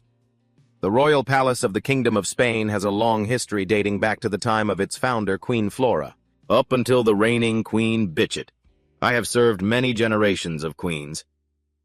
At these words, the old man behind him suddenly realized, "So it's all queens here." The young man next to him also chimed in with his own thoughts. "Yes, I suppose the people here follow a matriarchal system." Those words did the trick. Leon shot them a look of pure contempt. "Your Majesty, watch your tone." Even after the three of them went silent, Leon couldn't hide his irritation and began to lecture them. "Where on earth did you commoners learn to gossip about the royal bloodline, huh?" Under his intense gaze, the trio shrank back a little. We apologize, Your Majesty." Hearing that, Leon turned back and spoke politely to the butler. "I apologize for that. They're quite foolish, aren't they? Since they haven't been taught basic etiquette, and with the situation so tense right now, I was a bit hasty in bringing them along. I hope you understand." The old butler, knowing his place, just gave a hollow laugh to smooth things over. "It's quite all right. I understand completely." Finally, the four of them reached their destination. "We've arrived." Standing before them was a grand hall with a massive gate guarded by soldiers. "Right this way, please." The gates opened, revealing a blinding light. "Her Majesty is waiting for you." Facing that light, Leon looked as if he were heading into battle. Inside, countless guards stood at attention with two others flanking the queen. "King Leon I, please enter." The name caused everyone present to pay close attention. A man then stepped down, stood before him, and mused, So you are Leon I, the one who led the army into battle." Observing him for a moment with a sly grin, he pulled out a scroll. "I am the Prime Minister of the Kingdom, Duke Ochu. We recognize your great contributions. We have decided to grant you the title of Knight." As soon as he finished speaking, he added another demand. "So with the Queen's approval, please recite these vows." Leon furrowed his brow in annoyance, deciding to ignore him and head straight for the throne. "That can wait. I'm going to pay my respects to the Queen first." "What?" He hadn't even taken a few steps. Someone else stepped in his way. Someone else stepped up. That old knight stopped right in front of Lord Leon, then started hurling insults. "I don't care what kind of merits you think you've earned. A mere outsider like you, how dare you get so close to the Queen?" The three people behind him were completely lost. Is this really okay? They felt like they'd just been ditched. Watching the Prime Minister keep rambling, a question crossed all their minds. Even though the Prime Minister is trying to stop you, you're not just going to take that lying down, are you? A moment later, Leon's rage finally boiled over. Ha! I've had enough of this. Leon stood tall and declared confidently, "The Queen. I am also a sovereign, a king, the king of the Leon Dragonia Kingdom." After a brief introduction, he gave a quick apology. "I know this will be a loss, but I have to do what must be done." Those words made the Prime Minister's eyes bulge with rage. "You? Who in the hell do you think you are?" He screamed louder than he ever had before. "You insolent brat guards, haul these people away!" However, before he could say another word, Leon grabbed him by the head. "Hey!" Leon's gaze was terrifying now, with veins popping out all over his face. Witnessing what was happening, the people behind were terrified. Their souls practically left their bodies. "Your Majesty, you are..." But Leon didn't care. With a sharp twist, he snapped the guy's neck completely to the side. Seeing him collapse to the ground, Leon gritted his teeth, wondering why he was so incredibly angry this time. Unable to suppress his fury, Leon's hand bulging with veins, he grabbed the Prime Minister's neck and gave it a clean snap. The Prime Minister then, his body went limp, eyes staring blankly at the ceiling. This scene sent the knights present into a frenzy. "Duke, you bastard, what do you think you're doing?" Faced with those words, Leon just narrowed his eyes in utter contempt. The people behind him, having watched that neck snap smoother than silk, were questioning reality. "Your Majesty!" The knights quickly regained their senses and leveled their swords at him. "How bold you want to die, don't you?" Even with his life hanging by a thread, Leon couldn't care less and said something cryptic. "You fool, how long do you intend to keep hiding your true form? Do you really think you can fool me? Reveal yourself, you filthy demon!" No sooner had he finished than the Prime Minister, who looked like a goner, started foaming at the mouth, his body trembling. His eyes rolled back, and suddenly they turned a deep, dangerous crimson. The Prime Minister hunched over, and the back of his coat began to bulge and heave, as if trying to tear something open. What the hell is that? A few minutes later, the skin shed away.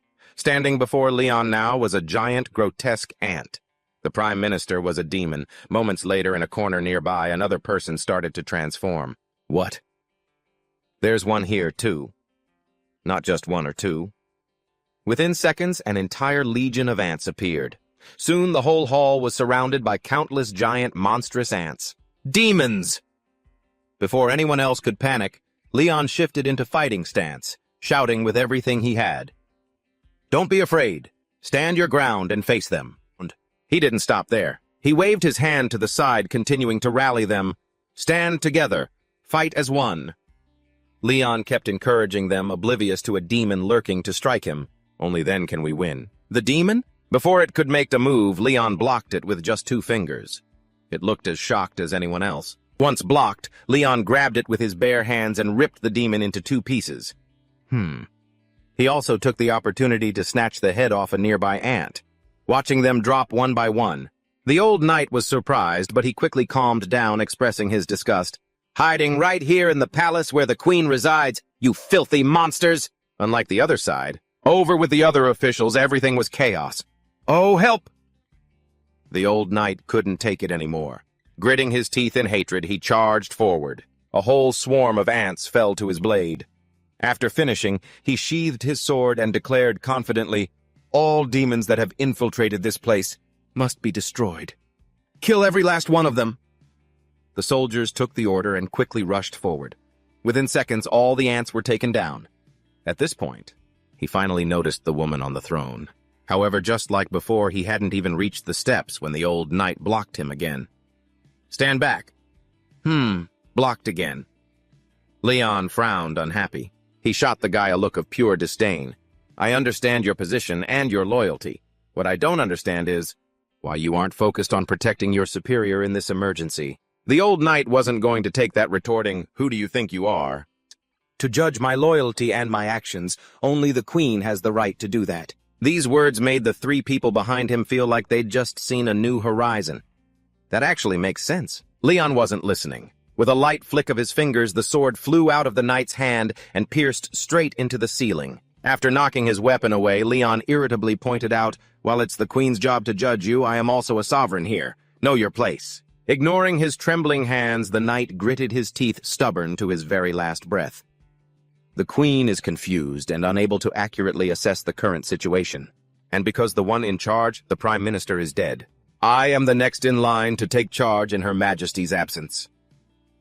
Every word Leon spoke made the knight ponder for a moment, and then he dropped a bombshell.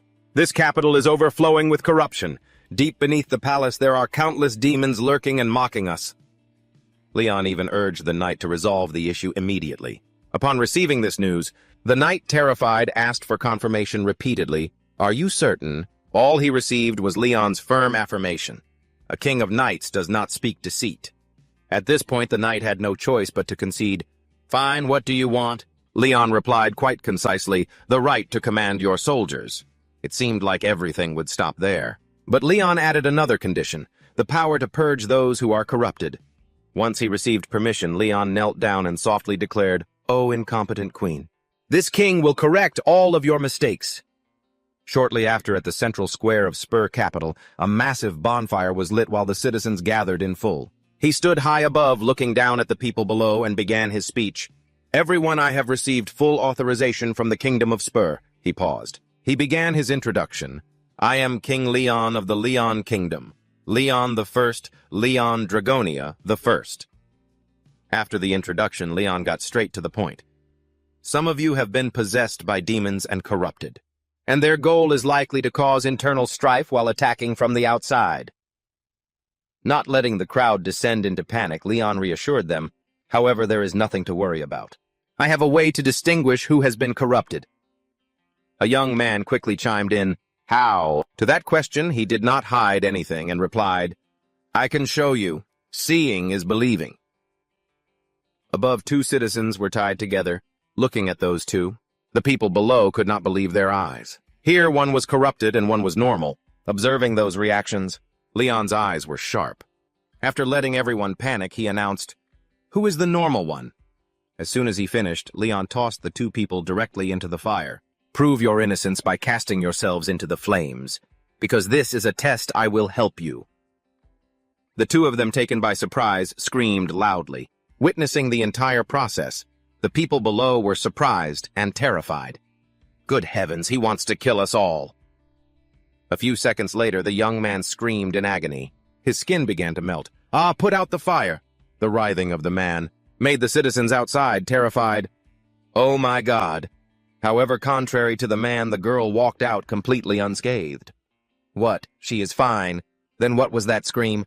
A man then noticed something and stared. "Look, that soldier's body." The young man began to melt away. "Look, when that thing burns out."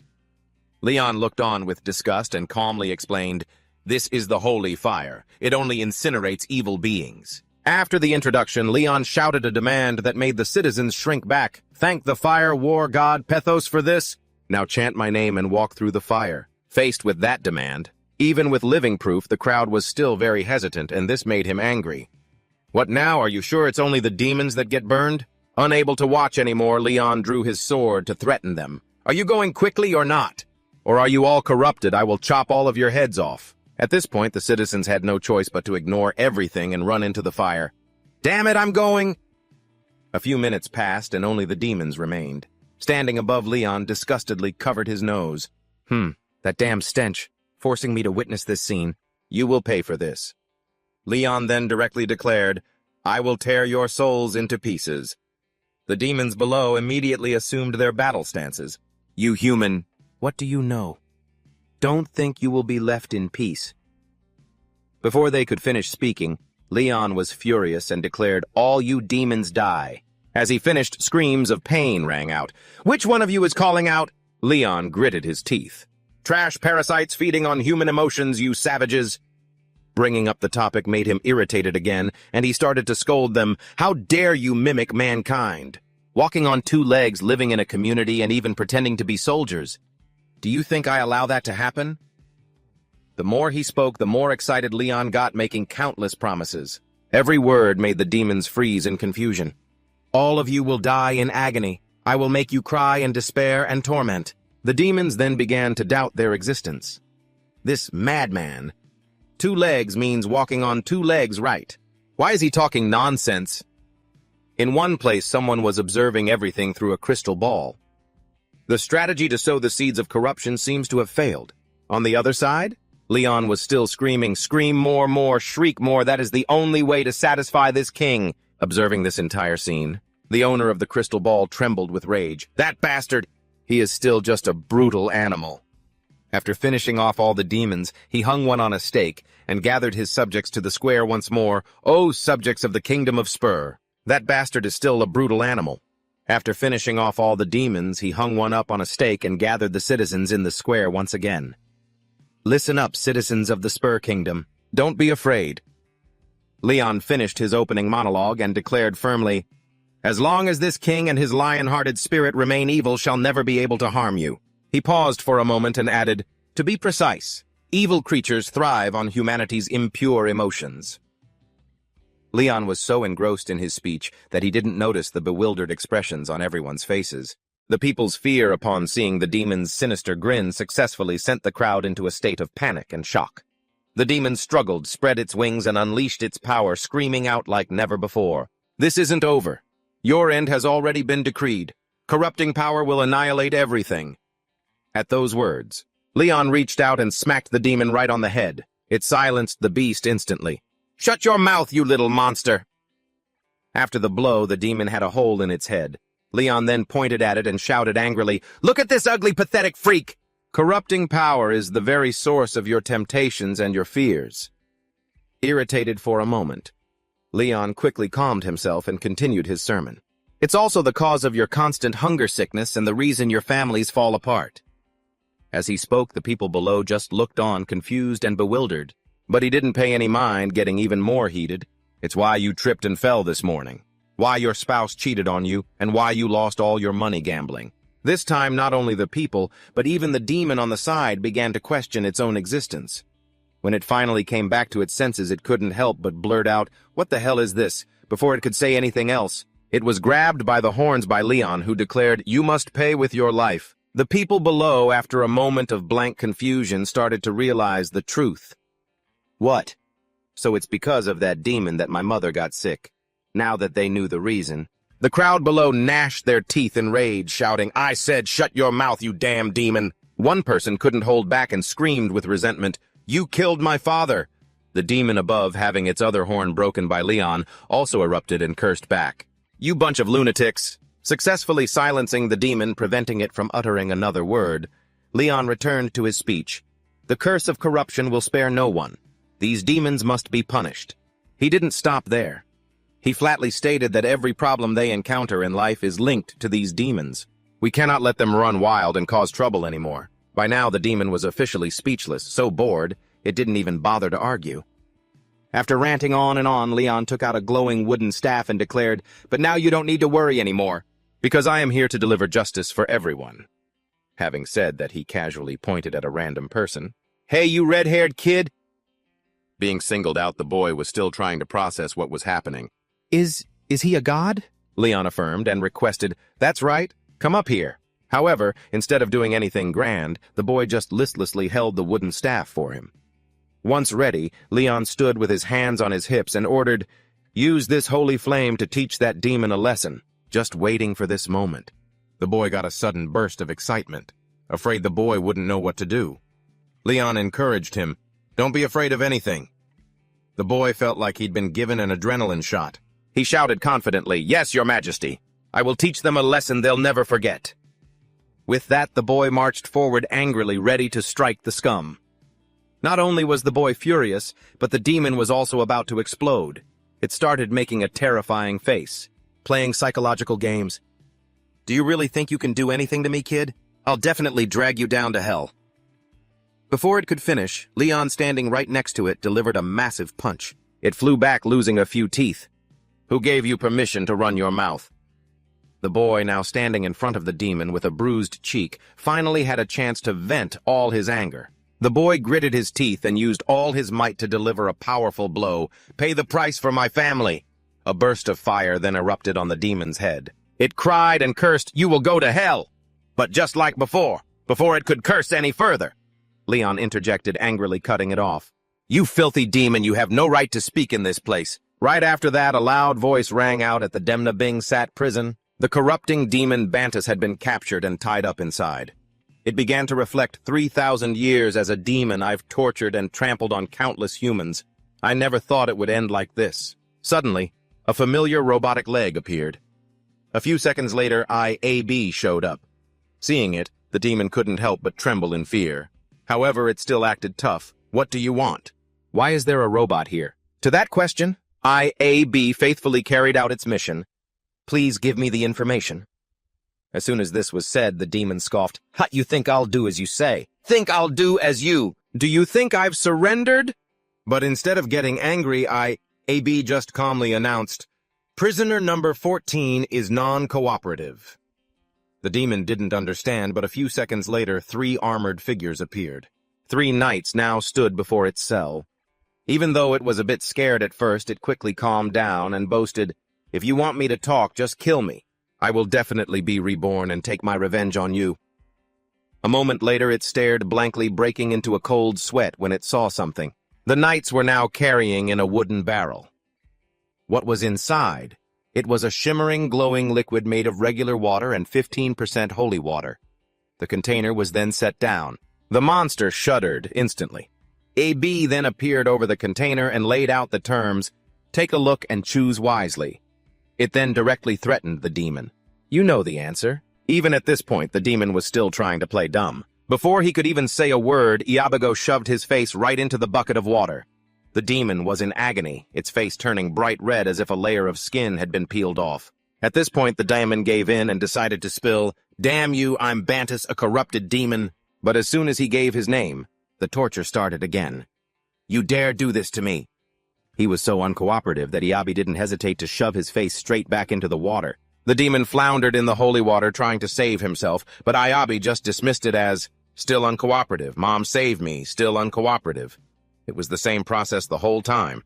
The 3 people standing behind them looked a bit nervous. After being tortured for a while, the monster cried out, Fine, what do you want me to say? I don't know anything. But Iabi just gave the same verdict, still uncooperative. Only when smoke began to rise from the demon's burning face was Iabi finally satisfied. Prisoner number 1430564, report the information. But life isn't always peaceful. Iabi then started to analyze. Less than 9103 characters. 50 compared to the average prisoner 1 through 13 is 39667 characters. Each number left the demon confused. Huh. What are you saying? You're trying to hide the information. Accused like that, the demon screamed, Are you out of your mind? How the hell would I know how many characters the others said? Iabi then continued, Due to the need to keep the prisoner alive. Since they haven't provided enough content, prepare for some serious questioning. The demon now felt like he just wanted to reach enlightenment. He asked timidly, So what do you want to ask? After a while, Iabi returned to brief Leon. It's done. Information is complete, including 3 two-parts matching about 89%.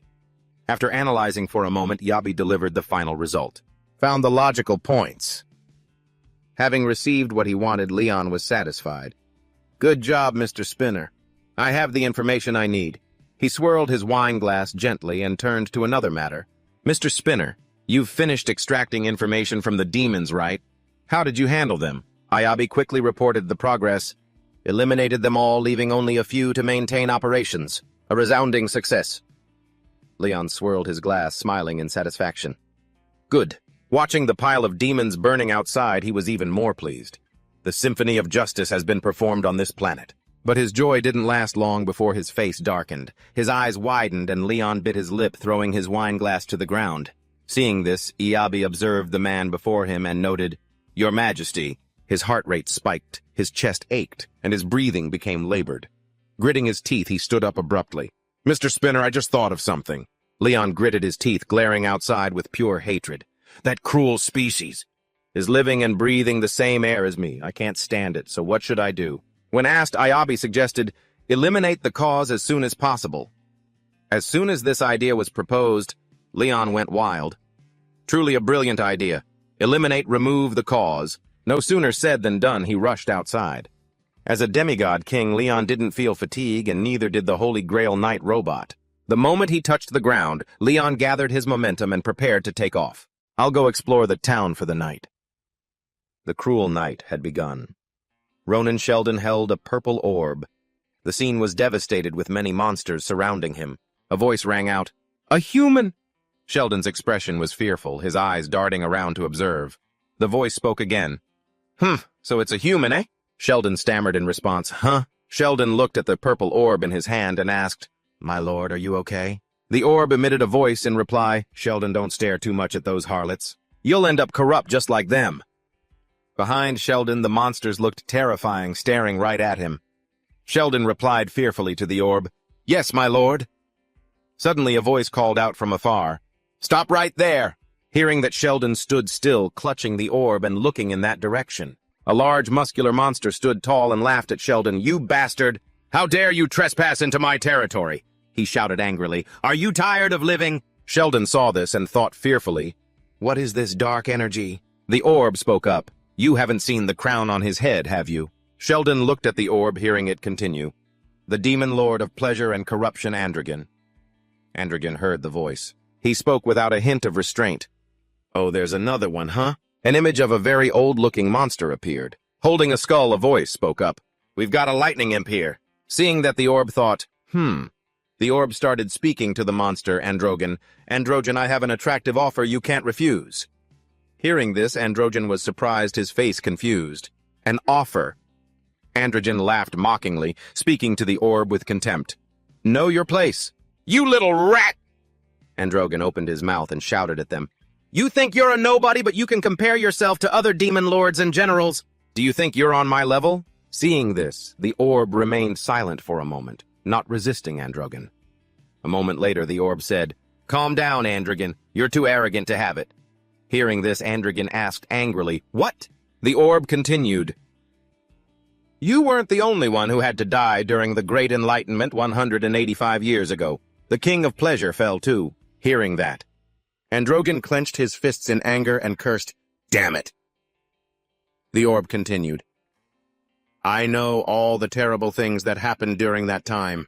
Time turned back 185 years ago. The monsters were terrifying. The scene behind was desolate houses burning in large fires.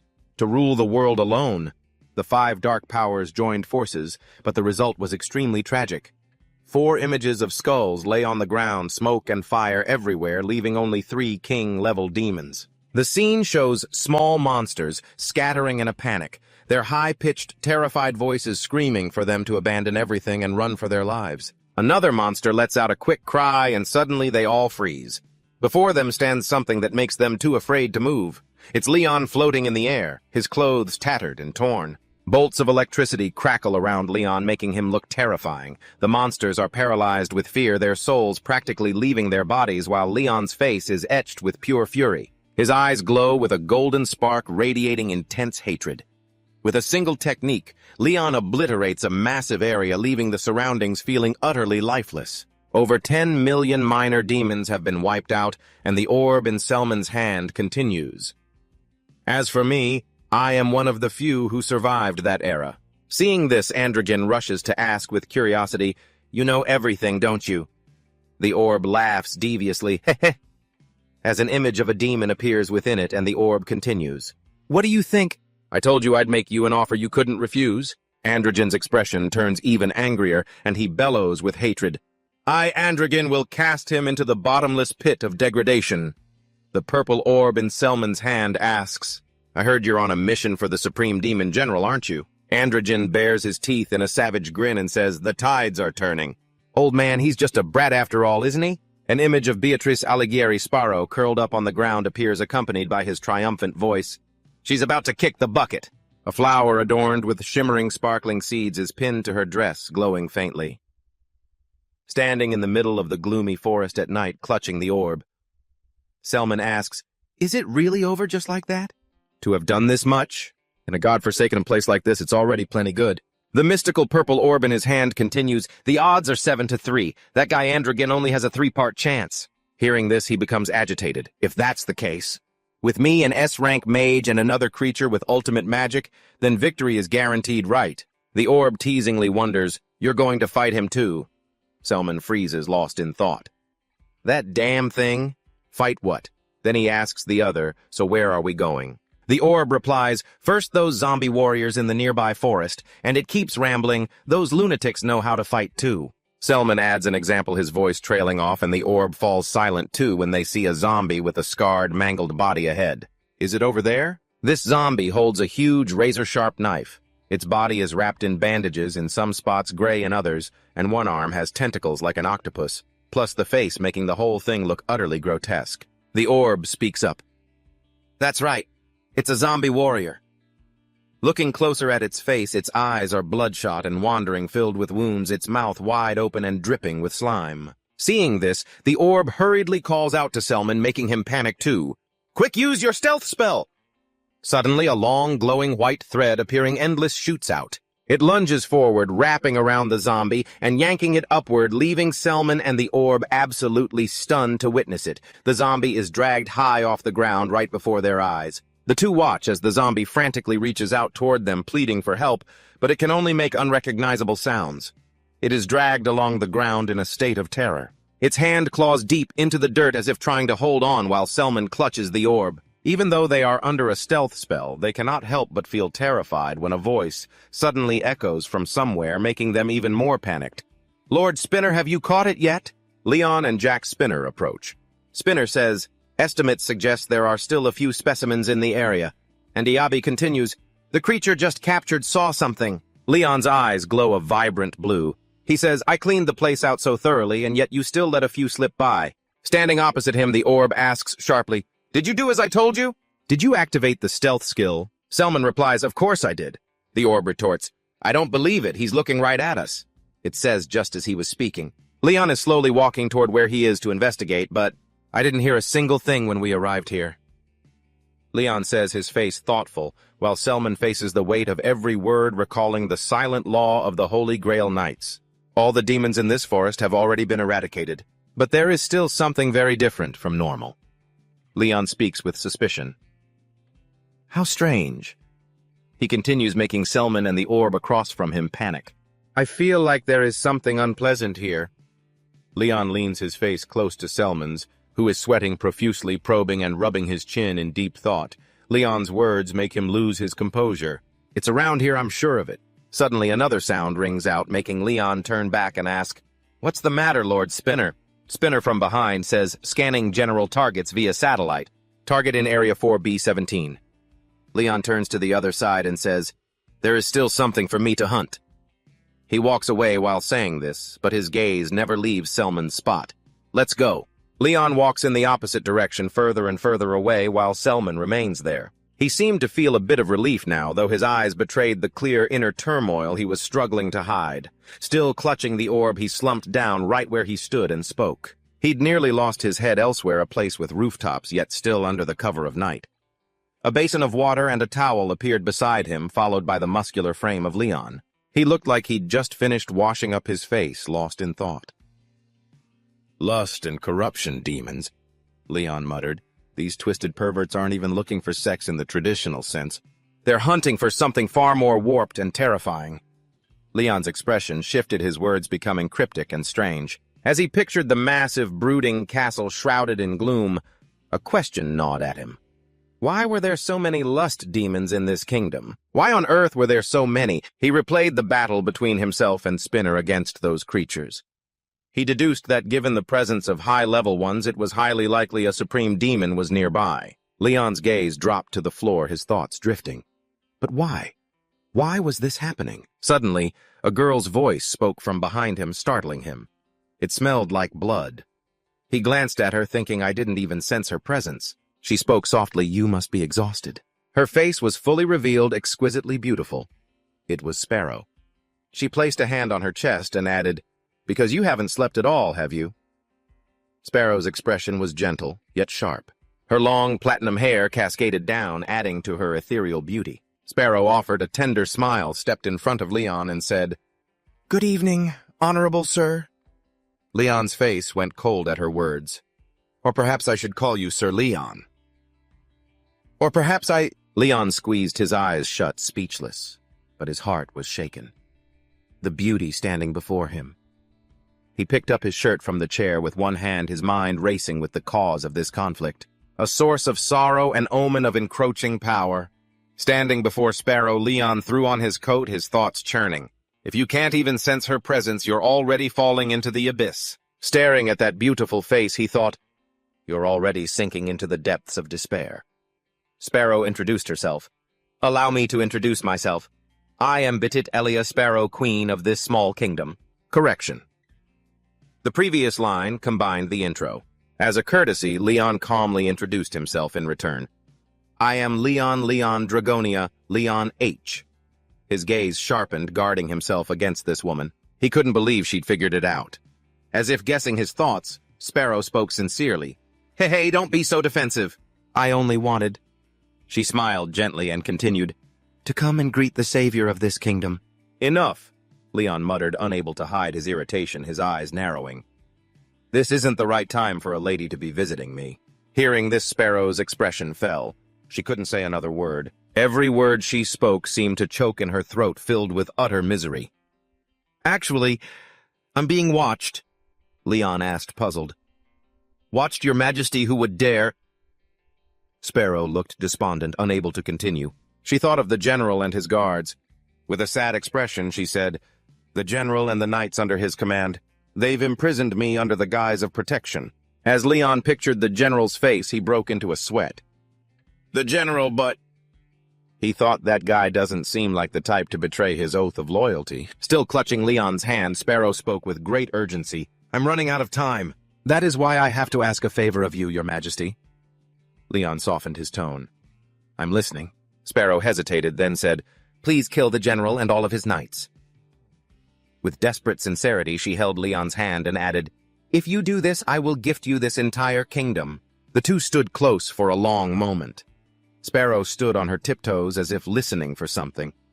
Leon leaned close to her ear and whispered, investigate the basement of the royal palace. They had never been closer than they were at that moment. Placing a hand on Leon's chest, she whispered, the general is hiding something down there. Suddenly, the sound of the general's footsteps approached the door. Hearing the commotion, they both turned to look at the same time as a voice boomed out, Your Majesty, Leon. The general and his knights stood packed outside the door. He called out, my apologies for disturbing you in the middle of the night. We are coming in. The door slowly creaked open. The general's brow furrowed as if he hadn't found what he was looking for. Leon stood there, hands behind his back, his coat undone and gaping. He spoke sternly, charging into the royal bedroom. With a full military contingent like that, what kind of disrespectful behavior is this? The general replied awkwardly, I know this is improper, but the situation is dire and we had no other choice. Hearing this, Leon gave a look of utter contempt. Oh, he sneered, I just met the queen. The general replied, ah, is that so? Facing the general and his soldiers, Leon continued. She went out for a stroll and I happened to run into her. And I also have a few questions about you, like what kind of person you really are. Seriously, Leon said, with demons roaming everywhere, you dare to interrupt the royal family's rest. The general replied, demons don't come at night. Leon's eyes narrowed as he countered, liar. Thinking of the scene with the general and those creatures outside the castle, he pondered. Since when do they wreak havoc at night like this? I'm not stupid enough to be fooled by that, Leon mused. An idiot like him couldn't have risen to the rank of general. He added, you talk as if you've been convinced of this by someone else. I'm not stupid enough to fall for that so easily. Leon thought to himself, someone as dim-witted as him couldn't possibly have made it to the rank of general.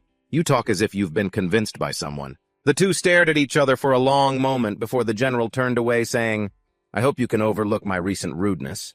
We should be going. Leon's lips moved, but the queen kept talking, leaving him shivering and unable to retort when she called her a prisoner. He turned back, voice rising in frustration.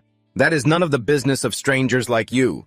The general snapped, slamming the door shut as he left. Folding his arms, Leon muttered, suspicious, very suspicious. He started thinking to himself the general was clearly trying to cover something up. Lost in thought, he stroked his chin, picturing himself and Sparrow side by side, wondering if he should investigate the basement as she had suggested when suddenly Spinner crashed into the window. The noise made Leon turn around, gasping, Spinner! Spinner hovered there, saying, there is something I must verify, as in another scene a massive horde of demons swarmed toward the palace.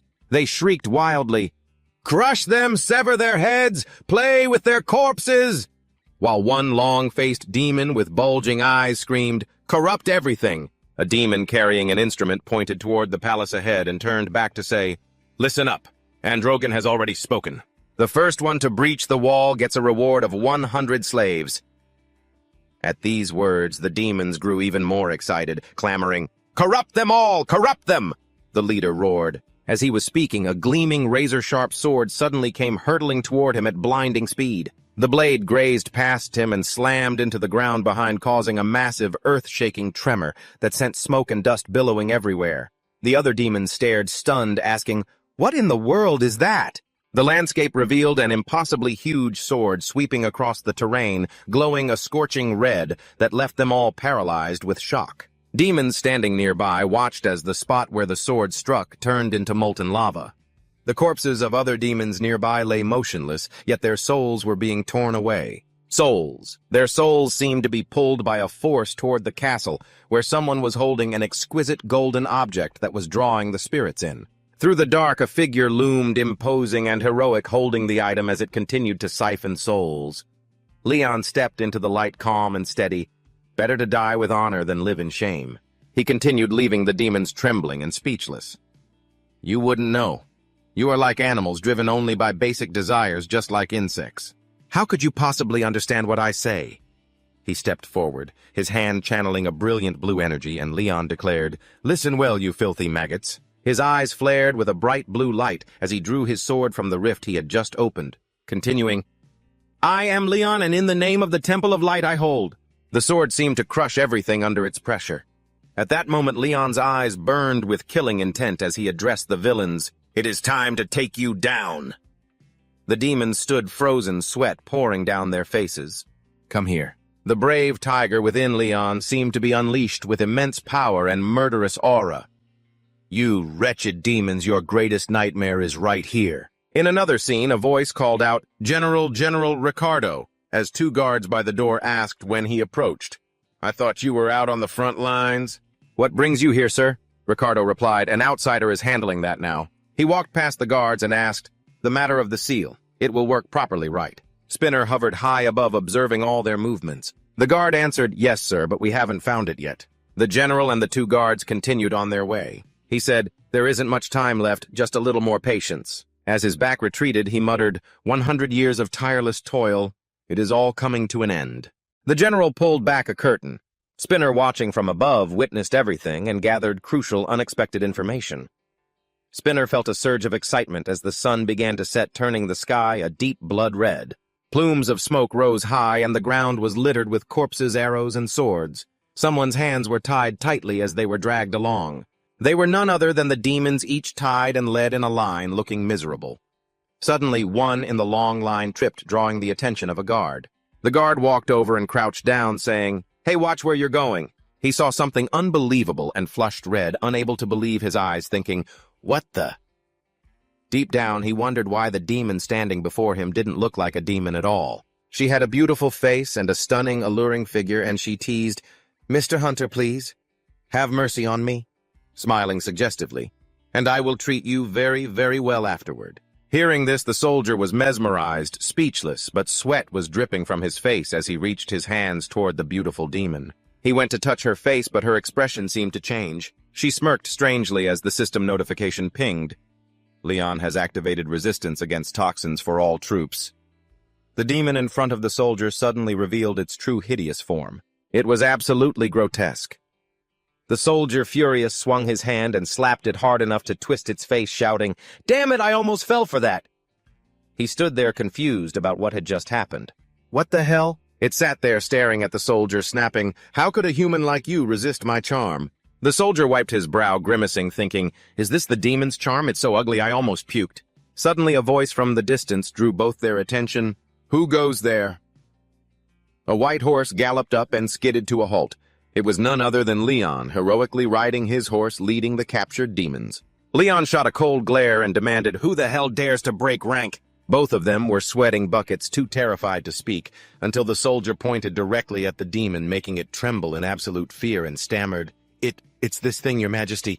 Hearing that, Leon flew into a rage and snapped, "How dare you!" He continued, making the demon shake like a leaf. corrupting my soldiers with that filthy body of yours. The demon folded its hands, stuttering, Please, your majesty, forgive me. Not giving the demon a chance to jump, Leon planted a heavy kick right in its face and snarled, Shut your trap! He kept wailing on the demon, leaving the rest of the pack absolutely horrified. Leon spat, I can't even stand the sound of your filthy voice. Trying to seduce my troops, are you? Another demon watching the scene from the side saw the whole thing. It trembled uncontrollably, cold sweat pouring down as it thought, he acts more like a demon than the Demon King himself. As they marched through the crowded street, the 5th platoon, led by Leon, continued moving forward. An aide walking beside him turned and asked, Begging your pardon, your majesty, don't you see it? Leon countered with a question of his own. What exactly are you trying to say? As the legion of demons passed, the strange looks from the citizens and the aide's judgments made it clear this was undoubtedly a glorious victory. But it seems the public reaction isn't exactly great. Hearing that, Leon fell into deep thought while the aide continued to share his concerns. Even low-level demons can easily seduce humans and corrupt them. Along with the aide's words, the image of a mother and child hugging each other in fear as the demons passed highlighted that the war against these monsters cannot be ended overnight. So a victory of this scale is just a drop in the bucket. The mother and child seemed genuinely terrified of them.